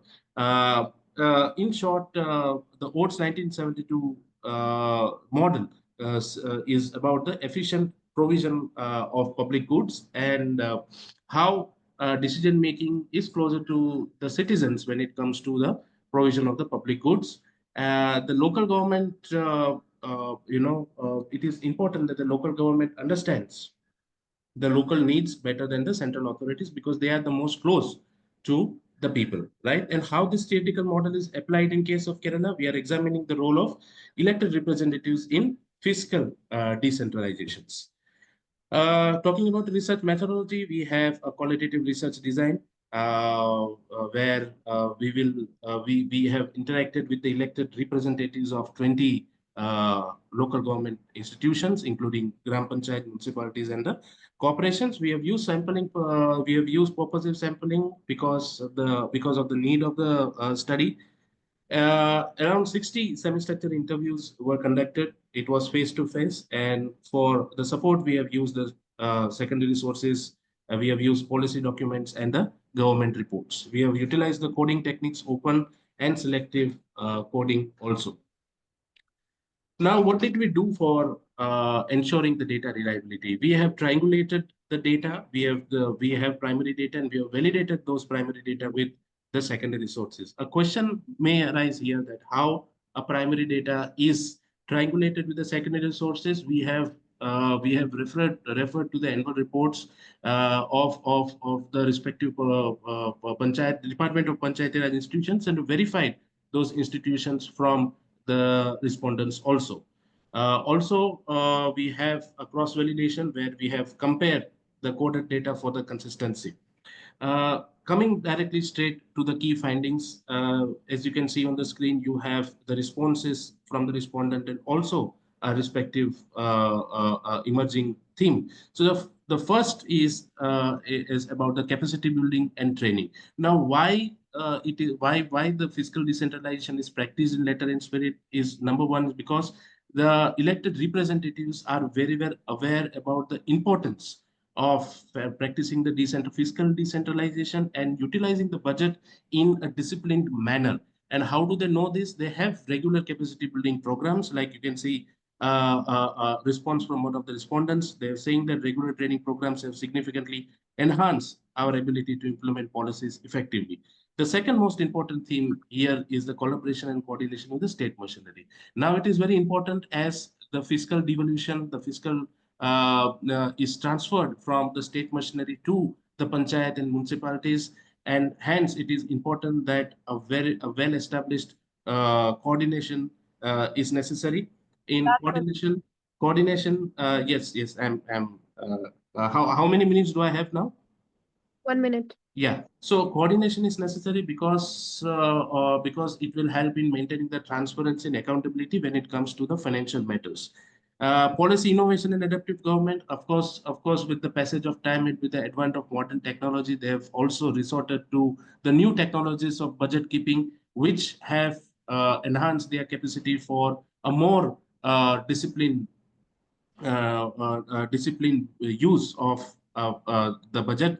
And then transparency, accountability mechanisms, day-to-day audit are conducted, and this audits if there are any red flags, these audits will help them to understand those red flags and improve on that line. Now, these are the insights and policy implications. Empowering elected representatives, providing financial autonomy and decision-making power.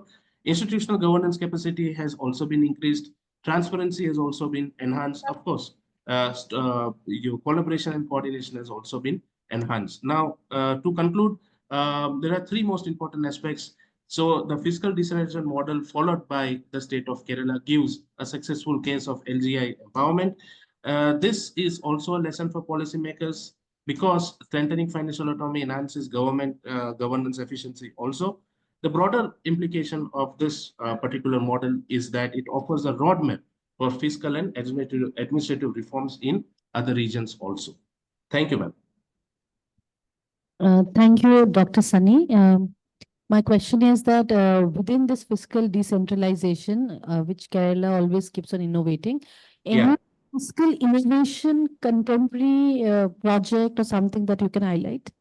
Of course, ma'am. So one of the innovative projects in context of fiscal decentralization is that every panchayat or we can say elected representatives have it is mandatory for them to tie up with the local SHGs, the local self-help groups, and they have evolved a utilization fund, a utilization emergency fund for that particular panchayat. And the innovative part of this is that this is managed totally using the modern accounting softwares also. Okay, thank you so much. Yes, thank you, ma'am. Can I leave? Yes, you can. Thank you.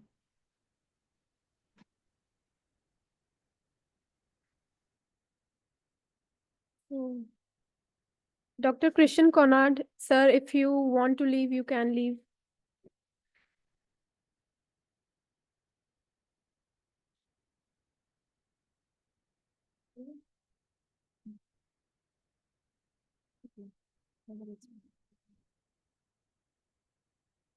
So the next presenter is presenter number 11, Vivek Kumar Shukla, who is going to present on sustainable financing for urban and rural infrastructure, challenges and opportunities.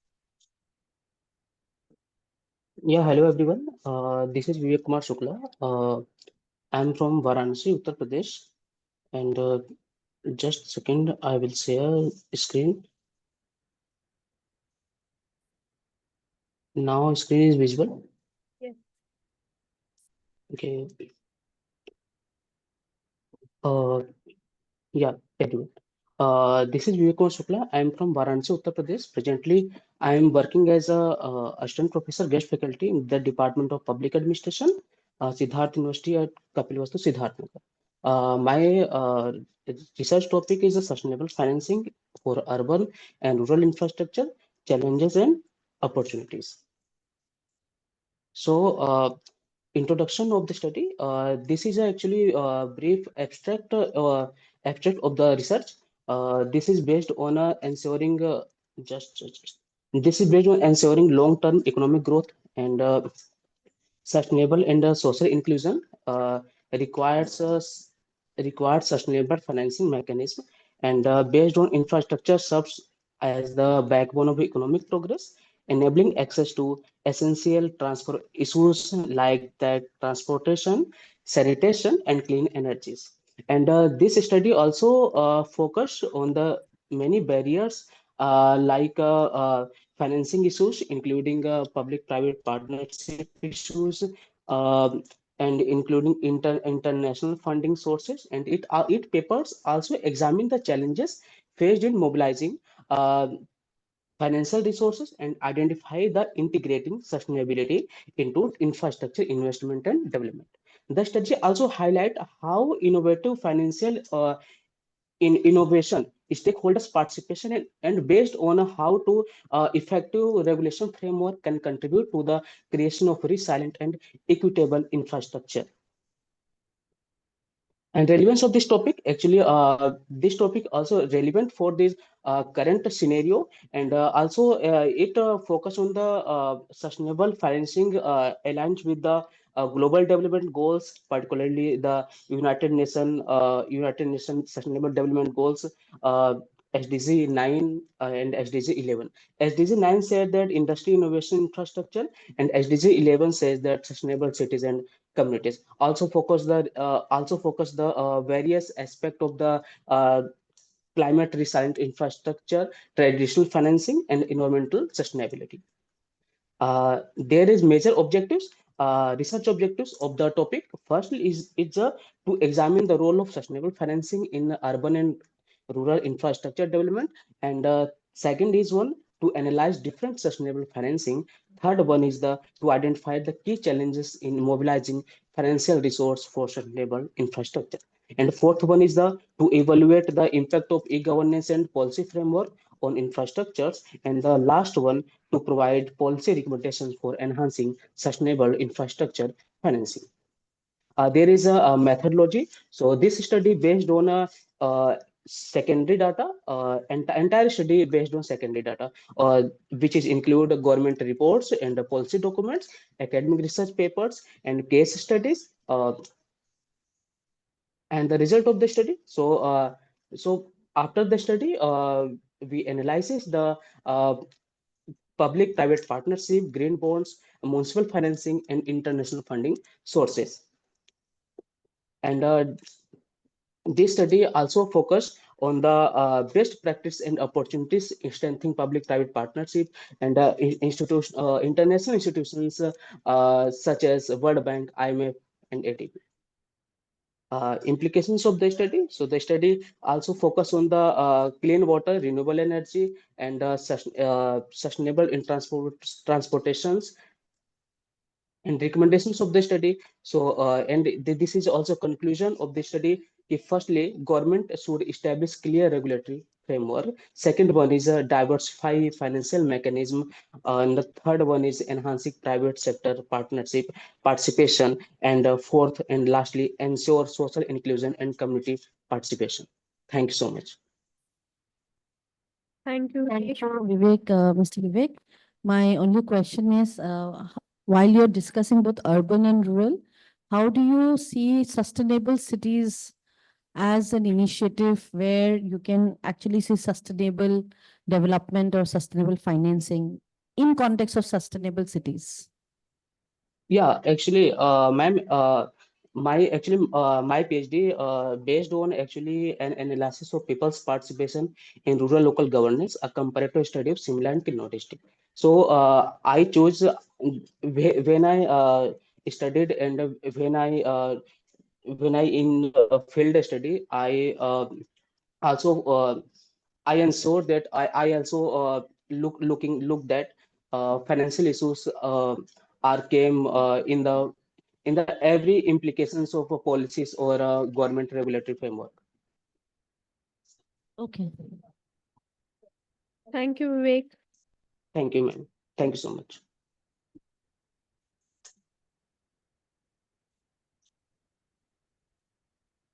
So the next presenter is presenter number 2, Bhupender Singh, on the topic money laundering and public service financing, challenges and policy interventions.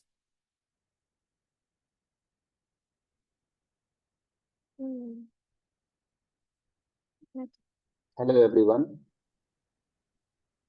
Am I audible? Yes, you are.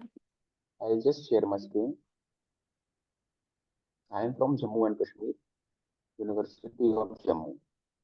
My topic is money laundering.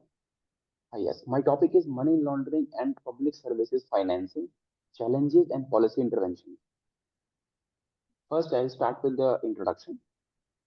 Money laundering, as the name suggests, is the activity related to proceeds of crime, like concealment, possession, acquisition, using some legal or illegal means to convert tainted money into the untainted money. Now, money laundering remains a significant global challenge, undermining financial integrity and public service financing systems. By public service financing systems, I mean management of countries' funds to pay for public services. Now, the illicit financial flow created by the money laundering distort economic stability and reduces government's revenue, therefore weakening public trust in the governance. Now, the public services rely heavily on the transparent and efficient financial systems, and by money laundering, it distorts the very structure of the public service financing. Now, there have been many developments in terms of the laws against the money laundering as well as the modes of money laundering. In recent years, globalization and technological advancements have further complicated efforts to combat money laundering. The rapid expansion of digital financing services, cryptocurrencies, offshore banking has made it easier for the money launderers for illicit funds. Their regular frameworks are still evolving and it is not making up to the mark to the next generation of the crime, that is the artificial intelligence and online banking, making them more vulnerable to the financial crimes. Weak enforcement mechanism, lack of coordination among international agencies, lack of coordination between national and international agencies in terms of offshore banking, as we see in India, political interference, corruption, etc., lead to the systematic problem of money laundering. Now, money laundering remains a significant global challenge, undermining financial integrity and public service financing systems. By public service financing systems, I mean management of countries' funds to pay for public services. Now, the illicit financial flow created by the money laundering distort economic stability and reduces government's revenue, therefore weakening public trust in the governance. The relevance of my topic. Now, money laundering is a critical issue as it affects the economy, the structure, and the public services financing in a country. In turn, it becomes a global economy problem and governing structural problem all around the world. Its impact extends beyond the financial institutions because public sector, which are very important, like healthcare, education, infrastructure development, they eat up all these development activities by means of money laundering. The illicit flow of money weakens financial systems, reduces government revenues, and fosters corruption, ultimately undermining the economic growth and public trust. Now, coming down to the research objectives, my basically four research objectives are to analyze the impact of money laundering on public service financing. Second, to examine the challenges in detecting and preventing money laundering. To evaluate existing legal and institutional framework for combating money laundering, to explore the role of technology in strengthening anti-money laundering AML efforts. Now, the study will primarily be based on many recent cases that we have come across. For example, one such case is famously called as the cup syrup money laundering case that we have come across in Jammu and Kashmir. Now, the research methodology. Research design is based on doctrinal and empirical both types of research. Primary data and secondary data, both types of data are taken and a comprehensive analysis is being done. And on the basis of that, the results of study are released. Now, the results of study. First, type of impact on money laundering on public services financing. The first and foremost is revenue loss for governments. As we know, the taxes and the revenue that goes from the public to the government is in turn used for public services finance in terms of healthcare, education, infrastructure, etc. Second, it weakens the governance and public trust. The main culprit here is the corruption that leads to the money laundering aspect.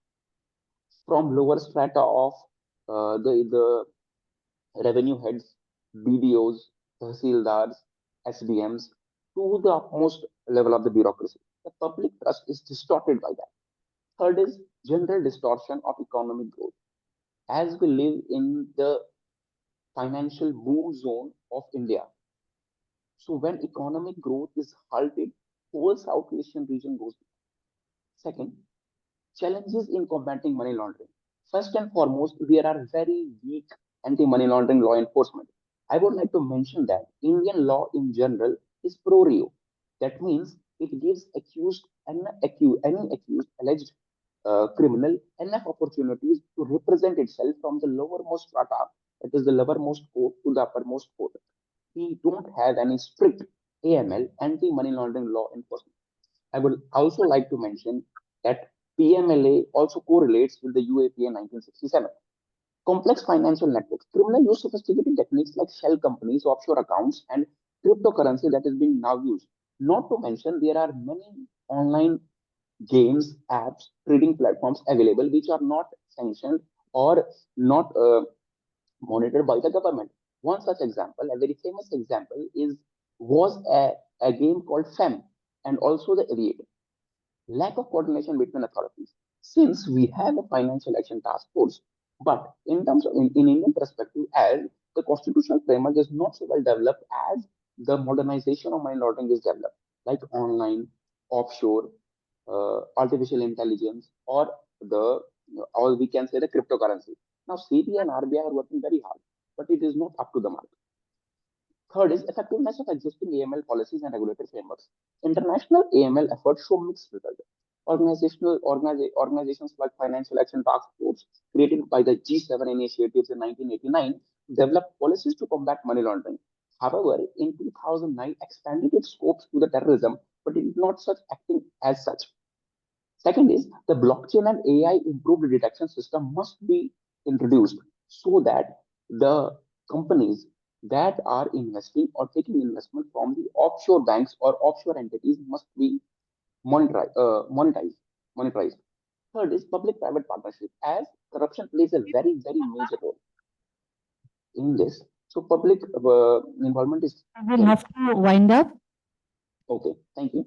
I will just go for the recommendations of the study. First is strengthening anti-monitoring laws and regulatory frameworks. Government should enforce strict anti-monitoring regulations in line with the FATF guidelines that are there and impose severe penalties. And also, I would like to mention the pro-reo approach of the Indian legal penal system must be monitored and must be changed by way of the judicial course. Second is enhancing financial intelligence. As I said, AI-driven transaction monitoring system must be there. Second is big data analysis. And third, I would like to mention this technology for transparency must be initiated. Fourth is strengthen international cooperation. Thank you. I would like to wind up as my time Thank is you up. so much. There are a lot of details I know in this topic, which we cannot cover, but a short question. But do you think reporting on corruption and reporting on money laundering practices is much dangerous, so AI can be of assistance, or would there be no change? People would stop reporting on corruption and money laundering. Then actually there are polarizing. I can say there can be polarizing results if we include AI, and also there can be polarizing uh, the opinions on that as well. But as far as how my study is concerned, as far as me is concerned, the integration of the AI and curbing of corruption both go side by side. And also, it is a matter of public policy and public trust.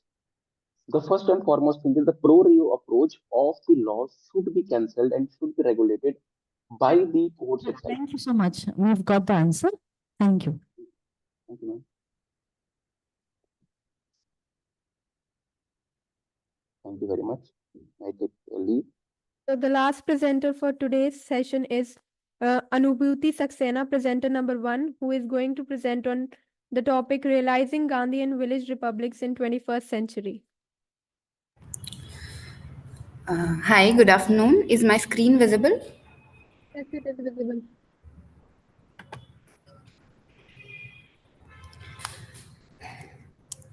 Yeah, so good afternoon. This is Anubhuti Saxena, and I'll be presenting on the topic Realizing Gandhian Village Republics in 21st Century.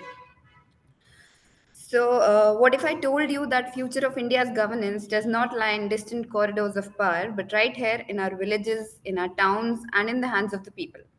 Mahatma Gandhi's vision for self-reliant village republics is not a concept of the past.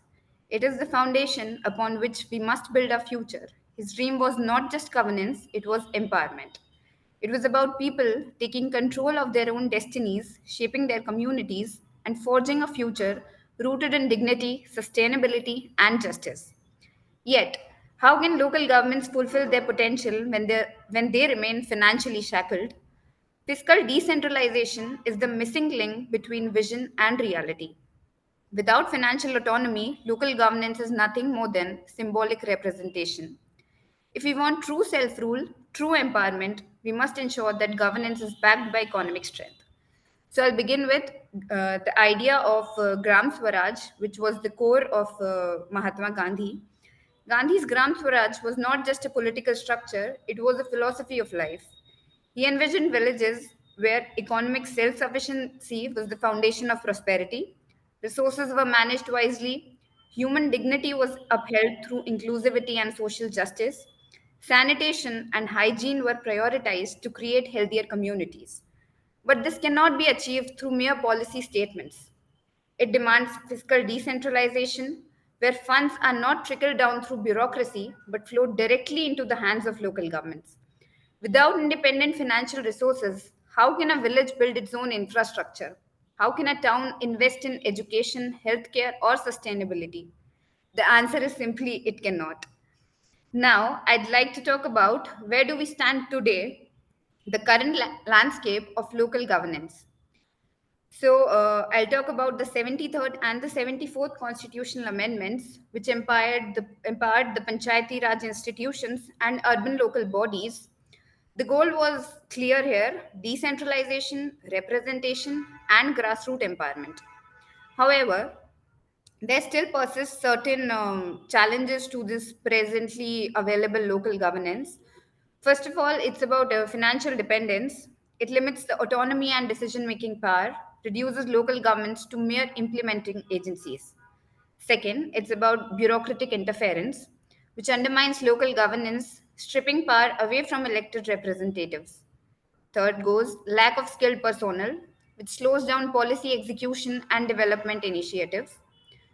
Fifth is inadequate infrastructure, which stifles growth and digital connectivity, hindering participation.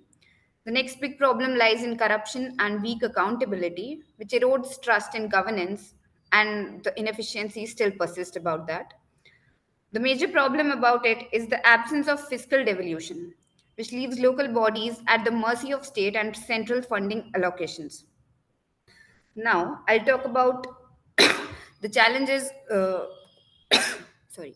Now, I'll talk about the present system in India, which is at present there are three ministries looking about the local governments, which is Panchayati Raj, Rural Development, and Urban Development. It's a three-tier structure about local bodies, district administration, and parastatal bodies. The main highlight of my paper today would be the global models for strengthening local governments. We can draw inspiration from international success stories that have successfully empowered their local governments through fiscal autonomy. The first one is DEEM, that is directly elected executive mayor. It's a strong mayoral system which provides leadership, accountability, and financial decision-making power.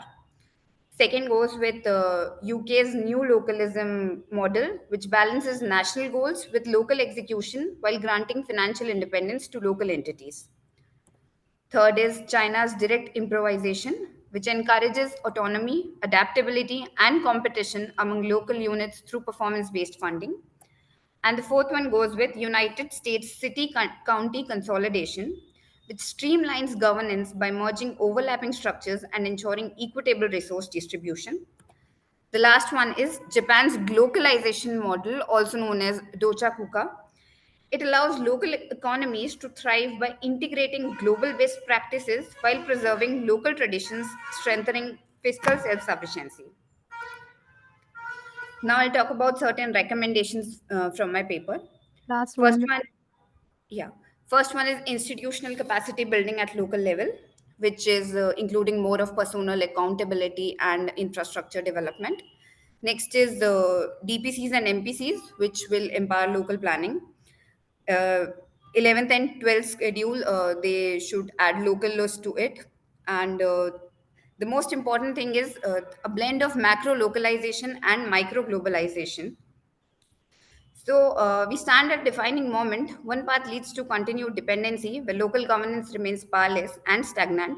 The other leads to a bold, transformative future where every village and every city has the financial strength to strive, where people reclaim their power, and where Gandhi's vision finally comes to life. So I'd like to conclude with the time for action is now. Let us not just advocate for change, let us demand it. Let's build a governance system that is not only decentralized but financially empowered. That is the true essence of self-rule, and that is the future we must create. Thank you so much. Thank you. Thank you, Anubhuti. We can see your recommendations are very listed down, very detailed, and I am sure you're going to work on that. Just question, since the title is Gandhian Village Republics in 21st Century, how do you connect Gandhian philosophy in 21st century, the concept of village republics? How do you see that in the contemporary times? So, ma'am, in the contemporary times, since as we see that there's a huge development on the urban side of the country, but the local and the rural areas still strive for it. So, the main ideology of Gandhi was local empowerment and decentralization, where he talked about bottom approach, where we'll empower the villages and the local people in by giving them financial autonomy and giving them their own decisions. Then only we can build a strong rural area which would lead to the overall development of the country. Thank you. Thank you, ma'am. Thank you so much. Thank you so much to all the participants. And with that, we come to the end of our track. As we conclude this track session, we would like to extend a heartfelt congratulations to all the participants for their insightful and thought-provoking presentations. Please note that the final results will be announced during the valedictory sessions, and the results will be mailed to you as well. Let me take this opportunity to extend my heartfelt gratitude to Dr. Kristen Connaught, who has joined us from overseas. So do we have you in the meeting?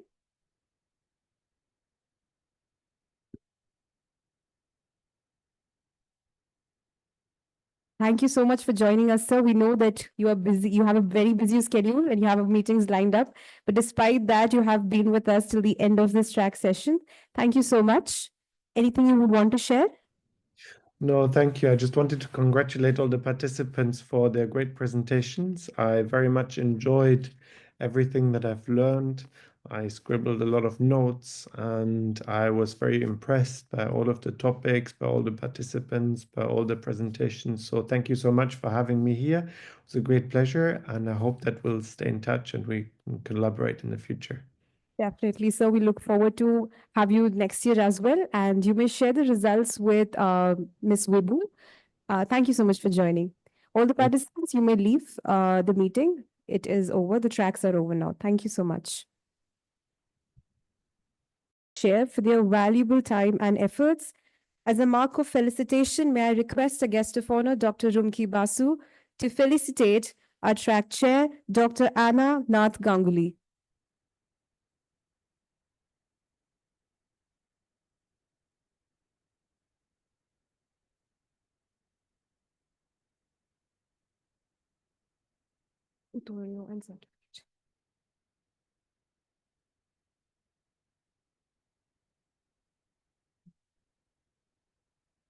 Representing the Utorio, a handcrafted cotton stole that symbolizes India's ethnic diversity, sustainability, and spirit of service.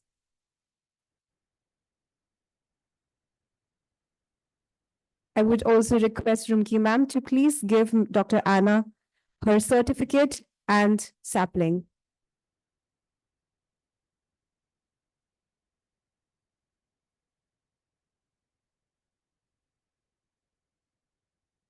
Thank you so much, Dr. Anna and Dr. Rumki Basu.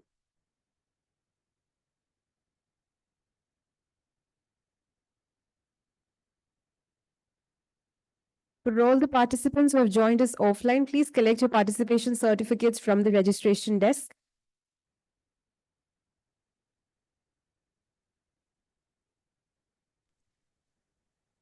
For all the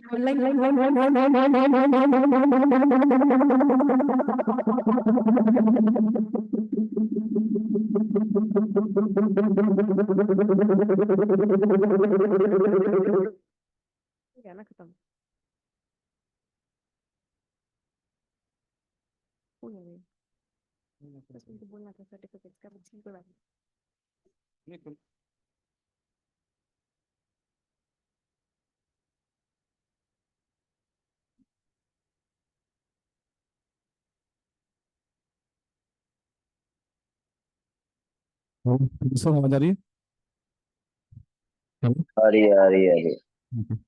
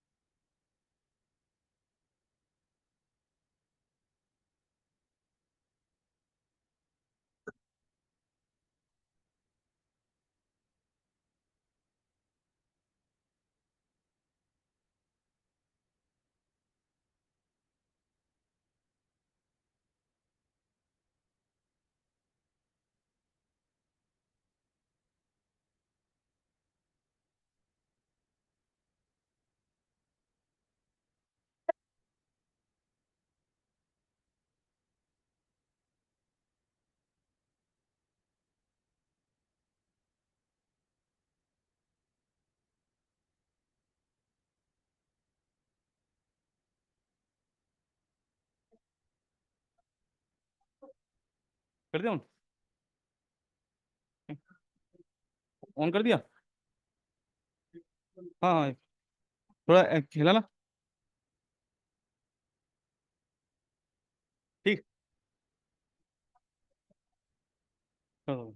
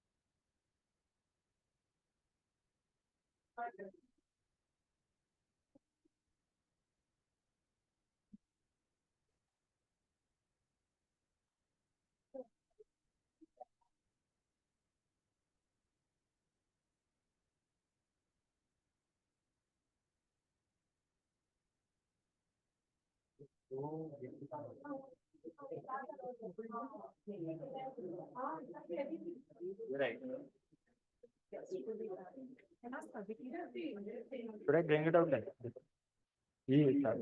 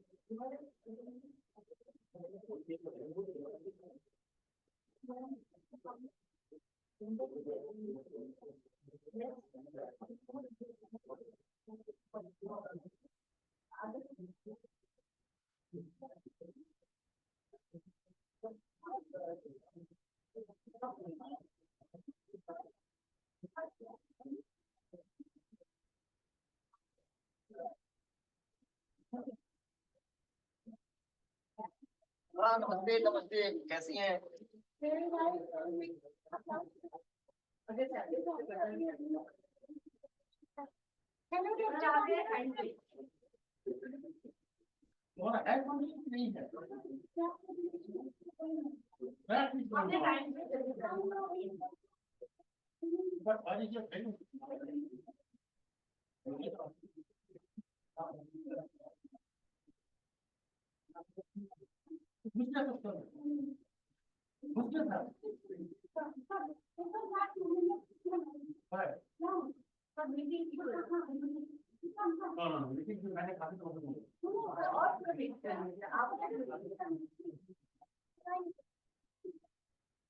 हाँ, ये हाल है जी।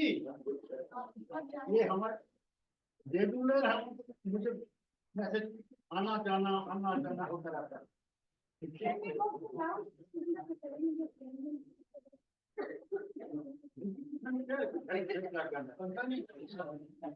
समय प्रबंध रखना चाहिए।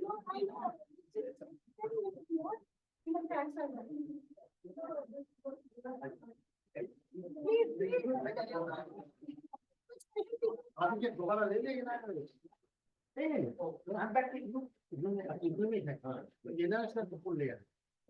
Professor Saroj Sharma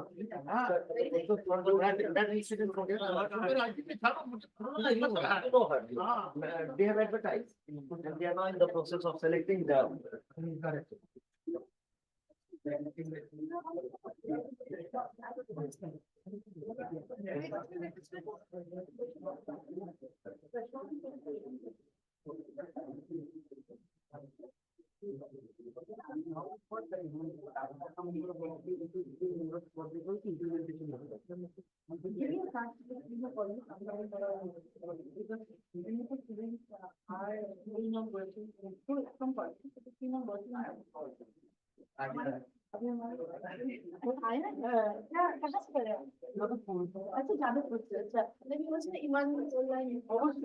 Like, are you ready?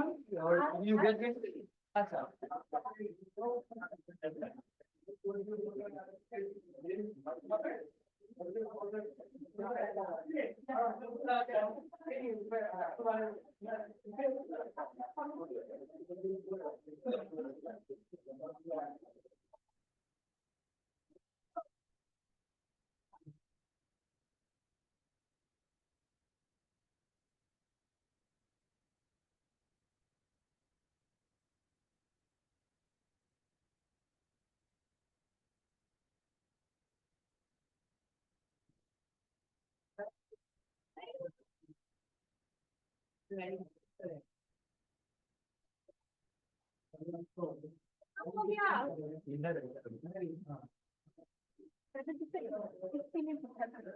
बताया खत्म हो गया।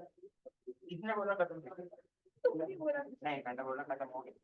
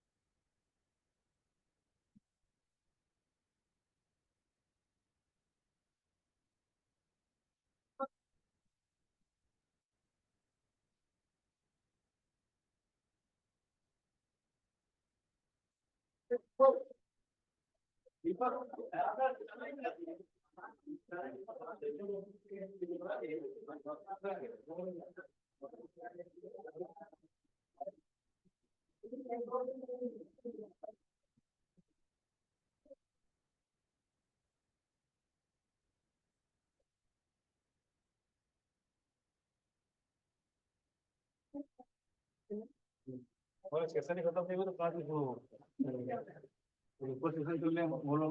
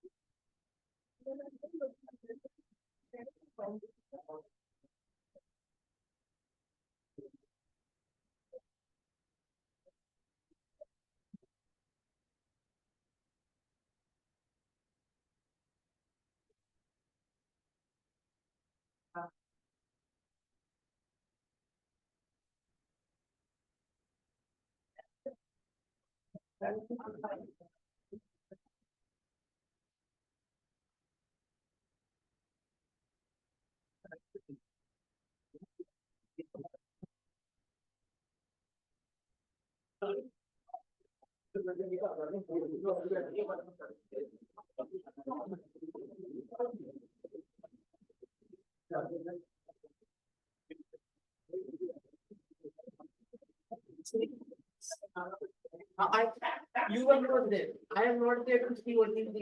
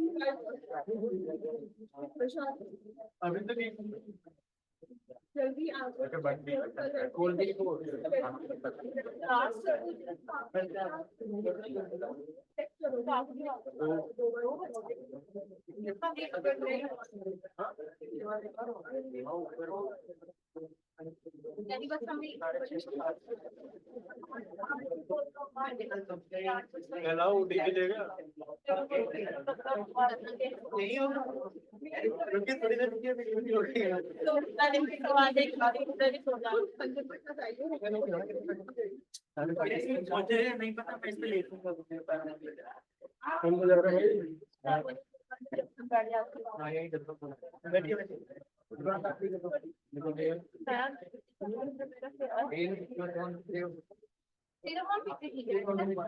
मेन बोल रहा हूँ मैं इवेंट सुना करो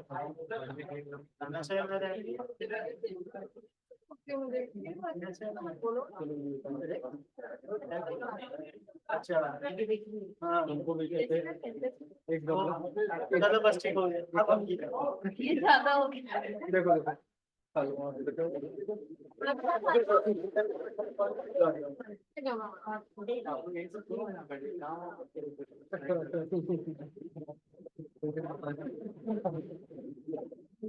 गलत नहीं खाना चाहिए भाई देखो गूगल में ना दाल चावल वाला अच्छा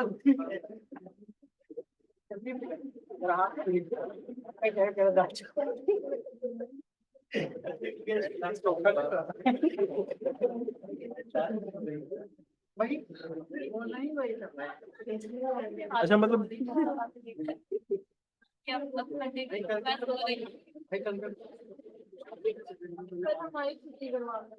करवा दो क्या अटेंडेंस कटेगा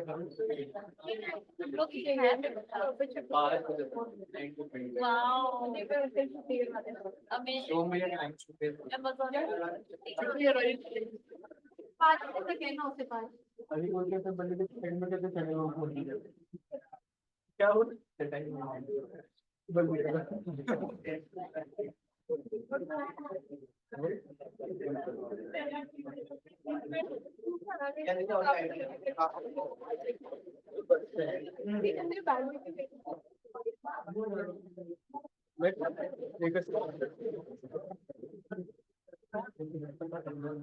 अटेंडेंस नहीं मिलेगा भाई मेन तो दिक्कत उसी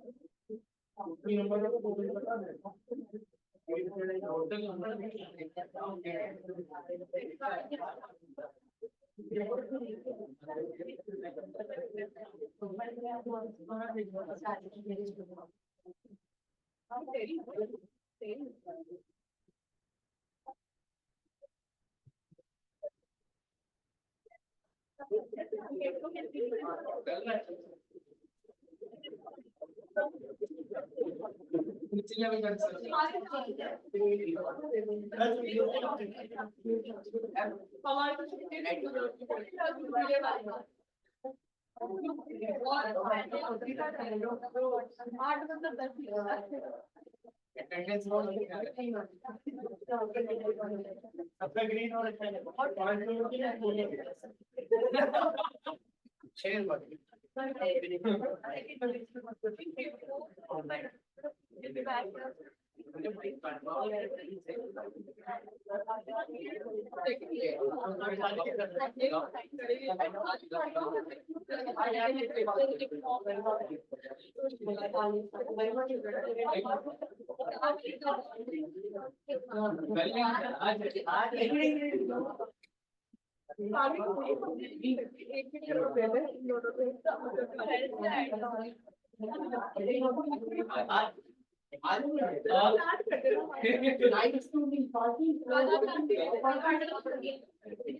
6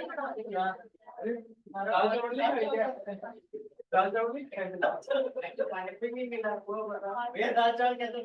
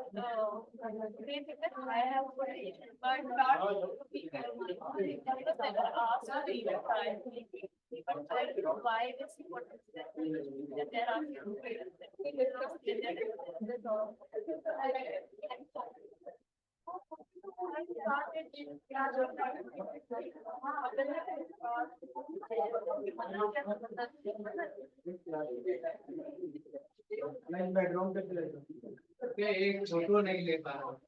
छोड़ दो, विड्रॉल दो, जाओ, वही ले लो, विड्रॉल दो, विड्रॉल दो, नहीं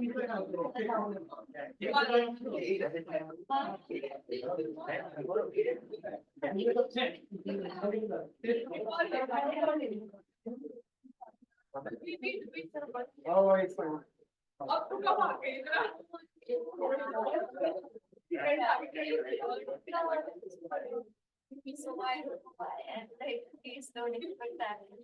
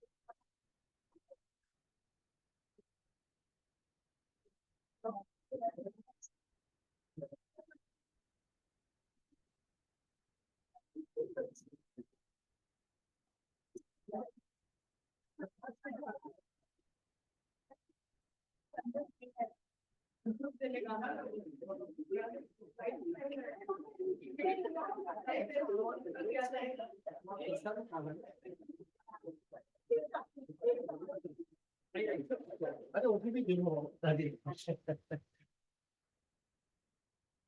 एकेडमिक डिबेट तो चलना चाहिए। लैपटॉप का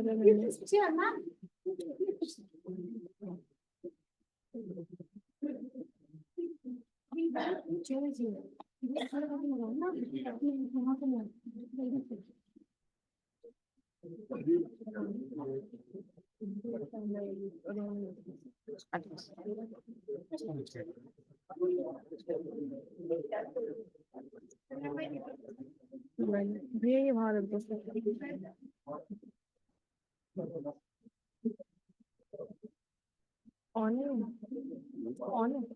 ये रिकॉर्डिंग के लिए इससे आपके पीछे यूज करना क्या बोलेंगे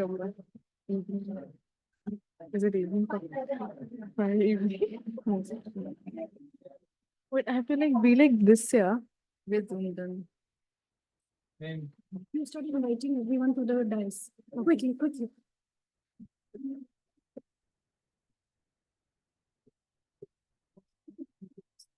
No, you begin by calling the city shadi.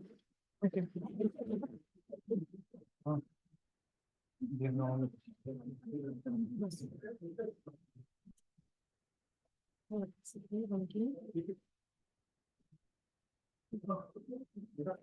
Greetings to everyone present this evening. I would like to invite Professor Dr. Chandrabhushan Sharma, our keynote speaker, Professor Dr. Runki Basu, and Professor Dr. Dilip Kumar Bandyopadhyay, our special guest, to take their seats at the dais.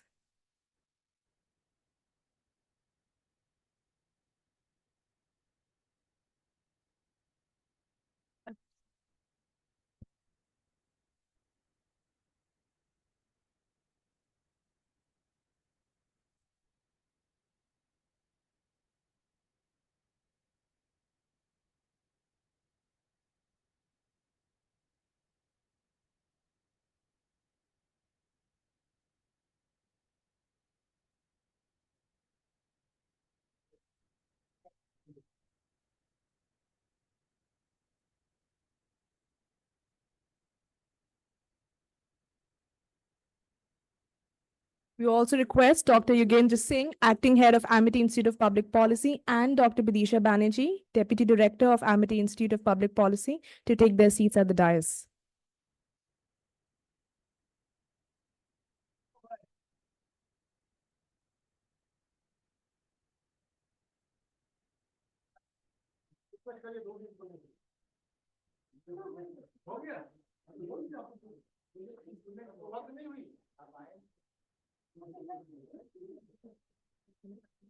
This has been a fascinating day for our institution, and we are deeply obliged by all participation. The paper presentations have been an amalgamation of diversified exploration of ideas, which will fervently contribute towards shaping the future of public service delivery systems. We take great joy in observing the blending of remarkable ideas and the even more impressive discussions that have ensued today. The conference has served as a platform for the convergence of rich knowledge and pivotal discussions. Public policy must continuously evaluate configurations, contingencies, and complexities, all leading to sustainable innovation in public services. Today, we have paved the way for effective dialogue and knowledge exchange between research and policy to foster innovation in policy services.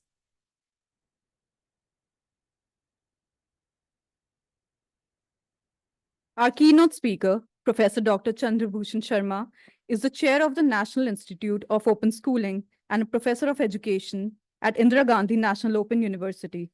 He has been the director of the distance education program of the Sarva Shiksha Abhiyan, a national project under the Ministry of Human Resource Development, Government of India. We now invite Professor Dr. Chandrabhushan Sharma to deliver the keynote address.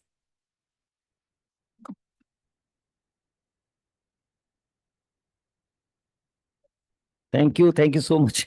I was expecting to hear something about what has already gone in and all the discussions so that I can have a background to what I will be speaking, but thank you very much. I'll be speaking something on my own. I don't know whether it fits into the plan of all that you have done. Please, back down. How much time do you want? You're already late. So maybe 10 minutes, then that's better.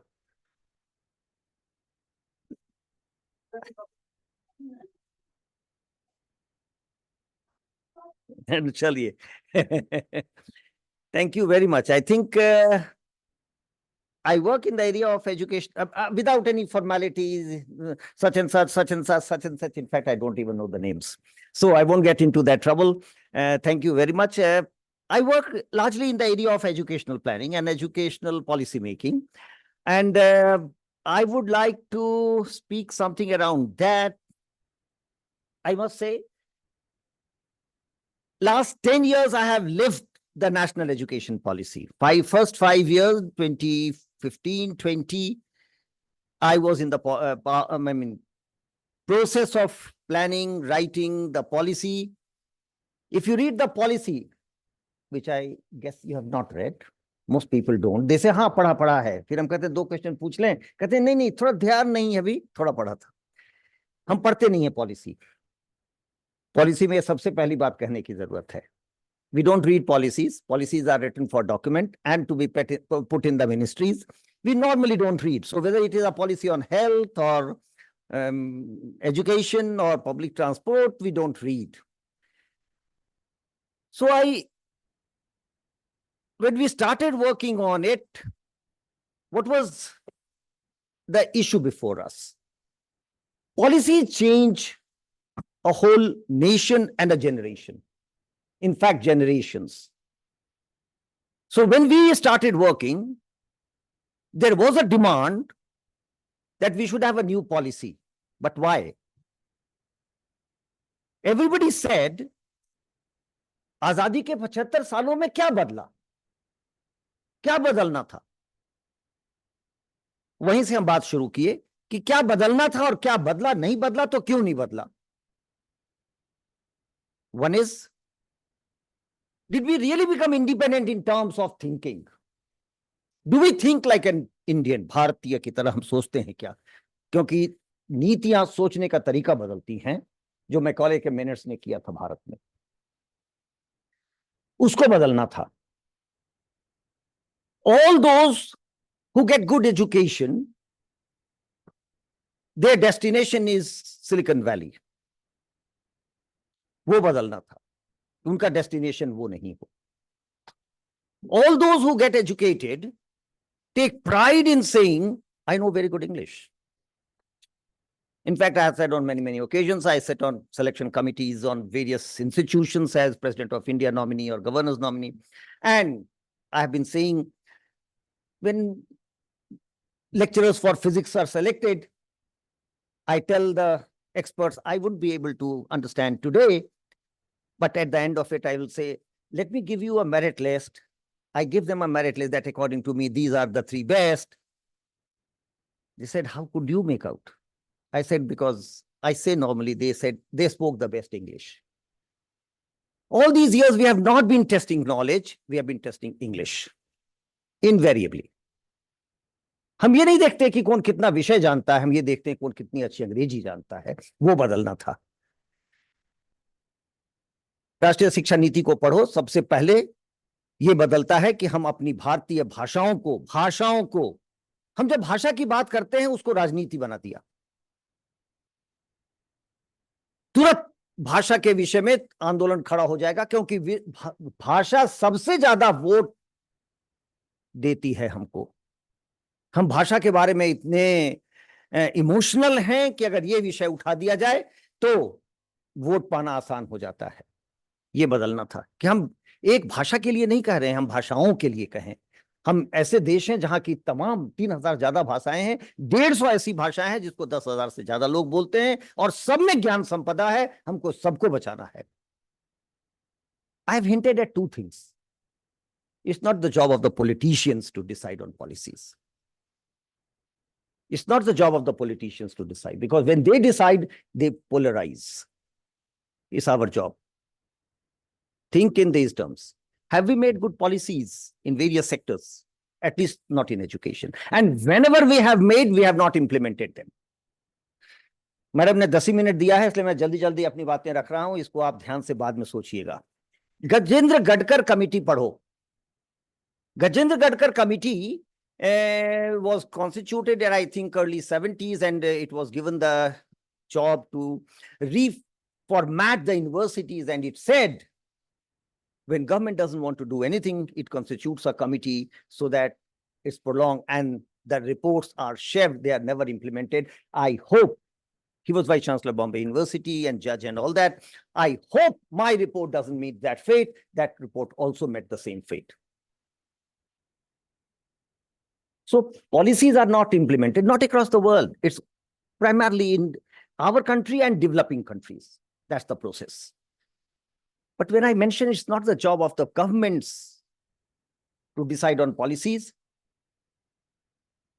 it's our job as academics to decide on policies and work on them. We have not done that very well. What's the job of the politicians, the government? When I say this, the job of the government, the politicians, is to get votes, to arrange votes, to be in power, to become ministers. हम सारी चीजें उन्हीं पर छोड़ देते हैं कि सरकार करेगी तो कुछ होगा. सरकार का काम यह है ही नहीं. ये काम हमारा आपका था, हमने नहीं किया है. हम अच्छी बात नहीं कहते हैं, सरकार पर दबाव नहीं डालते हैं. ये हमारा काम है एज एकेडेमिया. इस पॉलिसी में कई चीजें डाली गई हैं। जब हम लोग बैठ के बात करते थे तो हम लोग कई बार कहते थे कि ये प्रैग्मेटिक होगा क्या। अभी सर से बात हो रही थी वहां बैठे हुए, और सर भी बोले कि ये प्रैग्मेटिक नहीं है। हम लोगों ने पूरा का पूरा ओनस स्टेक होल्डर्स पर तुम पर डाला है। I can see very young crowd this side. हमने ओनस तुम पर डाला है, तुम तय करो क्या पढ़ोगे। मास्टर्स के बाद आके ये मत कहना कि सर हमने मास्टर्स कर दिया, हमको जॉब दीजिए। आप तीसरी क्लास में तय करिए आप क्या पढ़ना चाहते हैं। आप कारपेंट्री करना चाहते हैं, आप डेस्क डिजाइनिंग करना चाहते हैं, आप एरोनॉटिक्स पढ़ना चाहते हैं, पढ़िए। आज आपको पता ही नहीं है 8 साल की उम्र में कि आपको क्या पढ़ना है। ये बदलना है, और यही ये पॉलिसी है। यही सारे सेक्टर्स में होना चाहिए। आप 8वीं क्लास में पहुंचेंगे तो आप कहेंगे अपने पेरेंट्स को, I know what is music, I want to do that. I know what is carpentry, I want to do that. Today children don't know. All policies must be such जो कि stake holders से आए, जो जिसको वो affect करता है वहां से आए। आज एक्सपर्ट्स लिखते हैं और फिर इंप्लीमेंट करना चाहते हैं, इसीलिए वो नहीं होता है in various sectors. It must come from there. I was just thinking कि अगर मुझे बोलना है आज क्या बोलूंगा, मैं कोई नोट नहीं बना पाया। I have been terribly busy because I was attending another seminar on policy planning in NIEPA this morning. वहां भी यही चर्चा हो रही थी। मुझे ये ख्याल आया, और सर भी सुबह अभी बैठे बात कर रहे थे कि भारतीय परंपरा पर एक चीज जरा ध्यान से देखना। राम ने सुना कि एक धोबी ये पूछ रहा है कि तुम उसको क्या राम समझते हो कि पत्नी इतने समय तक कहीं रह गई और फिर उसको मैं रख लूं। राजा ने कहा, करे मुझको तो परीक्षा देना चाहिए, और उसने परीक्षा दिया। ये बड़े प्रश्न खड़े करता है कि सीता को ही परीक्षा देना पड़ा, राम को क्यों नहीं देना पड़ा, ये अलग प्रश्न है। लेकिन राजा कौन होगा, वो राजधर्म था, वो राजा होगा। तुम्हारी हमारे पॉलिसी बनाने में राजा काम आता है क्या? राजा ऐसा करता है क्या? नहीं करता है तो वो पॉलिसी नहीं है। राजा को करना चाहिए। जो पॉलिसी है उसमें राजा भी बनता है क्या, वो पॉलिसी होगी। लेकिन जो प्रश्न उठता है कि आपका क्या योगदान है।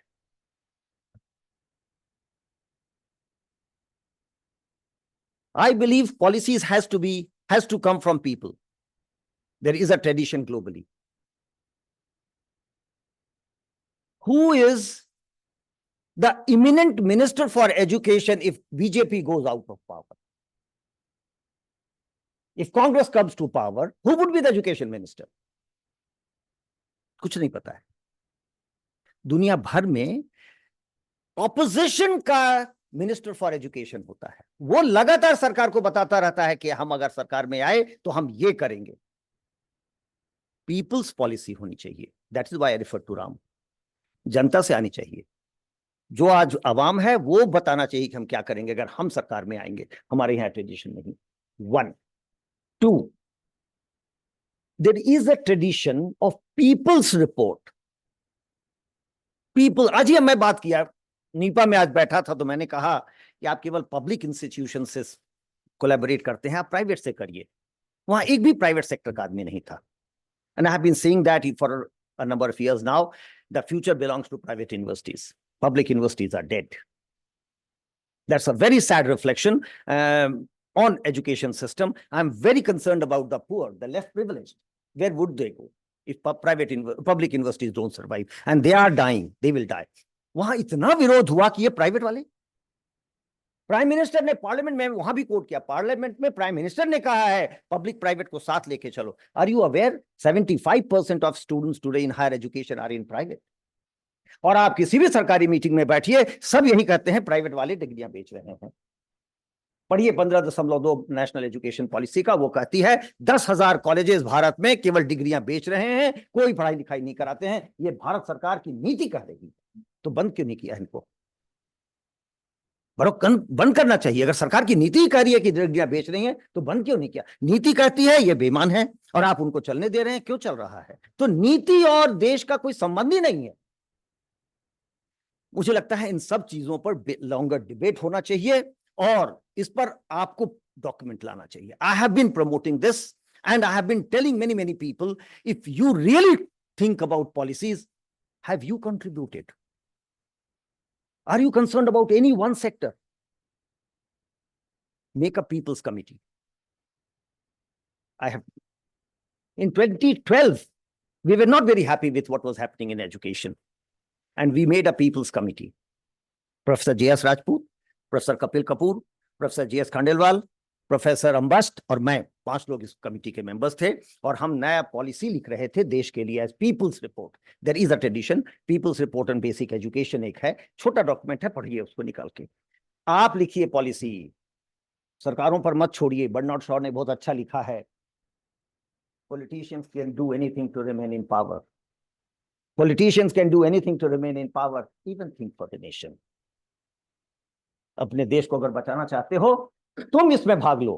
तुम बताओ क्या होना है, जिद करो, उस पर इंसिस्ट करो और वही बनाओ. हम तो खेल लिए, हम तो निकाल लिए समय, सब पोजीशन ले लिए, सब प्रिविलेजेस ले चुके. और मैं कई बार यही कोट करता हूं कि मेरे पिताजी स्वतंत्रता सेनानी थे, जेल गए थे और वो ये कहते थे, हम लाए हैं तूफान से कश्ती निकाल के, इस देश को रखना मेरे बच्चों संभाल के. पता नहीं हमने कैसा परफॉर्म किया. तुम्हारे लिए देश है, तुम ही कुछ करो. Thank you.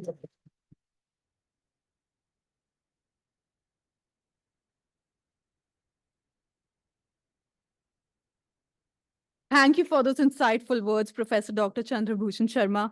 Your expertise and thought-provoking perspectives provided invaluable knowledge to our audience and set a high standard for discourse. Next up, we have our guest of honor for today, Professor Dr. Rumki Basu. She is the head of the Center for Public Policy and Governance, Institute of Social Sciences, New Delhi. She was the former head of the Department of Political Science and professor of public administration at Jamia Millia Islamia. And recently, the New Public Administration Society of India awarded her with the Mohit Bhattacharya Lifetime Achievement Award. We now invite you, ma'am, to share your key observations from the conference.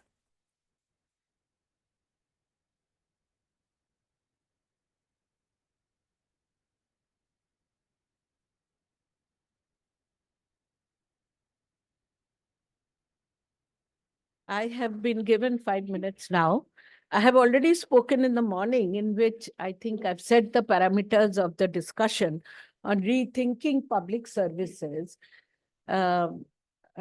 advancing policy delivery and impact. I will not repeat anything that I've said in the morning because that framework of discourse in which I was talking has already been laid down. In continuation of what you have just heard from Professor Sharma, I will only say a few things, what I've been saying for the last 3 decades. My writing so far, since I am considered an author and a writer on books related to public policy and governance, but I was a professor of public administration in Jamia for 16 years. Thereafter, I have joined a research institute where I'm heading a Center for Public Policy and Governance. Almost for the last 20 years, I've been saying that the administrative theories that you have been reading and I have been reading, and we've been brought up on administrative discourses in the discipline since 1887. Kaha jata hai, public administration starts its journey as a separate discipline, separated from political science, which was the mother discipline, and public administration starts its journey. So 1887 onwards, we have crossed more than 100 years. All scholars, students, researchers, teachers of public administration have been doing theories that have come from Western Europe or the US. Almost invariably, they talk of rational patterns of administration based on rule of law and the politics administration dichotomy, which reflects the post-industrial bureaucracies of the West, beginning from England and later on to the US, which of course had the spoil system earlier and later went into the merit system. In many developing countries, we have adopted the Weberian model. And despite the development administration discourse, which talked of teaching, learning, imbibing all our administrative practices from the West, that concept has now been, the practice and the concept and the practice, I would say, has now officially been declared dead, redundant, not meaningful in the context of the developing world. Therefore, I started writing books with a completely different approach. And the book which has been released in the World Book Fair this year itself, called Public Administration in the 21st Century, A Global South Perspective, was first published in 2019, just before COVID. And since I had predicted a lot of things about how administration and public governance will change after COVID, and they proved to be right. And over a period of time, I was continuously talking of new administrative theories should come from the global South, especially countries like India, which is the world's most populated and largest democracy, because of the uniqueness of the administrative situations which we face and the developing world faces, and our practitioners are unable to even do justice, because equity, legality, justice are the bedrock of public administration, to their citizens, if they worked according to the Western principles, Western concepts, and the theories that have developed in the North. So I understood that, you know, wherever there is ferment, where there is social turmoil, political turmoil, administrative turmoil, or any kind of turmoil or ferment, that is the fertile ground for new theory. And I've been talking about this new theory without, of course, I gave a conceptual framework, but not exactly a rigorous new theory, which I'm still groping for, hoping for. And in all my discourses here today, I want you all, especially the younger generation, who are supposed to reap the benefits of the demographic dividend, which comes only once in a lifetime in a nation's history. And we are the world's youngest nation. I want you all, scholars present here, students of public policy and governance, to assist me in developing this new theory, which I believe India is a good place to start with, because none of these theories, concepts, or what we call public administration masters of the discipline have given us from Europe and USA are applicable or at the grassroots, on the ground, in the developing world. And we realized this over a period of time, but we didn't know how to discard the old and bring in the new, because we were not confident enough. You know, it's partly what you said, rote learning, and somehow that lack of self-belief, or that feeling that the best in education or theory or science and technology or whatever has to come from the West. Today, it is another story, and we have been talking about it, that the digital public infrastructure, which is India's gift to the world, and this is something that is inclusive and citizen-centric, and it has come from India, and we have gifted it to the rest of the world. So I think the India story today is a story of a far more confident India, younger, an India of the younger generation, who, as I said, a very young India, who must feel, and I repeat what you have said, sir, you must feel confident enough to understand that what is not applying to your field, your work, your grassroots experience is to be discarded. And do not feel shy of discarding it.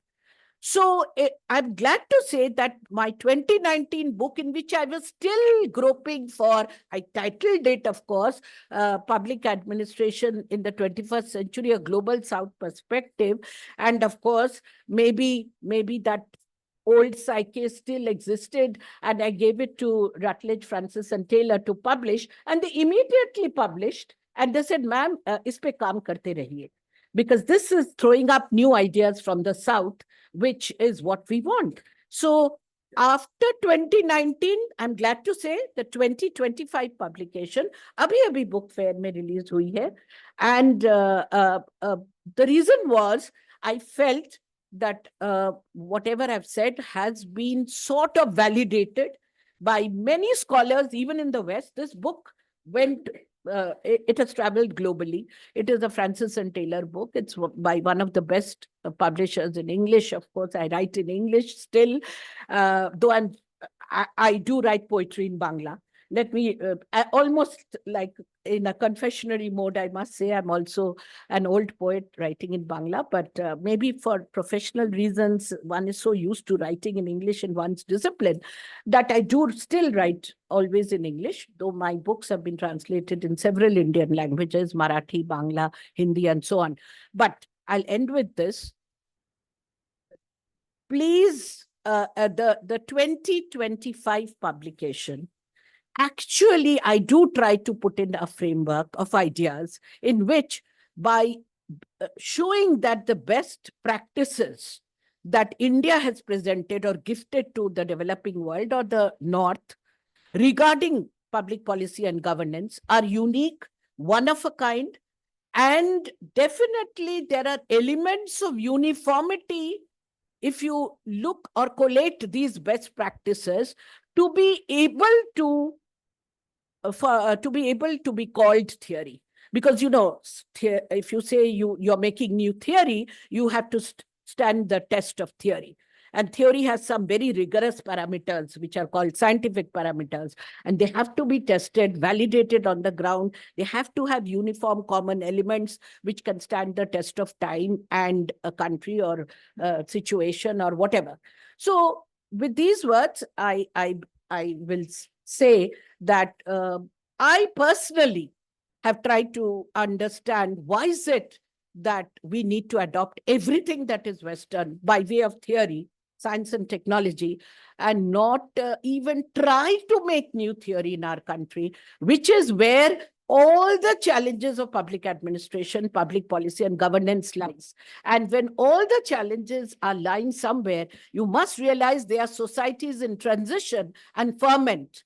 And the best place where theory, new theory originates are from such societies in turmoil, transition, and ferment. And this is my submission in the latest edition of the book, that we are making new theory by way of best practices. All that it requires is collate them, see the uniform patterns, and declare them as new administrative theory from the South. You don't have to necessarily say India. Yes, why not? We should claim ownership to whatever patenting we can do by way of new theory, new administrative theory in the South. So it's my appeal to all the young scholars, young faces that I see. You have actually, inherited a far more confident India, and you should be the ones to carry forth this legacy of ours, some of us scholars who attempted to do something new, something different, and, are still groping for others to join us in this effort. Thank you so much.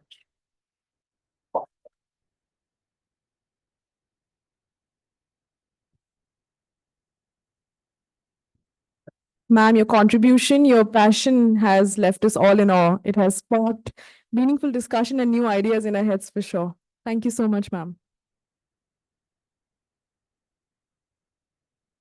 We are also honored to have with us today our distinguished guest, Professor Dr. Dilip Kumar Bandyopadhyay, the Chief Advisor to the Office of the Founder President of Amity Group of Institutions.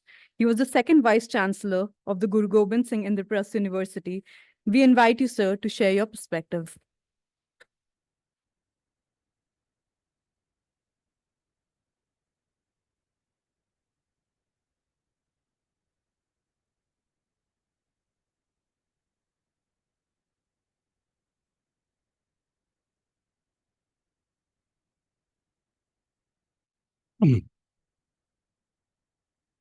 So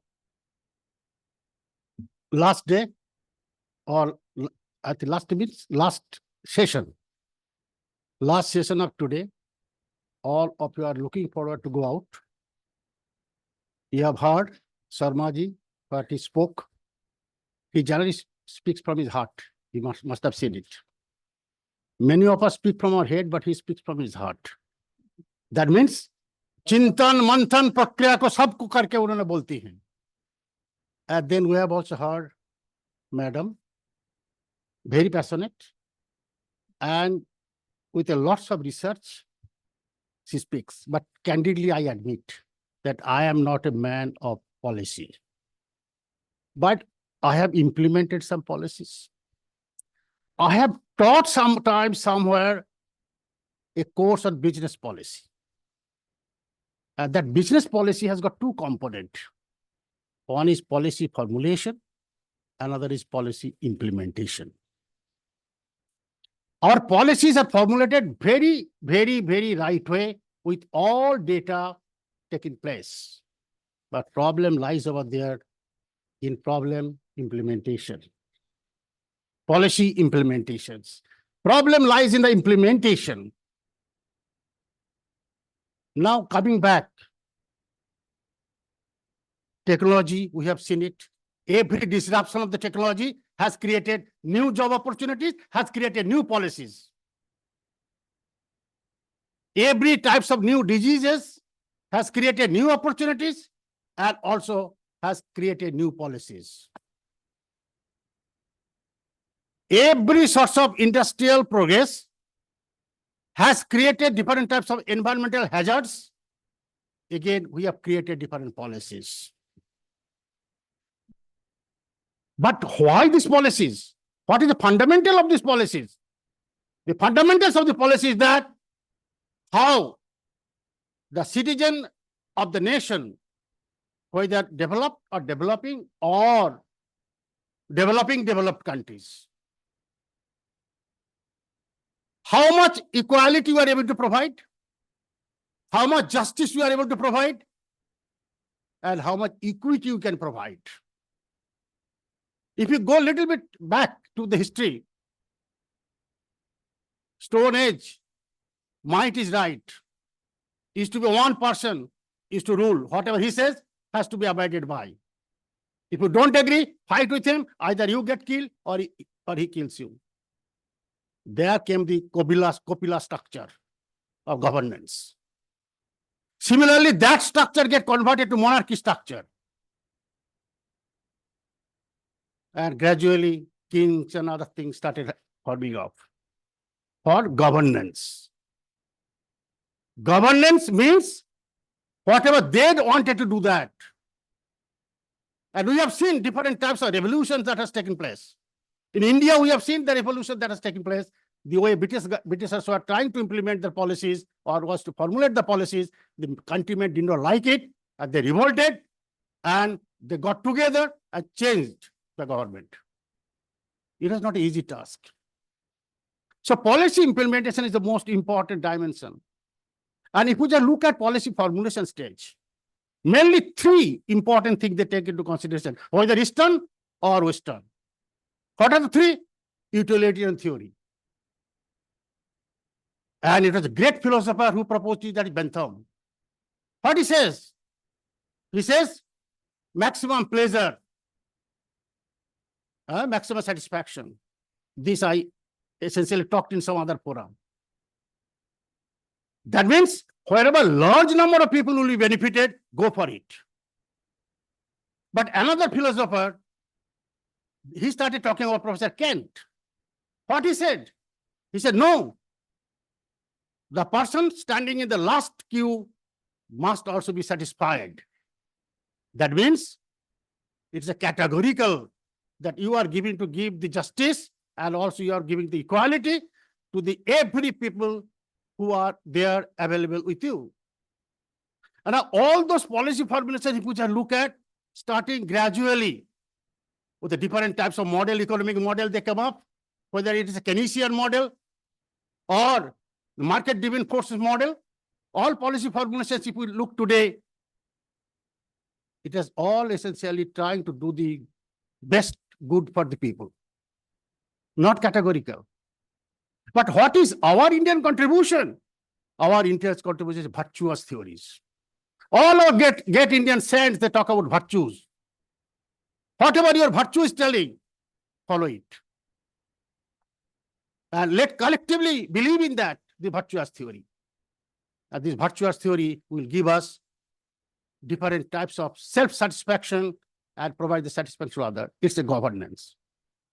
Now look at our Indian governance system.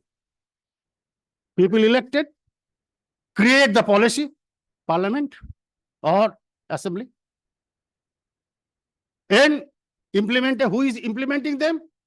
Look at the dichotomy in our Indian system. Who are implementing it? The legislative bodies are formulating it, and judiciary is another pillar, try to control it. Third is the executive authority. Now, who is the executive authority? Interestingly, one of the person who has already formulated the policy, he implements it as a minister. Is it not a dichotomy? So there is a gap. So what government wants to do? Our present government all the time says there should be less government and more governance, means more implementation. But there comes the problem. In every policy you take, whether it's environmental policy, whether it's health policy, whether it's education policy,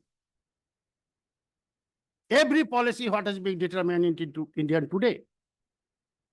But ma'am, I like to give you one of my thought again, because we all the time say in academics, agree to disagree is the essence. If we all agree, then nothing can develop. With that note, I like to tell that your point of view that India has given a beautiful digital platform to the world to show, certainly yes. But look at the history. First revolution, when the muscle power got converted to the machine power, boiler engine came, whole structure of the society got changed. Whole governance system got changed. Then when the production system came, mass production came, electricity, X-ray, again industrial revolution came, and whole structure of the society changed, whole governance policy got changed. The third evolution when it came computing. It is we the Indian, we showed to the world that we are better. In terms of software, we are the number one. And gradually, we established ourselves and showed to the world, because Silicon Valley, if we just go at 31% of the people who are working in the IT sector, they hail from India. Today, because that's our strength, that's our mathematical, logical capability. So policy implementation plays an important role, and we cannot ignore that. Education policy has come, beautiful document, well thought document, well philosophized document, well referred document, and well referenced document. But again, question is coming, what about the governance? What is the governance? Still, there are 5, 6 statutory bodies are controlling education sector. What is the question of governance? No unification, no higher education council yet to be formed. For 2020, now 5 years. 6% to be earmarked for education sector. Even less than 1% of the GDP has been earmarked for the education sector. Policy implementation. So things can be cited in much galore, but as a student of policy, public policy, we must also understand the limitations. We must also understand what are the things that needs to be appropriately the midterm OA corrections are needed. And we faltered there. Once the graph is growing, let the graph grows. But again, policy also is just like an organism. Today's policy, it has just taken birth, it grows, reaches to the top in terms of giving the benefit, but then it's decay down. So birth, growth, and death. Unless and until at that point when it is just turning down, give a boost, it will again go up. This policy tinkering is absolutely needed time and again. That means whatever policy has been formulated at the time of implementation, what are the different types of feedbacks are coming? Who will give the feedback? The stakeholders. And we, the stakeholders, we, the people of India, we have to giving this feedback. Look, this is not correct. This is correct. We must speak it out without any political color, without giving any vested interest. Because we like to make ourselves as a great contributor, not only to the policy formulation, but also the policy implementation. The things are so interesting. I read it a lot. I taught 5-6 years at IIM Lucknow, this course on business policy, including public policy. I trained about 120 IS officers at the level of Joint Secretary and above, who used to come. And these issues we used to agitate. We used to tell them, you are part and parcel of the implementing body. What is the role you play? What is the feedback role mechanisms you have put in place? What is the policy loop you actually complete? Because the implementation, when you do it, you get the feedback, it has to pump into policy making bodies. Then the things will improve. But nevertheless, today's India, we could see that many things have started happening. And many things will also going to happen. But we, the citizen of India, are accountable. We, the students, are accountable. We, the students, are responsible. What XYZ is telling, we should not get biased or get totally influenced. What my conscience is telling, what my virtue is telling, what my morality is telling, what my ethics is telling. Then and then the policy formulation, policy implementation will see a great success. So thank you very much for inviting me. Hamara purane dost Sharma ji, and we all the time when we meet, we only argue. And I'll go on arguing. I did. But whenever there is vibrations, new things generates. Remember it. Thank you very much.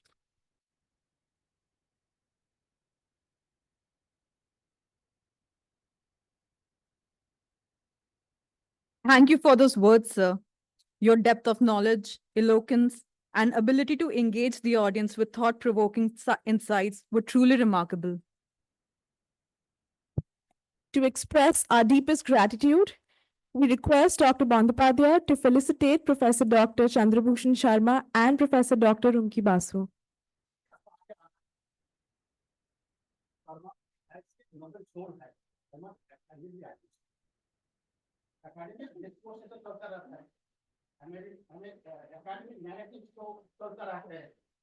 But as a human being, he never misses to send me holy meeting.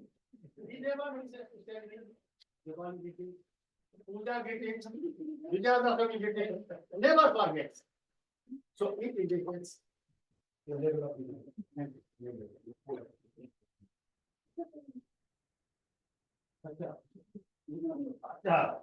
look, this is Indian country.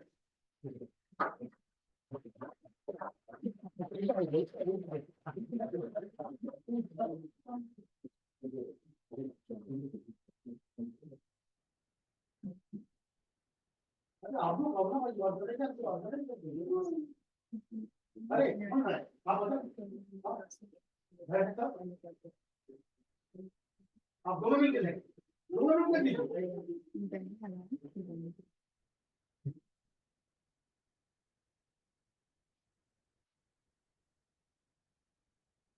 ये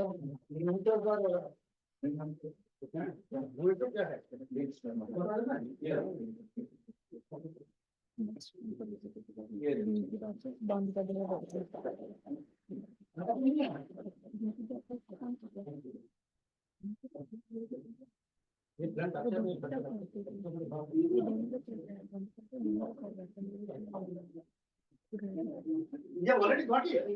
इनके जाना था वहाँ. आओ भाई.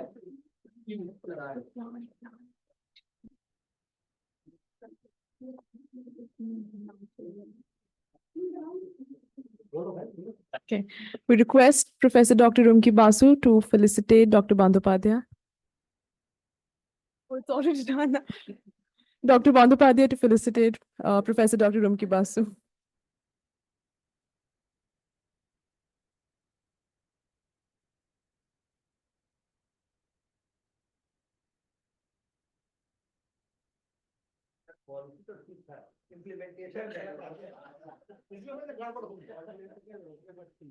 Now we can do the other way around.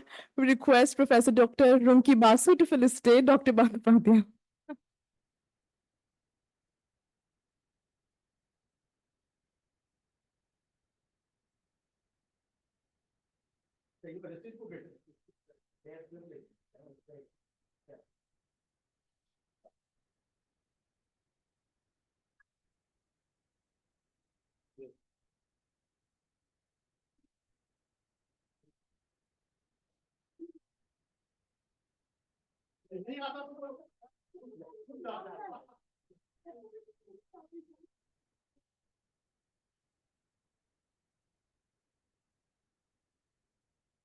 Thank you so much. And now we request Professor C.B. Sharma to kindly felicitate our faculty member, Dr. Budisha Banerjee.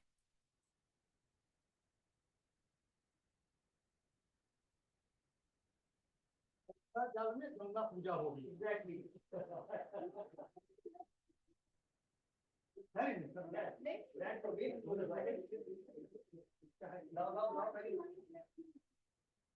Come. Yes, sir. ऐसा मत करो. पहला प्रश्न कैसे पूछ जाएगी? India का समय नहीं है. You have to be quick and fast.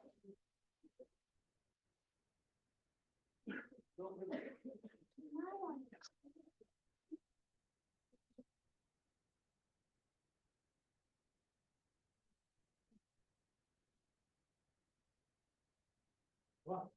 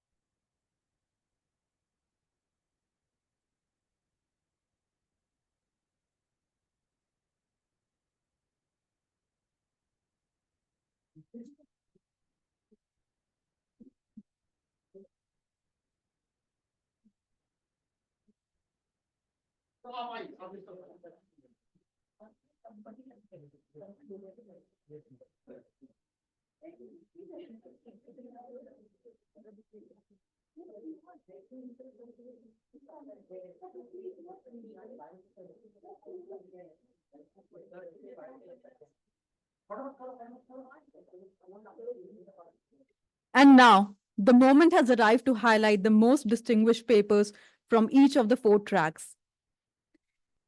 We would like to take this opportunity to acknowledge all the participants for their exhibition and the contribution of their time and effort. Professor Dr. Chandrabhushan Sharma, Professor Dr. Rumki Basu, and Professor Dr. Dilip Kumar Bandopadhyay, please award the winners with their prizes. From track 1A, titled Ensuring Social Security and Well-Being, the Best Paper Award goes to Ms. Pallavi Maitra.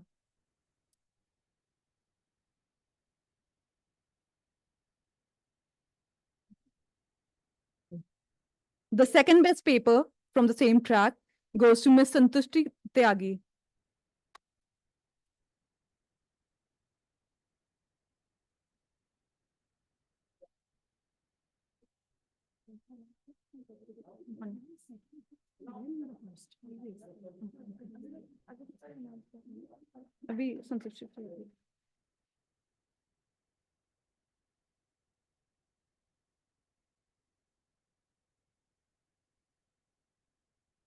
From track 1B, titled Ensuring Social Security and Well-Being, the second best paper award goes to Mr. Aditya Bhardwaj.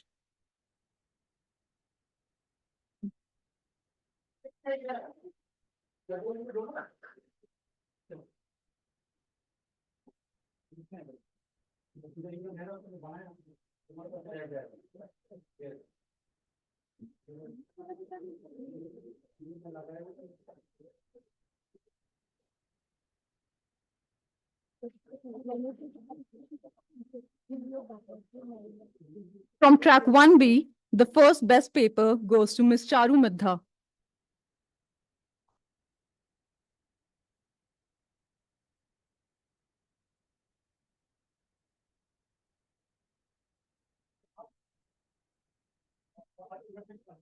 Next one.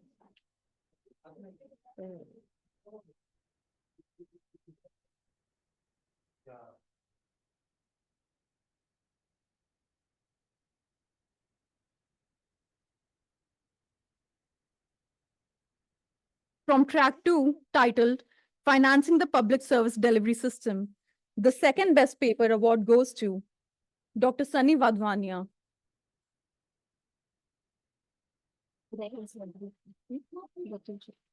The first best paper award goes to Mr. Ratul Chaudhary.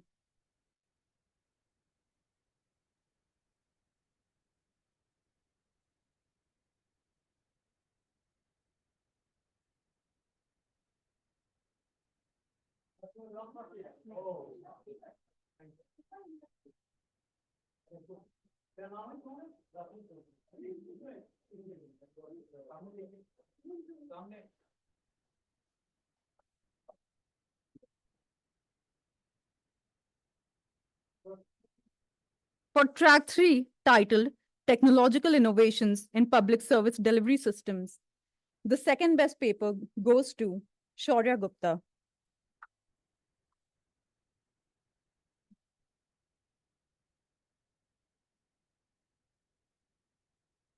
The first best paper goes to Nida Reyes.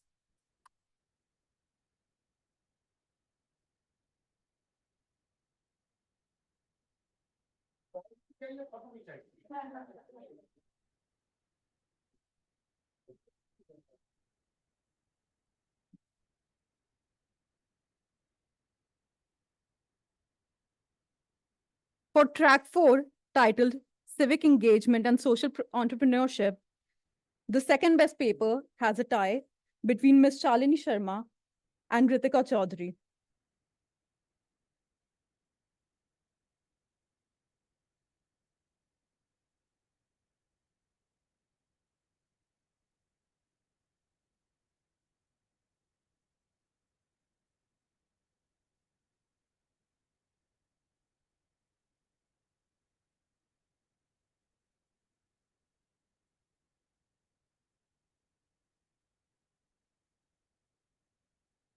The first best paper from track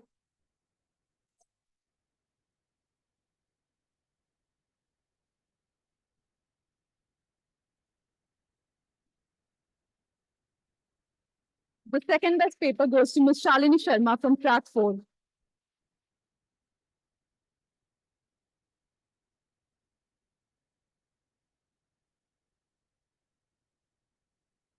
From track 4, The first best paper goes to Ms. Jayati Talapatra.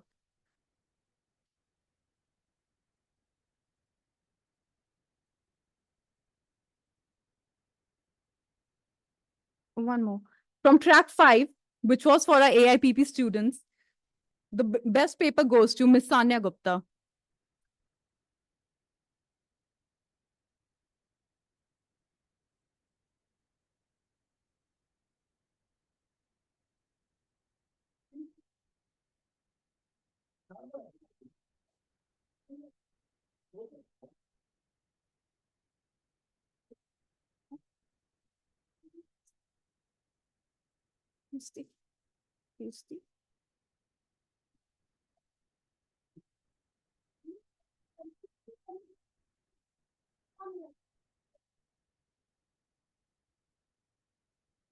Ms. Santushti Tyagi awarded the second best paper from track 1A.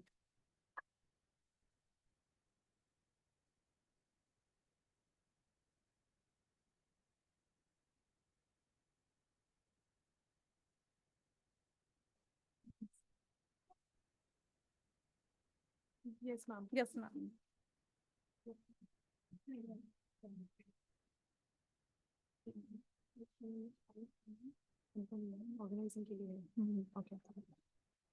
We would like to extend our deepest gratitude to every one of you for your incredible dedication, hard work, and meticulous planning in making this conference a resounding success.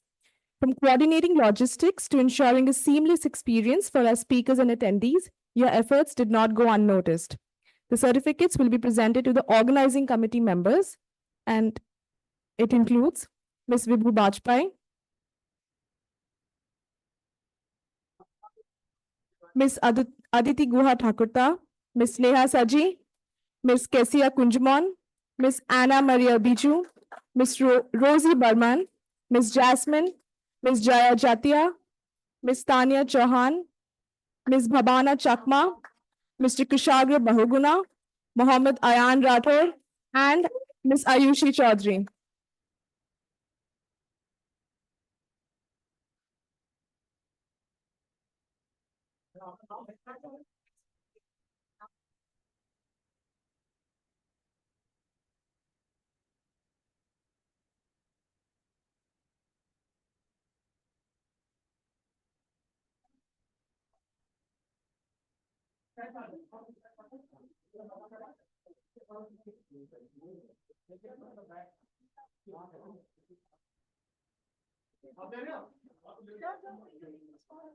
Organizing. Who?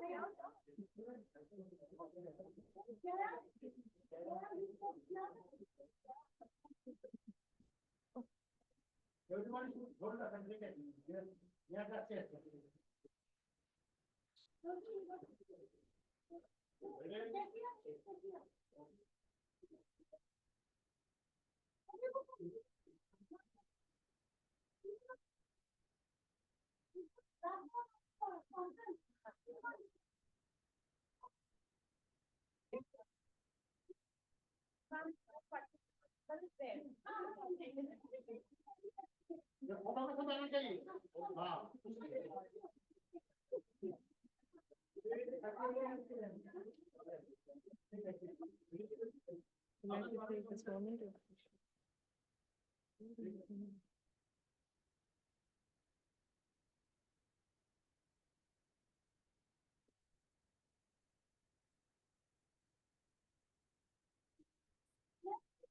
We'd like to take this moment to appreciate all our student volunteers, and as your names are being called out, please step forward for your photographs.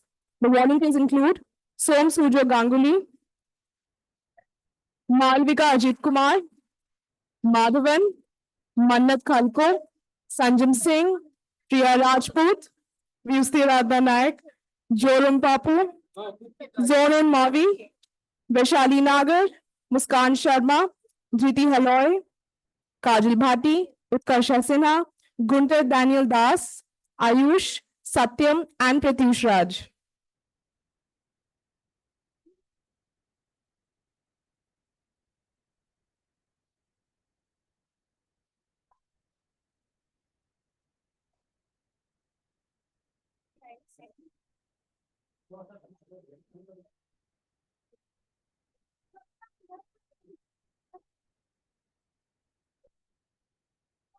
No,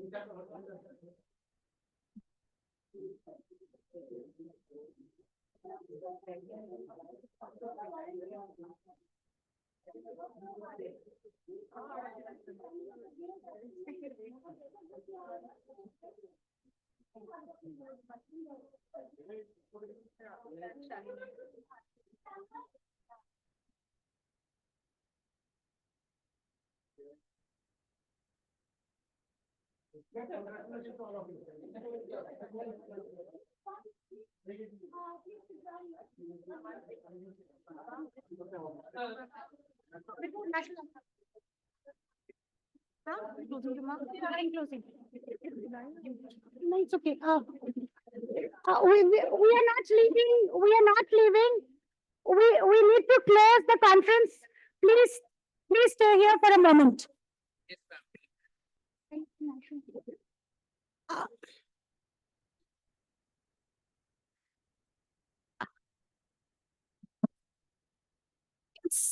It's a little delayed for the vote of thanks, but thank you is something that I want to say from the bottom of my heart to all of you. The guests who have come here have been exceptional, exemplary, and extraordinary today. We had their perspective on public services from various angles and with various insights. It's been a remarkable day for Amity Institute of Public Policy. We finished our third annual conference, lovingly called ICOPP'25. And once again, it's the students who have shown and outshone themselves. This is a students' conference, and I'm so proud of you.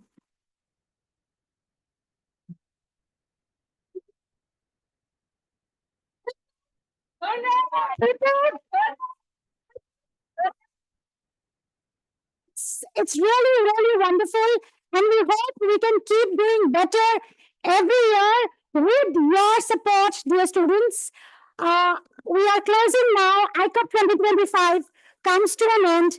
Please stand up for the national anthem. Yes,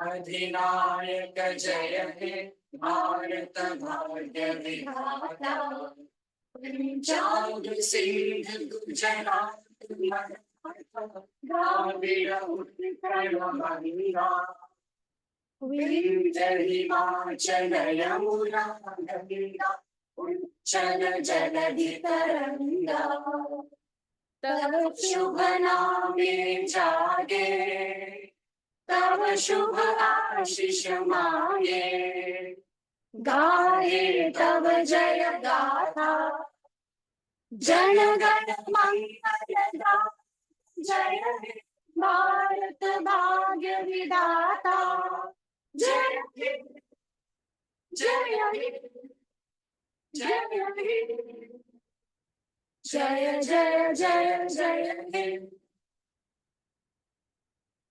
Jai Hind, Namaskar.